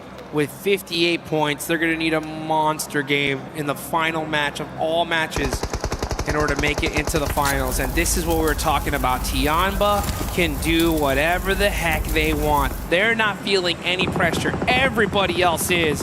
And they are tearing up the lobby and crushing dreams. Meanwhile, it's RRQ. Getting mighty close to the side of Nongshim Red Force. Tizzy is able to get a heal off so easy, up close and personal. Gonna throw some util, buy some time for his teammates. That does pepper up a little bit the side of RRQ, but not too much. Now so easy's going in with the shots. And he's applying that pressure on RRQ. He's getting the knocks. Nongshim Red Force looking strong here. Applying those shots through the smokes. The nades are ringing out and barely surviving. Going to try and get a quick heal off. So easy tucking in whilst Hyunbin primes the nade over the top. Oh, the air burst shuts down 1. It's a good engage. RRQ got to rage quit this fight as they don't want none of this. It's gone incredibly dire for them quickly. Mini 14 for Genfost in a backline, panicking to scan over the ridge and see if he can provide some support. A bit of Overwatch to bail them out, but Nonshit back on the move. They're out of here. They say, we got what we wanted. We got some eliminations. We hurt you good enough. Let's go ahead and get in the zone and secure this win. Nongshim with this win here, that will 100% lock them in. All they need is a good performance here. Oh, that's GOAT though, Killer Joe. Looks like he is gonna get eliminated. Nongshim Red Force are on a tear right now. A big fight between those two. A stolen point there for RRQ, it seems, as they do flush out the Dan Mound from GOAT, leaving them on 3 players, mirroring the battle of attrition that we've got available there for Nongshim Red Force. 3 versus 3, so tight on the standings for either of them. And for GOAT, a flubbed game, one where they go down off the back end of engage like this, mate. That could be them slipping out. Oh man. AGAL will absolutely disrupt their org's chances on the club championship if they don't make it into the top 6. And with them being out early, it is really tough. They have 1 game left to do it. All eyes are gonna be on them to clutch it up here in that last game. But we're not done yet. We got Nongshim Red Force putting some shots. You can see, look at the coach's eyes right now. Locked in. Hoping to see something from his team. 3 players are still up. They're playing on the edge. Gonna have to make a push on the GOAT here eventually, though. Yeah, and that's GOAT taking out some of the GK players in the midst of all this as well. So that's brought them down to only 1. Their direct combination beneath them struggling. But you can still see Nonshit applying the pressure. GOAT don't like it. Wobbly knees on this one. I'm looking at the coach's face, and I guarantee you that's the biggest smile we're going to see from him all day today, because that was a super lucky shift on his circle as it heads straight on over to Nongshim. That buys them a lot more time. Now they can just sit there. On the other side, though, it's going to be a battle as Ulf trying to make it happen for their team. 7-2-1 GS, really down on the leaderboards. They need a win here, but they're going to have to go through Ulf in order to get it. Ulf, desperate. Aaron on the back line, trying to find some angles. Catch, getting the confirmation here. That is huge. Every point counts. And now you got the Wolves on the other side. They hear these shots. They need some of these eliminations. They're coming in for the third party. Everyone pulling up. The squad arriving with a gat at the hip, ready to make moves. Let's see if they've got a clip that can make some bodies turn cold on this one. Solus tucked in behind the car with the AUG. Sitting inside the smoke with a pump as well. Just trying to stay alive for 721 GS, the sole survivor of the squad. Ulf know they've done a fair bit of damage, but trying to turn around in the car doesn't work as Necessary hits the shots and punishes. And some Necessary shots indeed.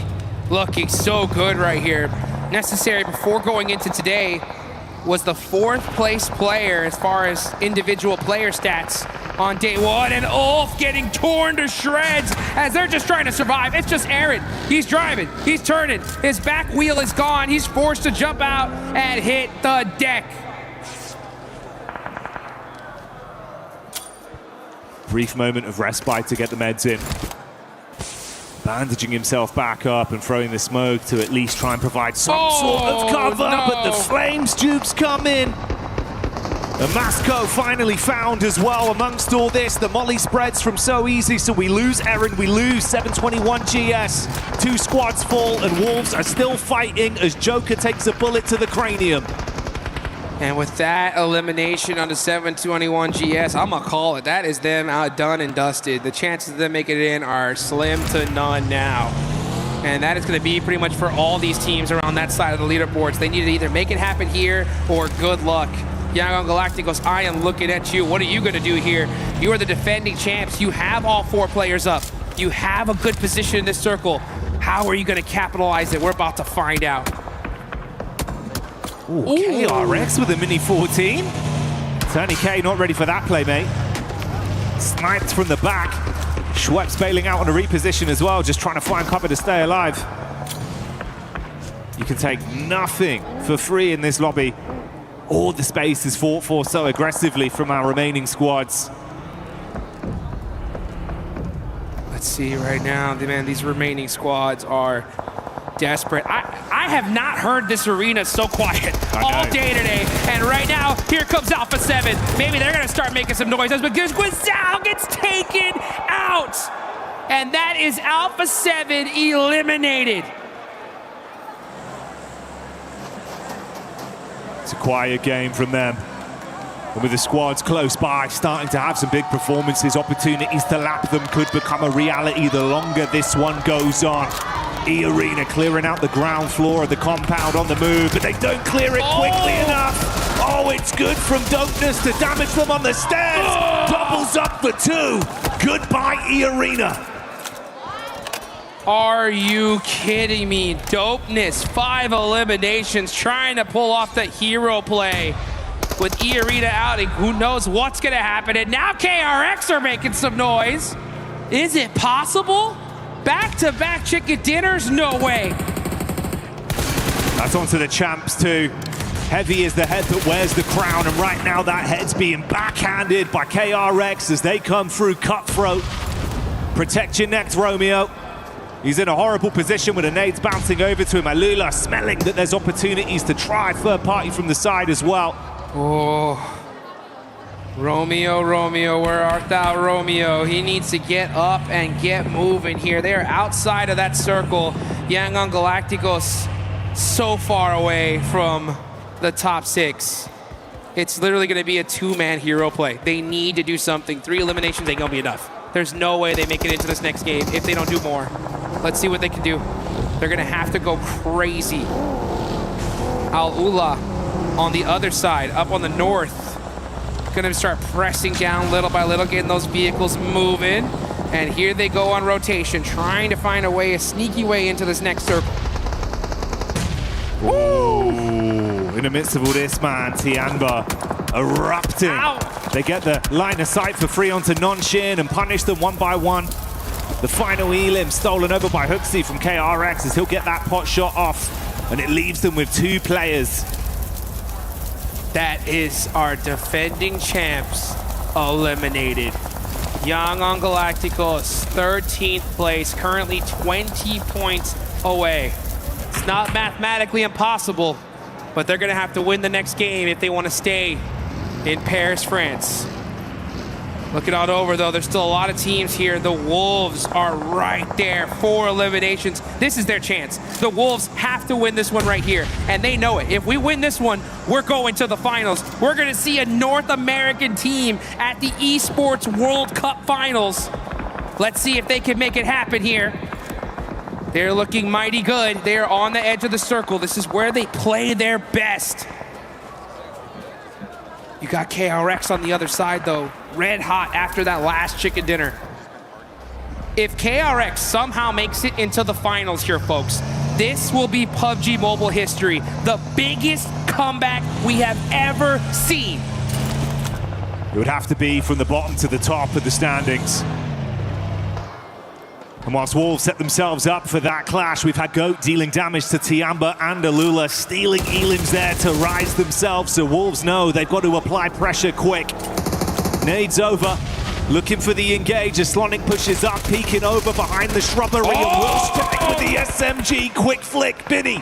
He's trying to play inside the smoke, but he gets popped and left pro, goodbye. The Wolves shutting them down, 0 hesitation. They get that elimination. They shut down the South Korean squad of KRX. And you can see the look on their faces. They know that is it for them. Looking at the rest of these squads though, Goat, Wolves looking to press up even further beyond, secure their placement into the finals right here, right now. Al-Ula can make their dreams still happen though. RRQ can make it happen. Heck, even Dopeness in 14th place if they win this game can make it happen. That's how much turbulence we have in the standings at this point. So many sides having room to breathe, but you've got to climb over the shoulders of giants.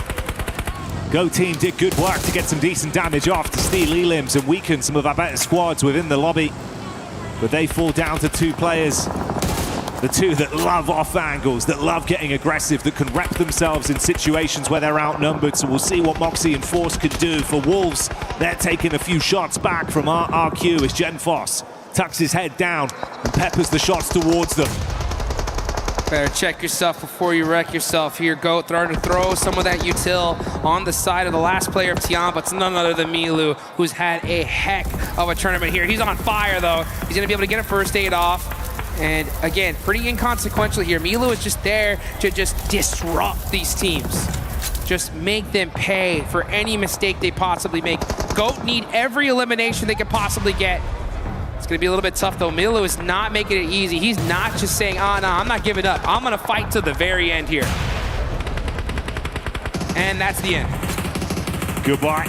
As he's shot down, finished off in the end as the shot comes in from Quick, representing Alula. And that was just the entree. He's looking for the main course.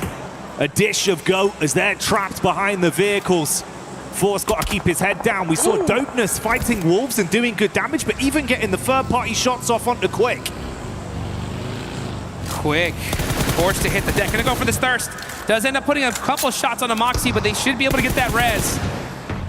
Aula said, no, we're pushing this. Here we go, shotguns in hand, and that's Goat done for. Aula trying to roar to the top of the leaderboards. We got 3 teams remaining, and every single one of these teams needs this win. Alula bringing the aggression to the lobby. They suffered a casualty, but it didn't bother them. If anything, they've rose to the occasion. Wolves, they've had to cower. The pack survives on, but after substantial damage from Dopeness, they're not as confident as they once looked in this game. 2 players there, 3 alive for Alula, and a full squad for Dopeness looking to deal damage and ruin their dreams.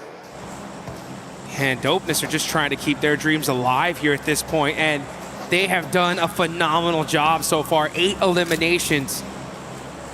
They're pretty down on the leaderboards, but they're not too far down. They needed a win right here, and it's looking like they're gonna get it. They have the numbers, they have the plays, just cannot afford to make a single mistake.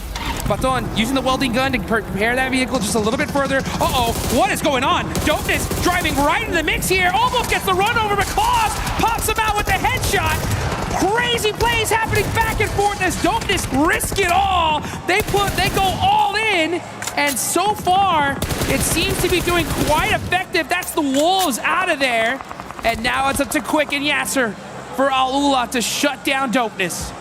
All comes down to this then, the battle of 2 duos after the risky engagement from Dopeness. But the nade's on point, and it all falls to one man. The solo of Kenji sprinting to stay alive as Quick lives up to his name with a rapid flick and punishes him. Shuts down the rest of the team. Kenji, he gets the heal back in, Jukes, but they're so far split. His crosshair's going to be off target between either of them. It's a peek up for one, decent damage. Re-peek onto Quick. Kenji looking for the headshots here, and that's not going to be enough. It's Alula making it happen here in the second to last match. They're playing it cool, but I'll tell you what, these guys know what they just accomplished. Tasting the victory on the stage. Again, a tempered celebration, more just the reality of it sinking in. Proud of themselves for withstanding that. Some crazy aggression displayed from our other teams. Dopeness, they made the call, Jukes. I respect it. It's good to see. Oh my gosh. You know, I love to see aggression. I love to see crazy, risky plays. But even I'm like, that was too much. Are you kidding me? Driving up like that. I think they just had to play it, you know, trying to choose. They had the numbers. But hey, you know what? I'll give it to them, baby. I love to see that here at the end. Sometimes you gotta roll the dice. They felt like they had plot armor as well, man. That headshot in the last second. The lunacy of that. Oh, man, what a crazy turn of events here. Even him, man, Kenji, like the way he's actually fighting it, it looked like he was ready to win this. Dude, I mean, if they didn't have as much room in that circle, I think he could have hit those plays. I mean, he was hitting these crazy little peak angles up and down, moving his head to be able to try to get an advantage and hit those shots. Alula are playing that very smart, though. They weren't going to lose that game once they had that numbers advantage. What a wild play from Dopeness here. We'll see if that's going to be the one to pay off for them. They still get an excellent finish in this game, one that they so desperately needed. But it all comes down to this. One game. one play, one moment could be the difference of continuing your stake, headed to the finals, or going home.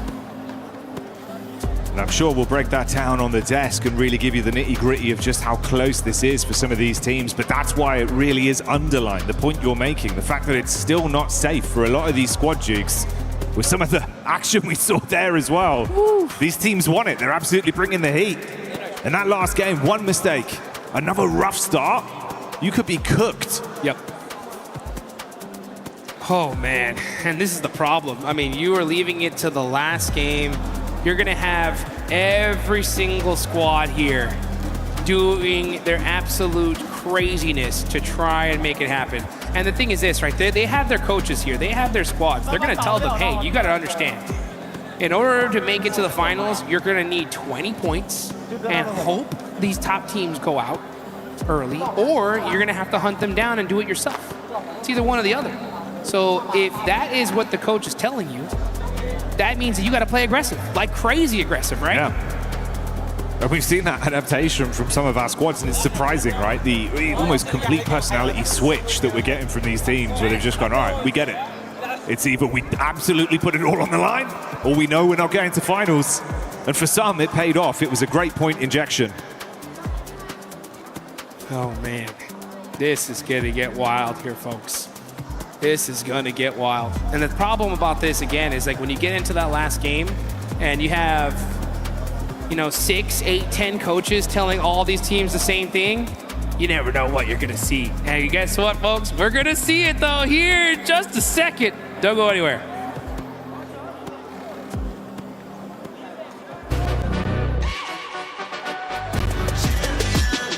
This ain't no regular thing. Came for the ring, you know what I mean.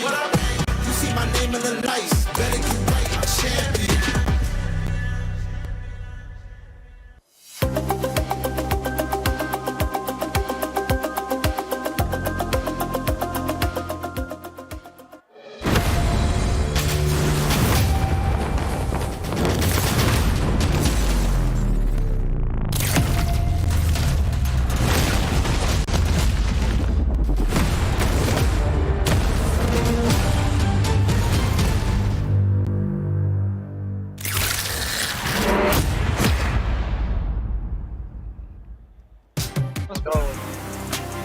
يلا ويت اوكي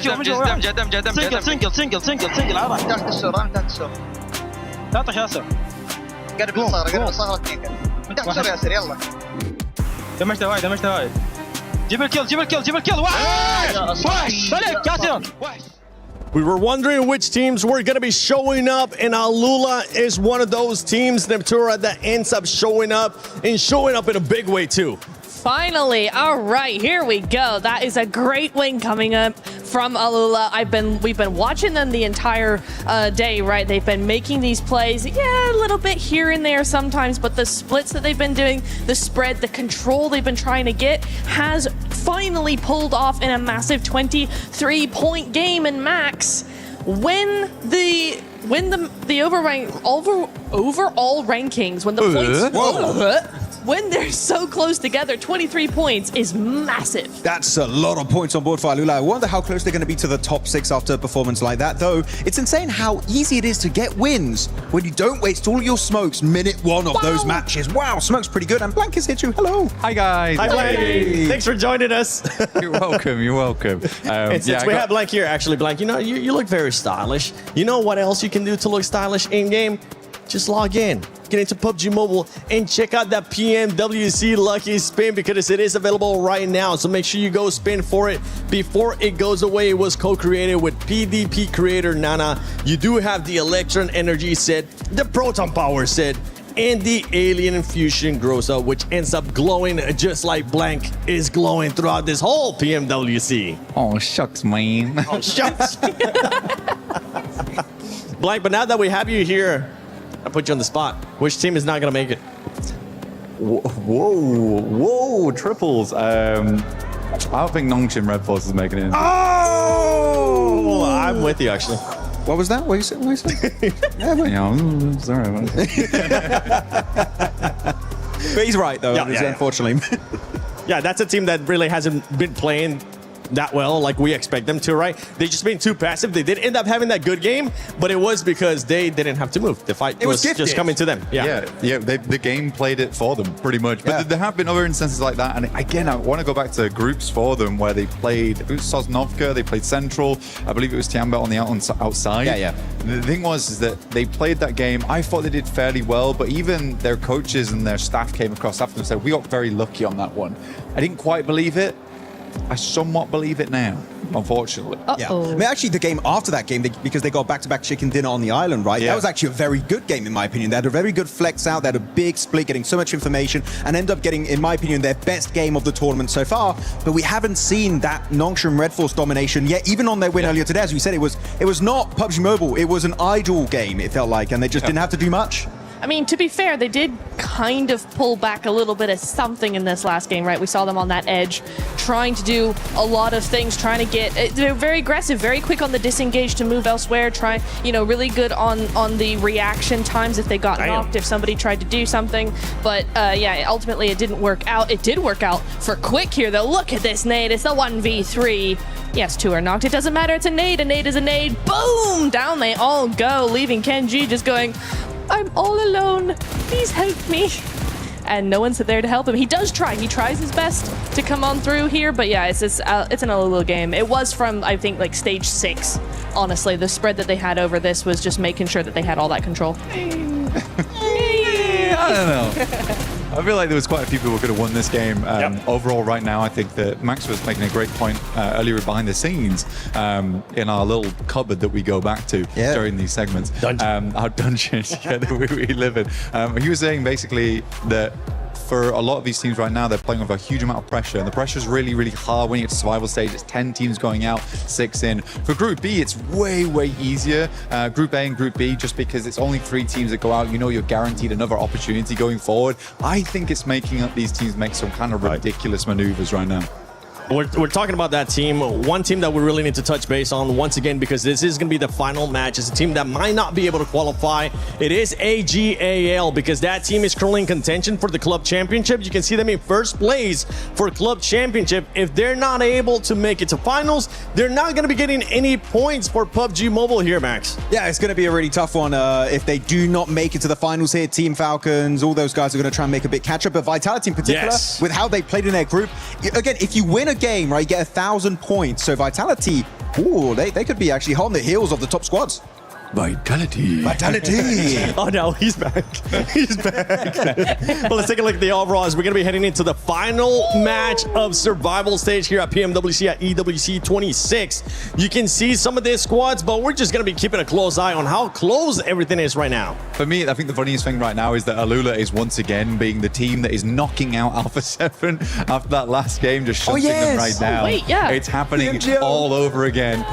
It feels bad. It really does. But I think Alpha 7 can still make it. I think they've had some really promising performances today, Max. And Neptura, honestly, for me, I think Miramar has always been a map that has surrounded Alpha 7, and it has come to them in their time of need. It has, yeah. We have seen many a comeback on off the back of a Miramar game. So the last one being Miramar, I think, it is all to play for, with a couple of points behind the top 6.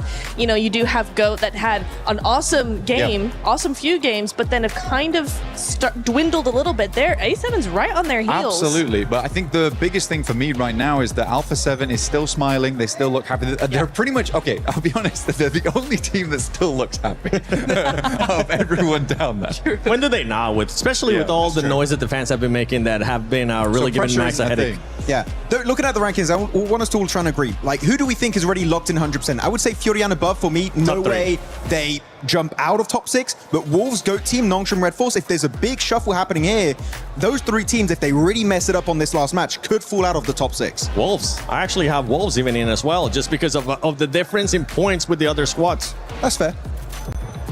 That's fair. That's fair. Yeah. How about you? Analysis. I think I kind of have to agree with Max. Part of me wants to go, well, it's only 1 point difference. It's very fair, yeah. I think so. I want to say it's like, oh, it's only 1 point difference, so actually it should be second place and above are safe.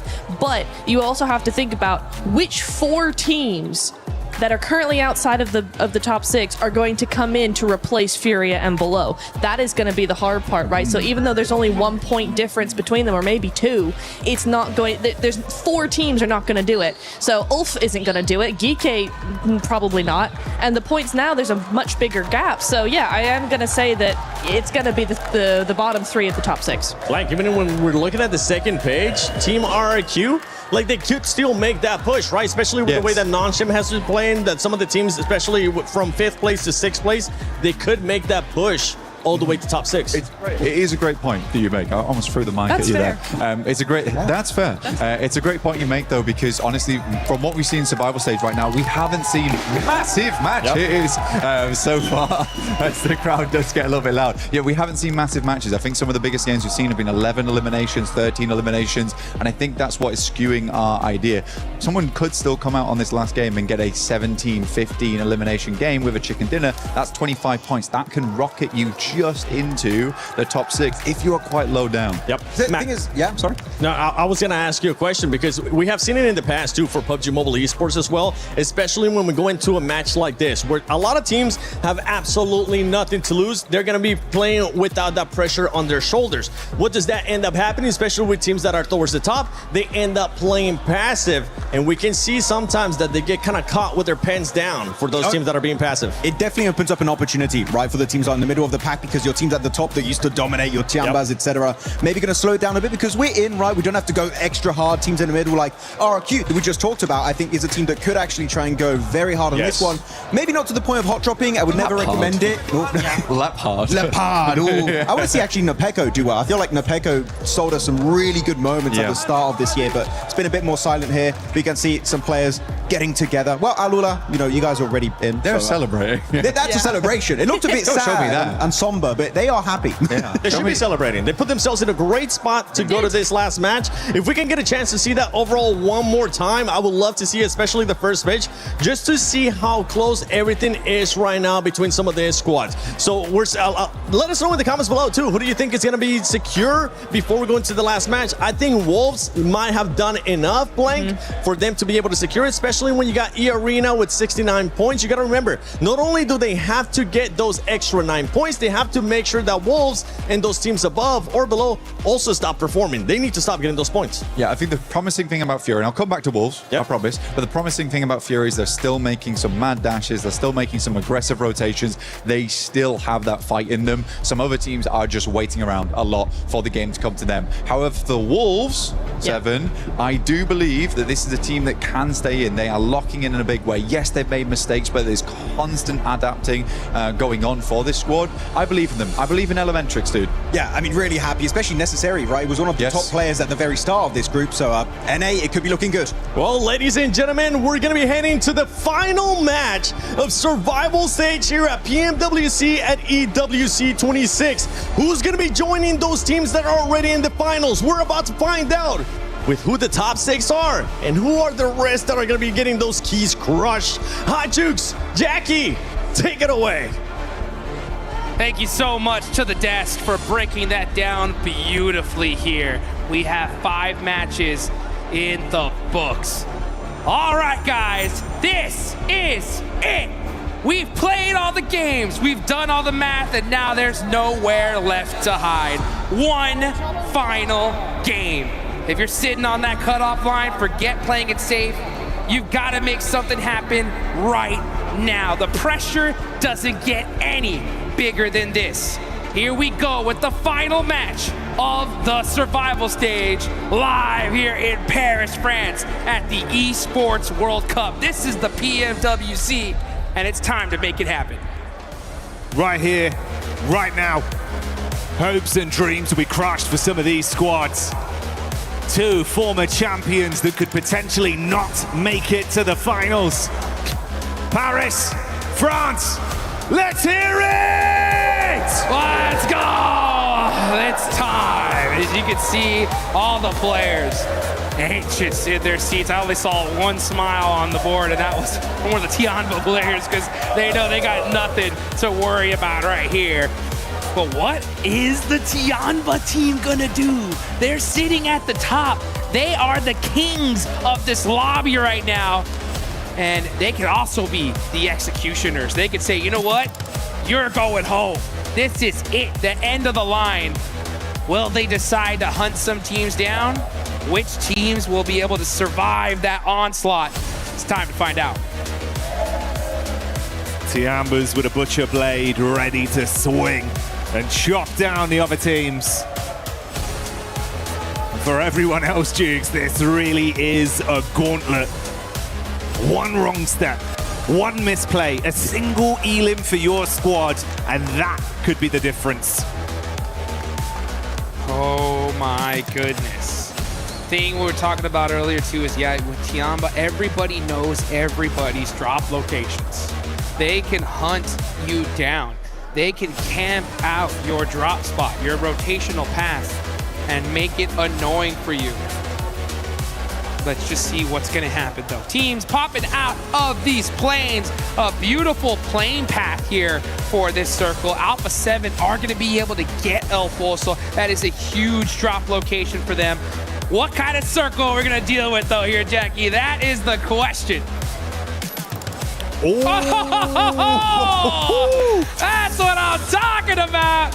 Here we go. Hey, the EWC doesn't disappoint one bit.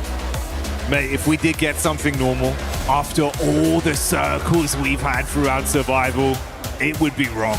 I'm glad we finished it like this. Oh man, I know we're glad, but these players are like, are you kidding me? They're gonna have to get on the road here mighty fast. You got Alpha 7 in El Pozo. They need to get in their vehicles and get moving. This circle might as well be a zone 3, 4, because so much water is in play here. You got to be able to get one of those dominant positions, especially those teams lower down the leaderboards, because just a regular, 3-point chicken dinner ain't gonna cut it. You gonna need some serious points. Got to bring the heat, man, fully. No more chance for mistakes, but chances for you to get yourself some beautiful skins. So, of course, head on in game, give that lucky spin a go, and draw for a piece of that exclusive 2026 PMWC tournament set. You don't want to miss it, much like these teams do not want to miss out in one of those coveted 6 places to qualify for our finals. Oh man, so much to talk about, so much to keep your eye on. Just a quick reminder for anybody that's just been tuning in here at the last second. First off, you missed one heck of a show, I'll tell you that right now. But you came in right on time because this is it. Last game, top 6 is it or nothing.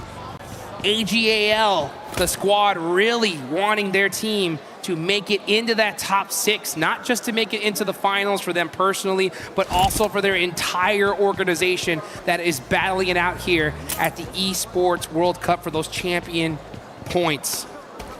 And if they don't make it into the finals, they ain't getting any.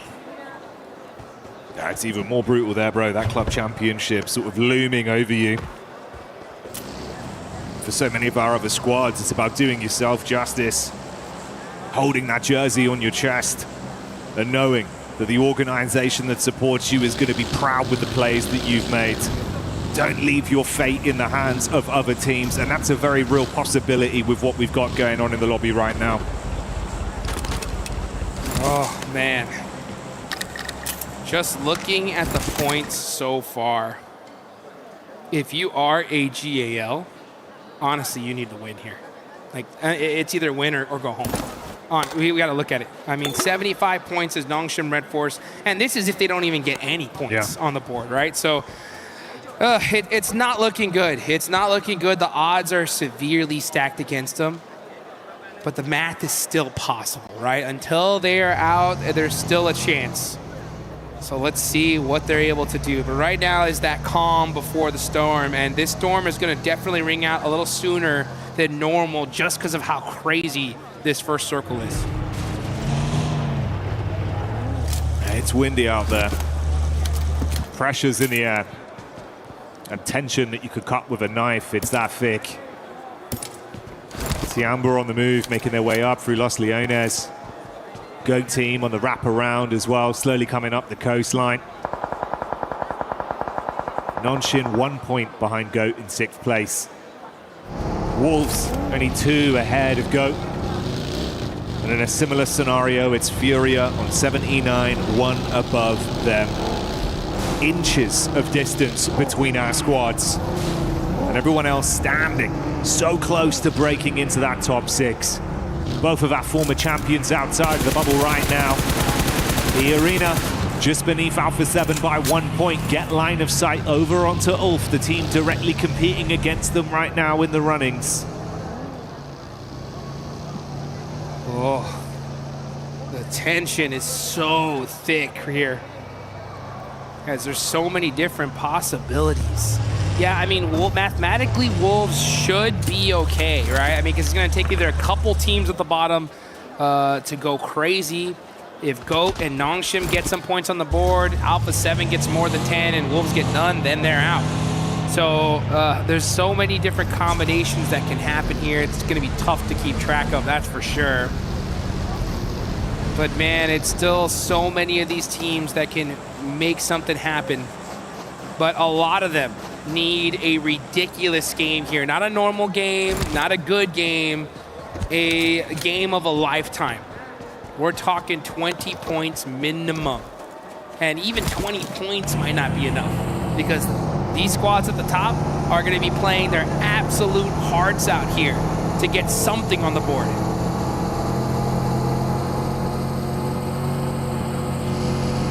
So much pressure on you. Rotation from Alpha 7. They're going to be so focused right now, ignoring everything that's happened over the course of this event and trying to treat this as one isolated game. That's the only way you can really approach it safely. Not have that mental side that's really eating away at you. And you can see, just look at them driving. They're playing this very tight. They are very close together here, not trying to make a single mistake. They can't afford to lose a single player on rotation. And for those of you guys that haven't been keeping up with what's been going on earlier in the year, we have Alpha 7 here, the dominant squad we've known for so long. They are our PMGC champions. And for all of 2026, they have not made a single international final. They didn't do it at PMGO Season 1 in Indonesia. They didn't do it at PMMI in Macau. And now they're here in Paris, France, and they are on the chopping block once again. But they're not too far away. 5 points is definitely within reach. But that's if Nongshim Red Force, GOAT, and Wolves somehow, some way don't put anything on the board. And they go deep into this circle. They're just on the right side of El Azahar. And they are very familiar with the zone. I've seen Alpha 7 play this position plenty of times. Zone shift coming in now as well. Ooh, okay. It plays into their court, Jukes. Huge, huge northern shift. A big break, especially for the side of Al Ula, who's all the way up there. They're going to be able to find a pretty spot in this circle. Everybody's now going to have to head towards Alpha 7. They come in very late into the zone, considering that they were all the way on the other side in El Pozo. With this zone shift, they have got the blessing of a lifetime here. Opportunity presents itself, but they've got to grab it with both hands and not let go. Uh-oh. Wolves on the pull-up. That's Furia in the distance. If Furia shut them down here, it would be deadly stuff for Wolves. Both of them so close in the standings, though, it could go either way. Necessary tries to dive back into cover, but the bullets hit quick, and he's dropped by Silence. Oh, no. Elementrix barely hits that broken wall and leaves them out in the open. Now Salonik is getting hit. This is devastation for the side of the Wolves. They need to put something on the board here. 78 points is not enough to feel comfortable at all. And now they are down 2 players. Down to a duo. If this is a 0-point game.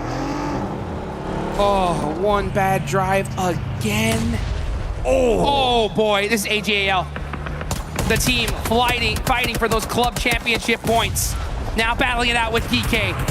Here they go. Safchi barely avoiding those shotgun shots, but they're ringing out back and forth. It looks like AGAL are holding on for dear life here. It's just XZZ, last player up for the team. Trying to keep himself alive, head above water, wants to go for the pickup play back onto Maple as he runs around towards the stairs. Tiamba with their eyes coming over as well on the push-up. It's Milu close by, but thankfully Ragnarok is tucked in just below the rock face. Alpha 7 even took pot shots onto this. He gets his mate back up in Flower H. Trying to see what more he can do to put a foot down, stop any re-aggression from the side. Ragnarok on the peak, loses out in the duel versus Milu. And here comes Milu with the pop shotgun! And that is GK eliminated from this tournament. Tiamba with nothing to lose. Crushing dreams right here off the rip. You see it on their faces. The reality of the situation seeps in. They fought so hard. Game in, game out, trying to grind enough points to save themselves an opportunity into the finals. But it ends like that. They needed a win here and weren't able to make it happen. Out of all the teams they faced, it's Tiamba. And now it looks like AGAL is going to have to do the same thing. Tiamba, nothing to lose here. They are a lock for the finals. They are so confident. And we've already had one team eliminated. You could see the devastation already. And there's going to be 9 more teams in the same position in just a few minutes. Cooking nades. One cast deep there from Maple, but not quite on target. A blip from Yangon Galacticus in the Elim feed as they take pot shots off to 721 GS. GK forced to breathe in the reality of the situation. A brutal feeling to have to go through after fighting so hard, coming so close. Having some great games too, man. I mean, I really hope we see this team continue on here together. It's only a matter of time. Yeah, Galacticos though, they find an elimination. The crowd getting excited here because they know they need them.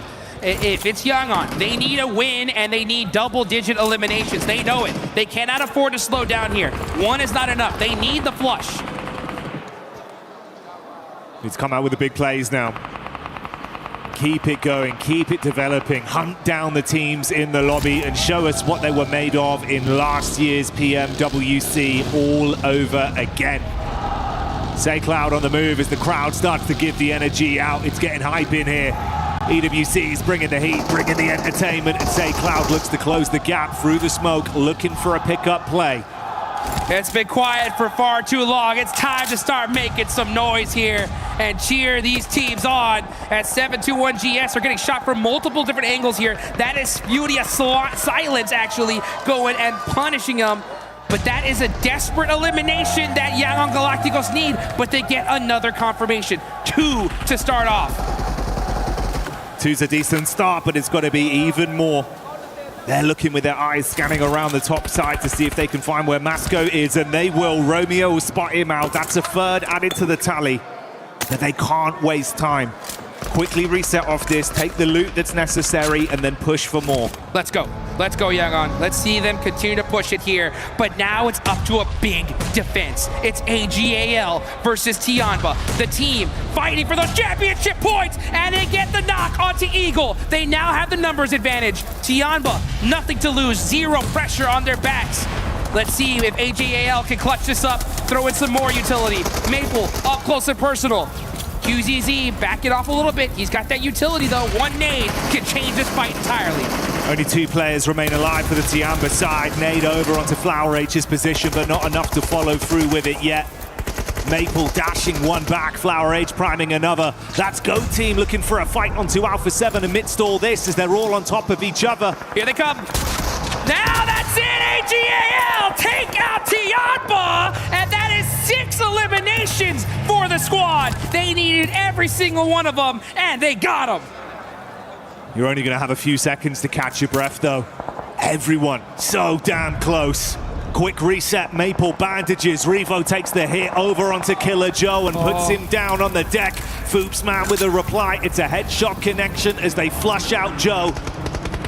And now here comes AGAL in the mix as well. Alpha 7 have to hang on here. If they don't, they will be eliminated. Revo is knocked. It's up to Carrillo. Has to make a play against Force. He's in a 1v1 situation. He's got the shock. He's going to get the MK, though. He's getting hit from multiple angles. And he goes down. Wazal with the jump down. Gets off-angled as well. And here comes AGAL. Devastation for the side of Alpha 7. They're down to just one man. Flashbacks of 2025 all over again, as this is where it could end. Obscure trapped miles away, unable to assist, down to such small margins, but it just seems like it's ended off the back of the collapse that comes their way. Oh man, I do not want to be Obscure right now. I'll tell you that. The pressure has to be monumental. You can already see the look on the fans here for Alpha 7. Oh, they can feel what is imminent. But there's one player still up. It's not over until it's over. And Obscure looking for some plays, trying to get some eliminations, and not able to get the finish on the Flower H. Gut-wrenching stuff. It could still go down to the wire. Obscure's just got to go absolute beast mode. Max energy from this man. That's what we need to see if they've still got a chance to keep themselves in the runnings to go to the finals. But the other squads are looking to build off the back of the weakness that's been shown in this lobby. Goat nearby. Alula again engaging to farm more points off of KRX. E-Arena scrapping against YG. That's Yangon. Possibly going the same way as Alpha 7 if this carries on. Alula losing a player there. Gonna go ahead and try to get the res off.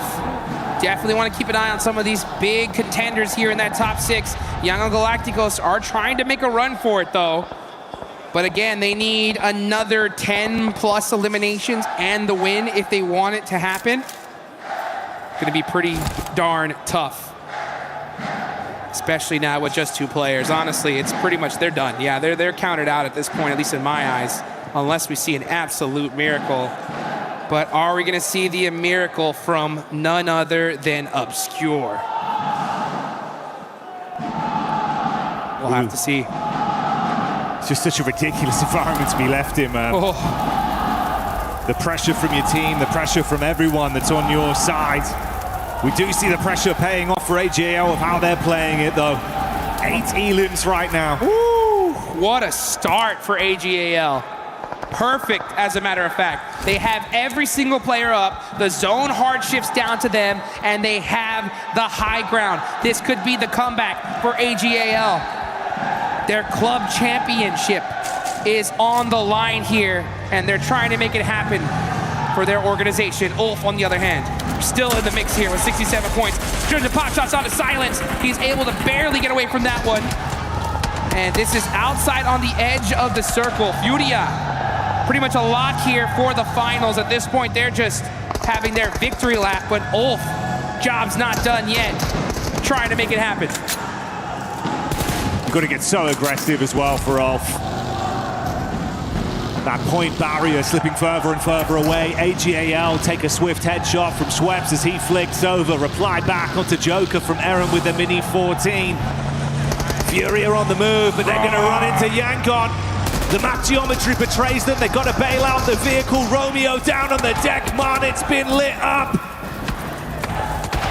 And that is it. That is our PMWC champs out of there. We will not see a back-to-back victory. We will have a new champion in Paris. And it could be one of the teams that you are seeing here as Wolves is barely alive with 2 players. Furia putting in the work here in the final game, and Ulf trying to make a mad dash to the finals. A lot to get done. Dopeness clashing versus Furia as well, with back and forth trades of blows, leaving it down to 2 players. Side of Furia just looking to farm some points on this one. Alula getting engaged versus the weakened E-Arena, while Hyunbin goes in on AGAL. Here they go, Nongshim Red Force starting to get some eliminations here. That's devastating for Alpha 7. The worst case scenario for E Arena as well. So Easy is on the push, looking to eliminate AGAI. They get another knock. And now AGAL looking done and dusted here with just one single player. And now it's down to Flower H, getting shot as well. So many points away now from that top 6. It's looking grim for AGAL. In the midst of all that carnage, the last member of Alpha 7, Obscure, falls. They are out, and with that said, both of our prior champions of EWC here at the PMWC have been slain. Like Duke said, this year, another new champion will be crowned.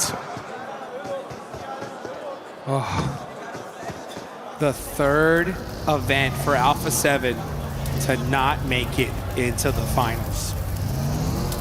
Back to the drawing board. Something has got to change, that's for sure. And hopefully we'll see that at the end of the year. But now we are here and now. Ulf eliminate Fudia. Fudia, don't gotta worry. They did enough here. We should see them in the finals. But with that start from Ulf, things are looking good as they still have 4 players up. Catch so experienced here. The whole team very, very seasoned going into this game. They're in 9th place right now.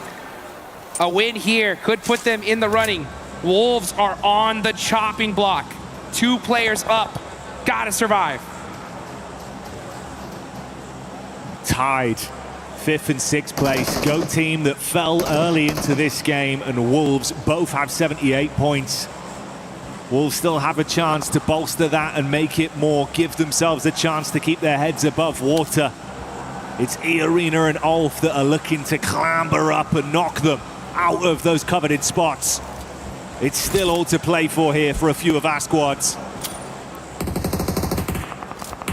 Elementrix trying to keep the NA hopes alive as here they go. The bull drive out into the open. They're shimming, they're shaking, they're hitting that gas all the way to the floor, and it looks like they are able to make it up the hill for now. Tuck into the map geometry and provide themselves at least a little bit of cover to buy a bit of time on this one and calm down. Reset from it, pop the meds. If you're a fan of the Wolves, you're just rooting for Alula and Nongshim Red Force right now to wipe out this entire lobby, because they do have a decent point gap, right? I mean, they still have 7 points separating them from E Arena, even a couple more for Ulf. But a chicken dinner here will get it done. AGAL, you gotta give it to them. Such a strong start with 9, but 9 isn't gonna do it. They need more. Ula going in. This is onto the Wolves. They've really got to withstand the true test of the finals on this one. Elementrix goes down to Quick as the SMG hits him swift. That's only 1 player left. Baton running for his life right now, trying to survive. All they need is just 1-2 points. Any placement point is huge here. As a matter of fact, there's only 7 teams remaining. He's going to secure at least 1 placement point for his team, but you still got a lot of teams here that can put up big points on the board. Dopeness down there, actually getting a knock on a Soulless. That is huge. Ulf have to hang on. We've still got a chance to do it justice on this one. Room to move up, Dukes. It's nowhere near secure for a lot of these teams. That's the reply you want, though. Nade on target. He's got to convert. The knock isn't enough. Can he look to get elims from this backline? Shots coming over from Nongshim as well as they spot out onto the last member of Wolves. And he's making a lot of noise. That's the problem, though, right? He does get that knock, but he needs to survive longer, as long as possible. And that nade onto Aaron is gonna hurt because he's completely isolated from the rest of his squad. That's gonna leave Ulf with 2 players up. E Arena looking like the big threat here as they get a beautiful circle shift onto them. The Thai squad looking good. Dopeness are still in the mix here as they do end up getting a res on one of their players. They're not out of this just yet. If they win this game and take out this whole lobby, they can make it. Just got to rise to the occasion. Down one man in the squad, but still playing like a full team with the mentality they've been bringing out here on the last game of the survival stage. Scarface taking pot shots back over to Nongshim Red Force up on the hillside. Dopeness down in the depths. Dizzy back on the move, regroup with the squad now. And Wolves, dire straits. You got that knock, but you couldn't convert it to Alula back up to a full squad in the elevated position. The pressure is on. It's Baton versus the world, trying to make something happen for his team, and it's not gonna be enough. That's the Wolves out of there. And now they're gonna be just hoping that it's just enough. They do end up passing GOAT. That is huge. Let's see if they can hang on, because there's still 2 teams, even 3, that could make this happen. If Nongshim and Alula just start absorbing some of the points from the squads down below, it could leave us in a more locked-in position. E-Arena and Ulf, the ones that are really trying to drag this one to the bitter end with a big finish. It looks like it could be best for E-Arena if they keep this up. E-Arena broke a record, a PUBG Mobile record in Rondo in the group stage, and somehow are here in the survival stage. Nongshim Red Force, the last player of AGA. Let's Flower Age. It's done and dusted for that. And here comes the Arena onto Nongshim Red Force, looking to turn things up. It's XVY though, making it happen against Mormon. Joker up close and personal with the shots, and that's Nongshim Red Force eliminated. Massive plays. Gets into the back line, weaves through them, and shuts the squad down. Got to be swift with his decision-making, though. Pops the smoke, gets his teammates back up fast if he can. It all goes down to this then. Can they get enough out of this one?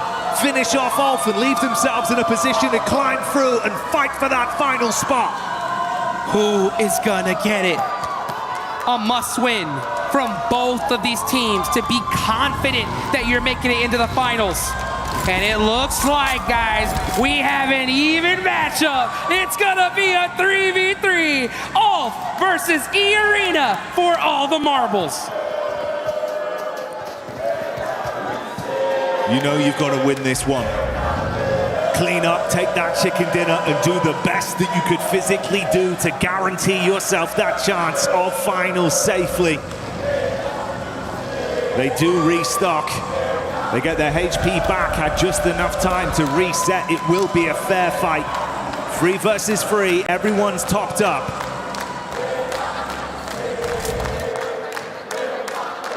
You can hear the crowd starting to make some noise.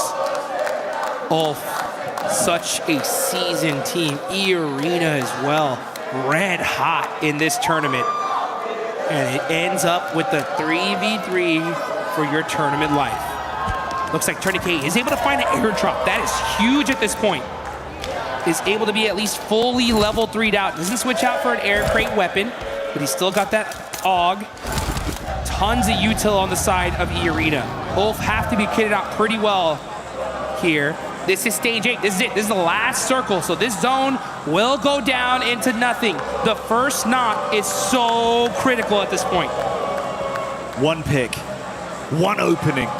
You could start to flush your way through.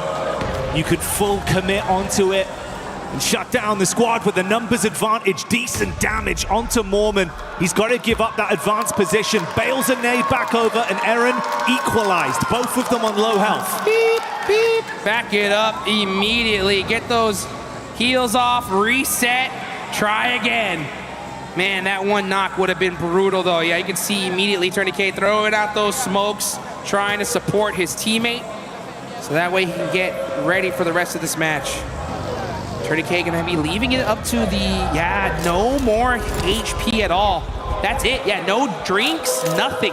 So this is exactly where he's gonna stay at. Tourniquet, about 70% HP, gets shot as well. Only bandages to make things even. He makes the peak though, puts some damage onto Scarface. Critical here, but Scarface gets some return shots as well, but Scarface is wide on the open. They're sweating bullets right now. They don't want to overcommit. They don't want to be exposed. They want to be that first domino to fall and have everything collapse on top of you following it. They heal themselves back up, but that's the entry. Scarface goes in, Gangster level plays as he opens it up on Mormon. Joker looking for the reply. Claps back onto Aaron, but he can't find any more.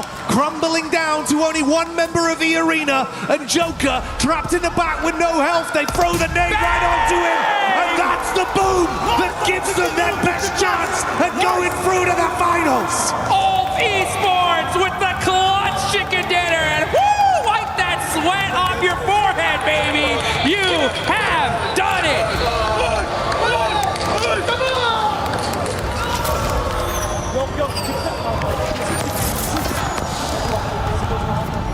Gave it their all there, Jukes. Dire straits for both teams. The twist in the narrative. Our former champions cut down.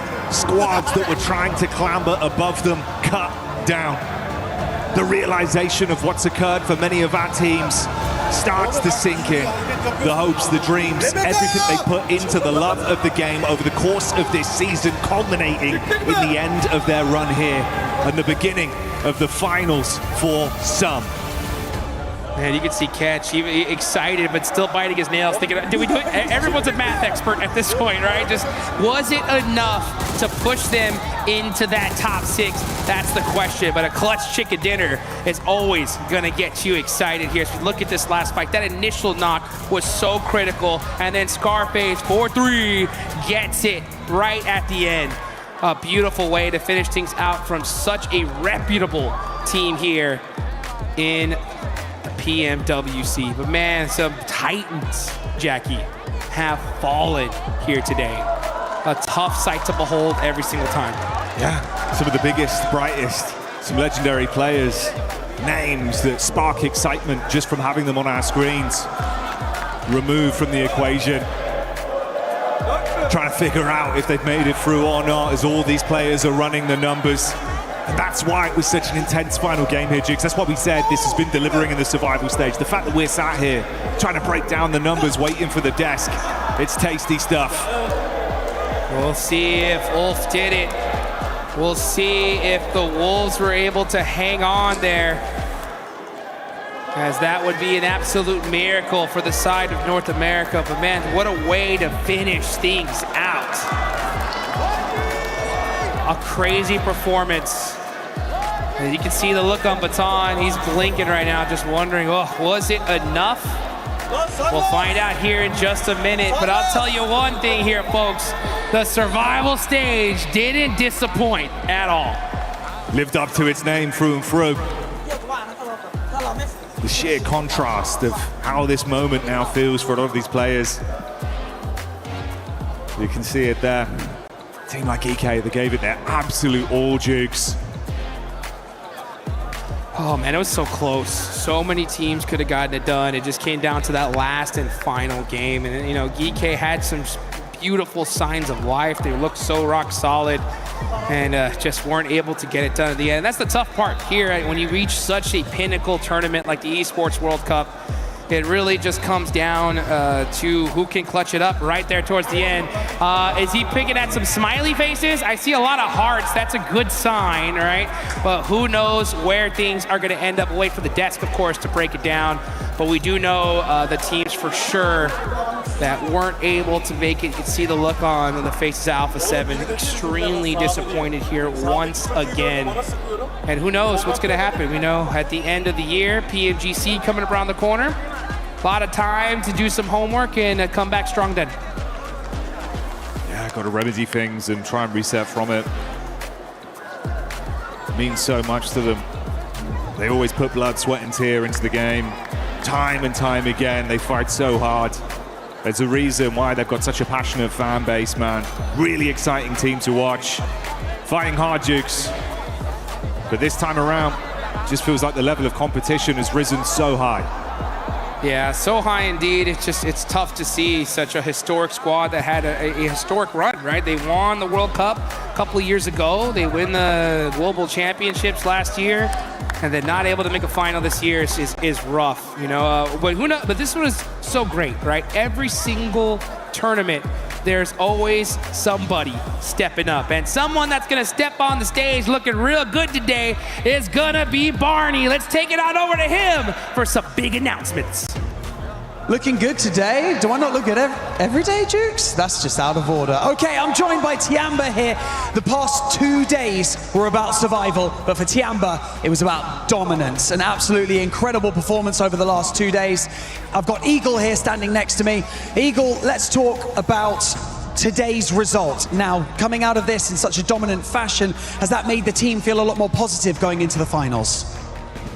那么这次生存赛呢，对所有的战队来说都是为了生存而战，但是对天霸来说，完全就是碾压性的遥遥领先。那你们这次在这个生存赛打的发挥的那么好，是否对你们后面的淘汰赛，包括我们最终的决赛里面更有信心了呢？信心是当然的，因为我们毕竟在澳门打的也很好啊，我觉得这就是我们的实力，对。 Definitely, we are feeling a lot more confident. We have been performing this well through a whole year, and honestly, the group stage was an anomaly. So our form is back, and we are feeling absolutely in peak form right now. I love that. Tiamba are back on top. Right, let's have a little chat about today. Today's performance wasn't as dominant as yesterday, but it didn't really need to be. So I assume you guys came into today with a bit more of like a passive approach. Did you feel like you were going to get targeted, or did you target any specific teams to make your finals run that bit easier? 那么你们昨天就生存赛第一天，你们发挥非常非常好，然后直接吃了2次鸡，然后但是今天呢就是发挥稍微稳定一些。那你们是否认为可能是因为其他的战队都在针对你们，然后你们需要做出应对的措施呢？还是说你们的战术也稍微改变一点，你们在针对某一些其他的战队来让他们淹死在这个生存赛呢？ 没有听太清楚，但我觉得我们这个今天没有发挥的那么好，是，确实前2把手感没有打出来，对，然后，我们肯定还是想着奔着第1来的嘛，所以我们后面几局也没有放弃，还是把自己的游戏内容展现了出来，对。 I'll say today, at least for the first 2 matches, we definitely, our hands weren't that hot, and we felt like we definitely didn't play to the best of our abilities, but we're still always gunning for number 1, so we are still trying very hard throughout every single match. All right, well, with that being said, we've got some things to do, gentlemen. It's time for the fun part. Follow me, let's go over to the Crusher. It's time to crush some dreams of 10 teams. I bet this is the fun bit. They've done all the playing, they've competed here on the Gadir City grid throughout the entire of these last 2 days of the survival stage. But now, it is time to fulfill their destiny and to crush 10 keys until only 16 are left intact for our finals run that kicks off on Friday. You know the score, you guys have seen the Crusher before. It is time to say farewell to 10 of our teams who just didn't quite cut the mustard, which is what we would say in the UK. Gentlemen, step up here onto the Crusher. As you can see, it's very ethereal, it's very cool. We got smoke pouring out of it as well. Okay, now, you guys know what we're doing here. So, QZZ, can I get you to press this button and open up the iris? Press it, yeah. Oh, with a bit of vigor, I like it. Okay, we're about to crush 10 keys right now. And so, Eagle, I would like to know, what would you like to say to these teams before you eliminate them? 那我们现在要粉碎10支战队的钥匙。你在按下这按钮之前，有什么话想跟这些战队们说的吗？ 希望你们下一次 EWC 的旅程能够更顺利一点。Better luck next time on your next EWC run. Oh, I like it. Okay, I'd like you to pull on this in 3, 2, 1. Send them home. Let's go. There we go. Woo! That's 10 keys eliminated from the ESPORTS World Cup. The PMWC has been absolutely electric for the past 5 days of competition. There's so many. And we're also going to send it over to Kalaris with a very important interview to close out today. See you in a bit. All right, thank you very much, Barney. Yes, we are with Alula's Quick here to talk about their result and their performance, considering they are also through into the final. So first things first, I've got to get your thoughts. You guys are now in the final. What's the feeling in the team right now? You've made it into the final. كويك اول شيء الف مبروك على التاهل، اخذتوا المركز الثاني بالسرفايفل ستيج، فاحكي لنا شعورك انت والفريق بعد الاداء الاسطوري ووصولكم لمرحله النهائيات بالبطوله. والله شعور ما ينوصف ابدا، يعني سوينا ريمونتادا حلوه كلش، انه رجعنا للمركز الثاني وتاهلنا، الشعور لا يوصف الصراحه. Honestly, it's an indescribable feeling. I felt like we had an incredible turnaround to get the result that we ended up with, second place. We're very happy with it and looking forward to the rest. I think that the turnaround looks great, and you guys got yourself a first place on Miramar, and during that game especially, I think you're great at finding your timings on third parties and being able to know when to take engagements. Do you consider that one of your team's best strengths, or what do you consider the best strengths, if not that? هلا من ناحيه قدرات الفريق عم بسألك انه انتم توقيتكم من ناحيه الثيرد بارتي ممتاز، فهل بتعتبروها واحده من الشغلات اللي بتكون يعني قويه جدا من ناحيه فريقكم، ولا ايش بتعتبروا قدراتكم وقوتكم كفريق مع بعض؟ اكيد يعني ثيرد بارتي جزء من خطه التيم اذا احنا نلعب على الاطراف، بس يعني قوه التيم ان نكون كتله واحده دائما. I want to say our strength is, yes, it is one of the pillars when it comes to how we work together as a team, trying to third party as much as we can, especially when we play around the edge of the circle as well, and playing together as a unit. That's definitely one of our strengths as well. All right, and the final question is, what can Alula do in the grand final? What's your expectations? Where do you think is realistic here for Alula in the final? هلا اخر شيء ايش بتتوقع خلينا نقول اداء العلا اي سبورتس بنهائيات البطوله، او ايش من وجهه نظرك بكون اداء مقبول لك انت والفريق والمنظمه؟ متوقعين ان شاء الله اداء جبار، ندخل بقوه، نركز على التوب 1 توب 3، يعني ما عندنا شيء غير توب 3 اتوقع، يعني اقل احتمال توب 3، داخلين فول فوكس فول جديه، ما عندنا شيء نخسره، نلعب فور فان. We have nothing to lose. We're going to play with full focus, full strength. Nothing's going to stop us. We're aiming for top 3, if not hopefully top 1. But the least of our expectations is hopefully top 3 at the end of the competition. All right, thank you very much, Quick. Thank you, Stanson, for those translations as well. That does it for us down on the stage. Let's move on. Shukran Sandstorm for that translation, Kalaris for the interview, and also Barney for being able to show Tiamba how to crush those keys. And what's going to stop him?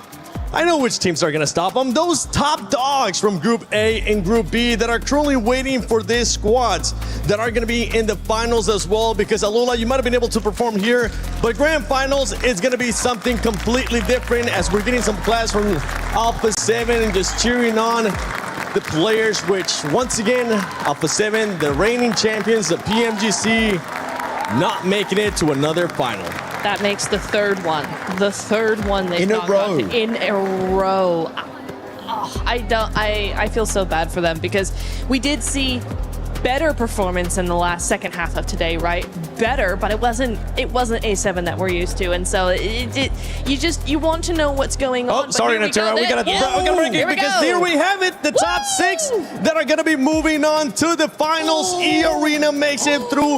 They kicked off. Wolves Esports GOAT team is not gonna make it. Ulf, with that win, Ulf is gonna be going to the finals. Oh, that was a chicken dinner that literally kept the dream alive for E-Arena. Thailand will be making it to your PMWC Grand Finals. And you could see at the moment, there was that fight at the end on that Miramar. Al-Ula fighting Nongshim Red Force. And you can see the cogs turning in their mind. Wait, we need those eliminations. If we do not get every single one of those points, we can't reach the top 6. E-Arena, they went for the play and it was just enough. I mean, they were not having the fact that they were pushed out of the top from the group stages into the survival. So this was their chance and their opportunity to make sure that they will cement into the finals. And I mean, after that last game, they definitely strategically played it incredibly well. You could see that they were holding on and almost going to get that winner chicken dinner. But look, this is the chicken dinner for them. They're in the finals.